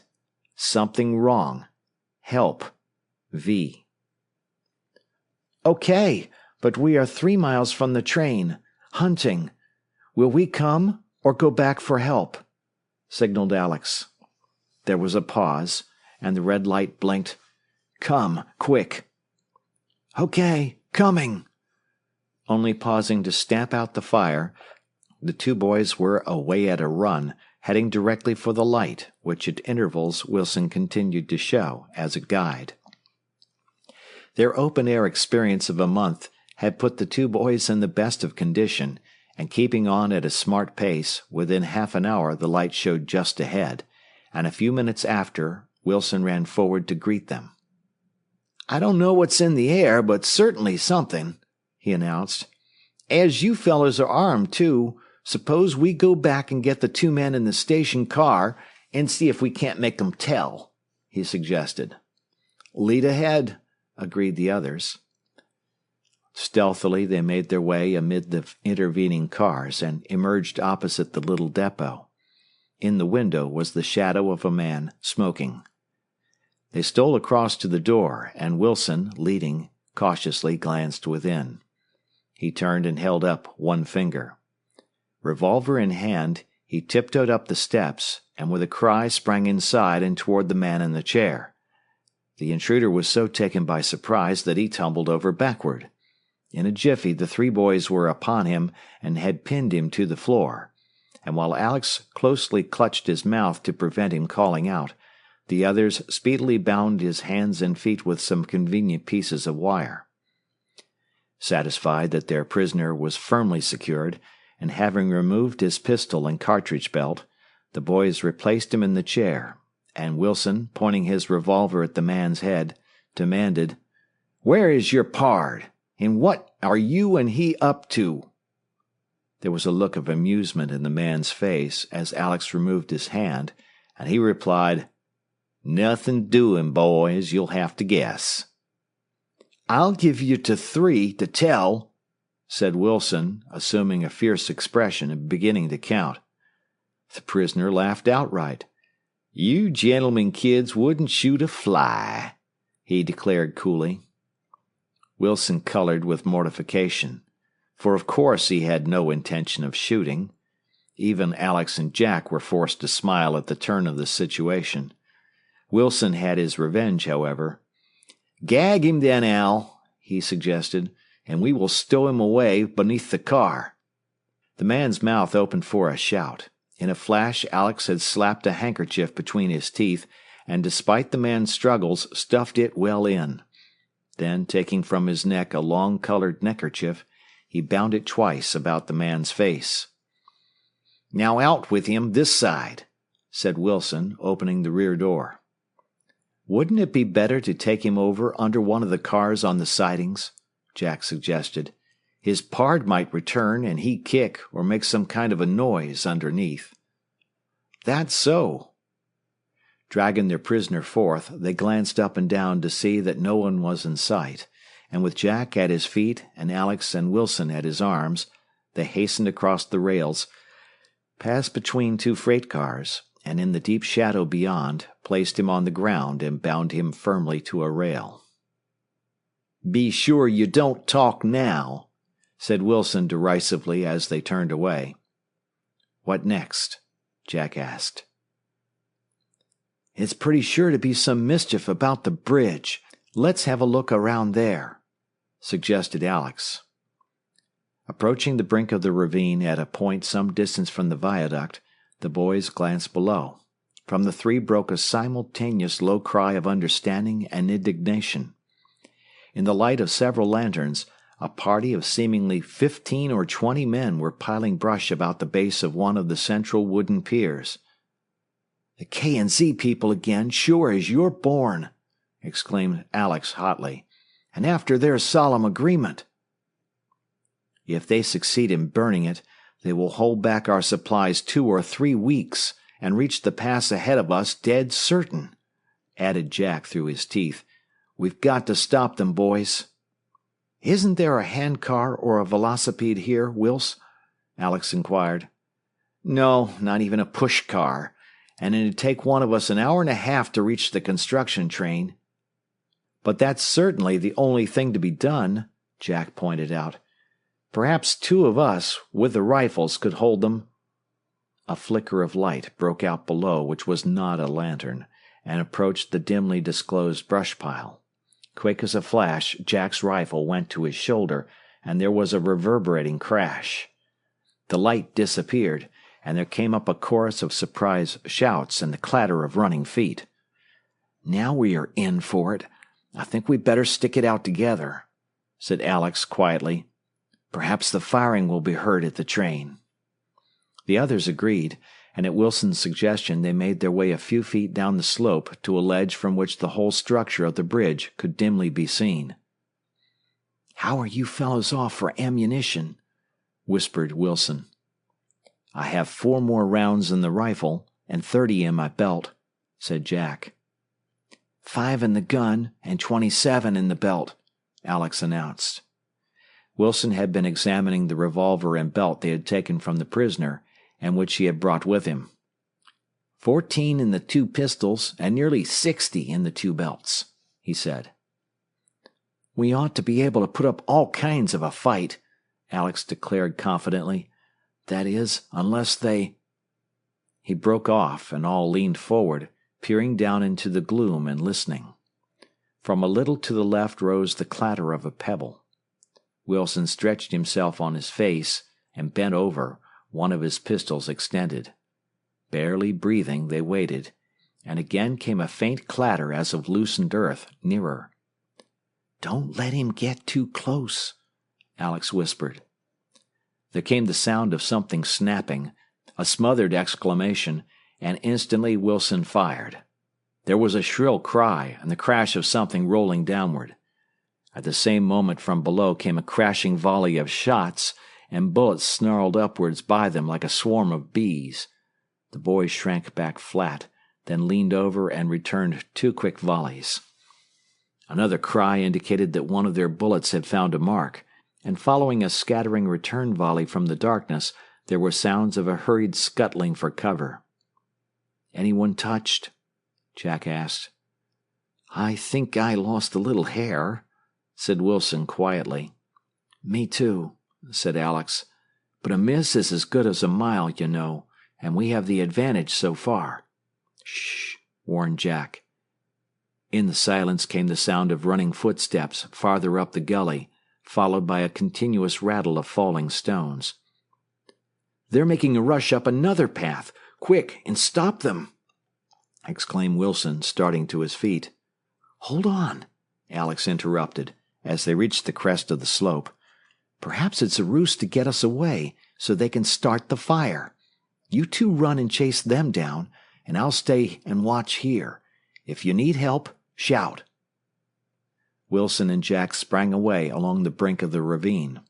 100 yards distant, the sounds of men ascending rose from directly beneath them. Without pause, they fired.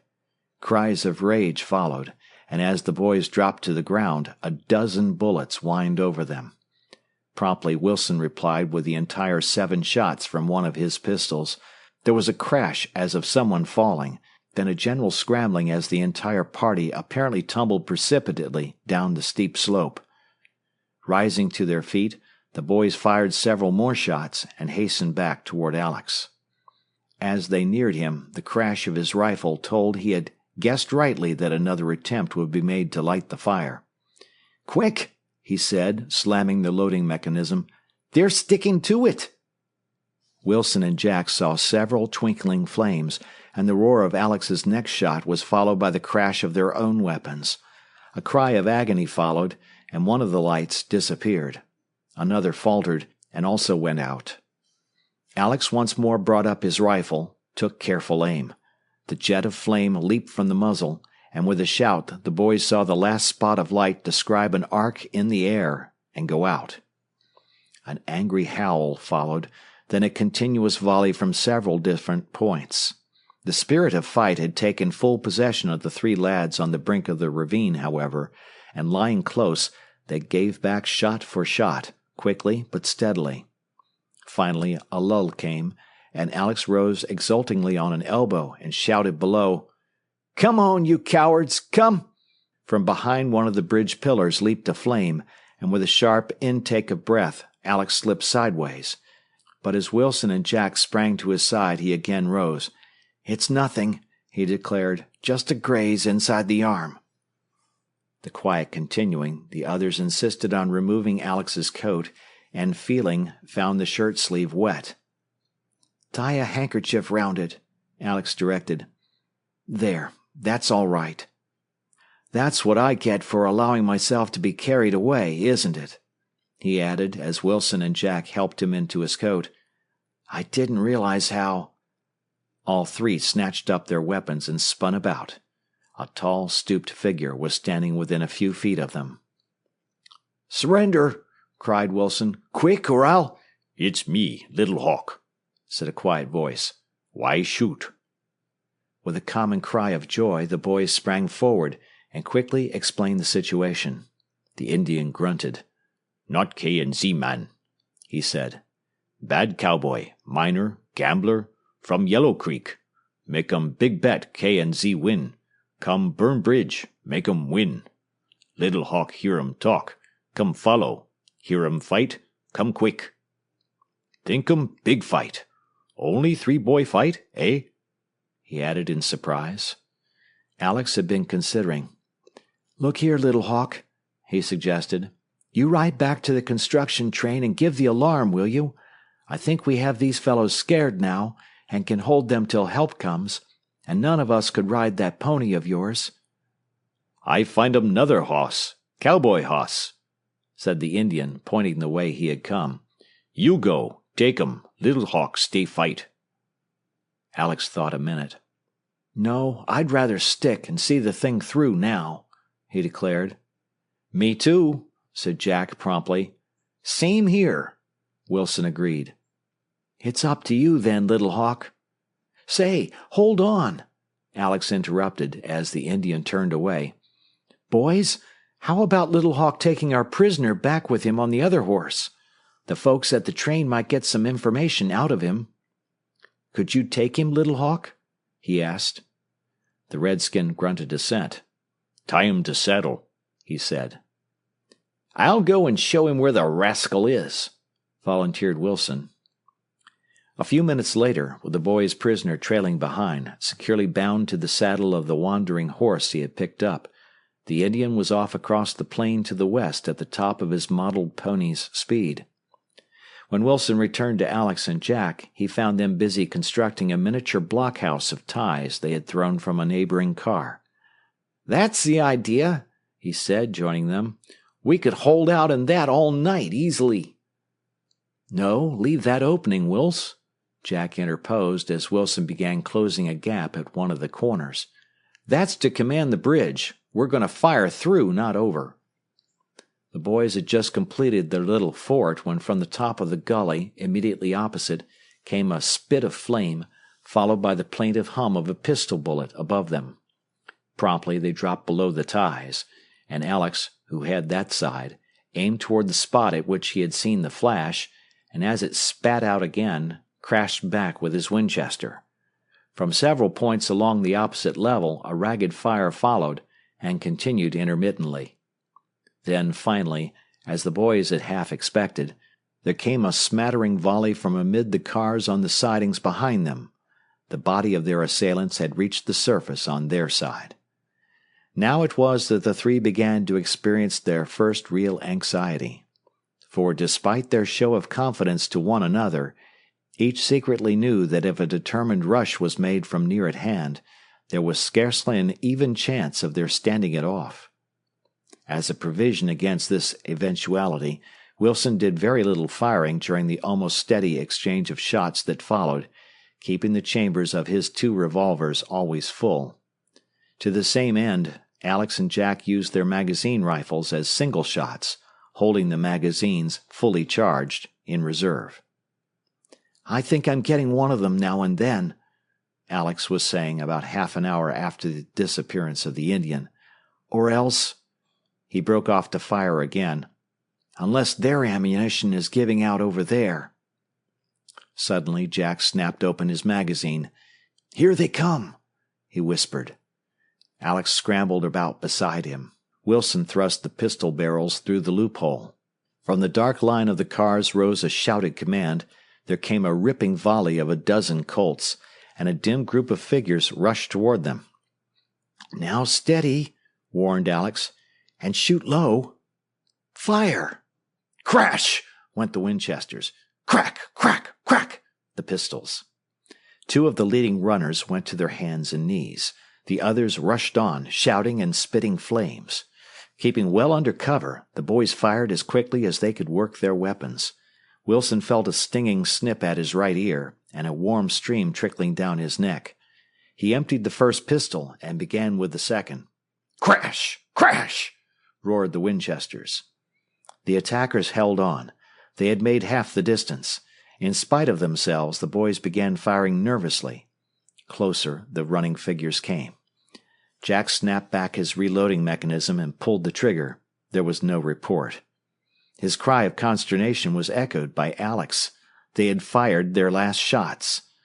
With a wild shout of triumph, two of their assailants were upon them. From a clear patch of sky, bright moonlight flooded the construction train and the gray slope of the hill to the southeast about which the rails had crept that day. Grouped on the rear steps of the store car, Superintendent Finnan and several of his foremen sat and smoked and listened. "Yes, it's a horse," said one of the foremen. "Two horses," declared the superintendent, "and coming as though Old Nick were after them." Over the moonlit rise swept a figure on horseback, then another. On discovering the group at the car, the leader uttered a shrill whoop and tore down the slope toward them. "The first is Little Hawk. The other is a prisoner. What's wrong?" cried the superintendent, springing to the ground. The Indian pulled up in a cloud of dust before him and threw himself from his reeking pony. "Want Burnham Bridge," he said, indicating his prisoner. 5, 10, more, much more. 3 boy, Tick-knock boy, fight 'em." "Here? Here?" He placed his hand to his ear. The incredulous group turned to the east and listened. As from infinitely far away, half heard, half felt, came a low, deadened ploof, ploof, ploof, ploof. A moment the startled railroadmen stared at each other. Then quickly the superintendent spoke. "Ryan, rout out the engineer and fireman. The rest of you run for your guns and a dozen good men from your gangs. Don't lose a minute." The group scattered with a rush. 15 minutes later, with men filling her cab and clustered on the tender, the engine was under way, rushing eastward. As rapidly the speed was increased, the locomotive rocked and leaped over the new roadbed, but with the superintendent at his elbow, the engineer drove her up to the last notch, and the prairie streamed by them like a blanket. Half the distance was made, and above the noise of the engine came a sharp tap, tap, tap, tap, tap. On the engine rushed, and the distant shapes of cars appeared. Simultaneously there came a crashing volley of shots, and a chorus of shouting. The men on the engine gripped their guns and stared ahead into the space lit up by the headlight. With reducing speed they struck a curve, and the stream of light swung about toward the bridge. The next moment, into the glare broke a group of madly struggling figures. On the flash of the light, the fighting ceased. There were cries of alarm, and the renegades began to break and flee. A small party stood and fired toward the engine, but with a roar the railroad men leaped and tumbled to the ground and rushed at them, and they too broke and fled. And the great fight was over and won. The superintendent was first to reach the little barricade. Jack he found unconscious from a blow on the head. Wilson had fainted, and Alex drooped limply on the wall of ties, exhausted past speaking. The faces, hands, and clothes of all bore mute witness to the desperate struggle they had put up during those last terrible minutes. Within a short time, however, all three boys had somewhat recovered and were able to take their places in the engine cab, and a half-hour later the party headed back for the construction train, coupled behind them a boxcar containing 18 prisoners. 10 of the captured men were found to have been wounded, several seriously, but to the relief of the boys, none had been killed outright. When rescued, rescuers, and prisoners arrived at the construction train, they found an excited crowd of over 300 men awaiting them. And on the details of the affair quickly spreading, the three boys were literally swept from their feet by the enthusiastic foreigners, hoisted into the air, and carried to the telegraph car to a continuous roar of hurrahs and bravos. The following Wednesday, a special train, to which was attached Division Superintendent Cameron's private car, drew up at the rear of the boarding train. Proceeding thither in response to a message, Alex and Jack found Wilson, who had been picked up at the Viaduct station, Construction Superintendent Finnan, and several other Middle Western officials. Having greeted them warmly, the division superintendent took a small package from his desk and opened it. "I know you don't like speeches, boys," he began, "and in any case I'm not sure I could do justice to the occasion. But here, these 3 gold watches, the very finest the company's money could buy, I may say, will show you what we think of the loyalty to the company and the splendid courage you 3 lads displayed last Saturday night in defense of the Antelope Viaduct. I might just read one of the inscriptions," he said, opening Alex's watch.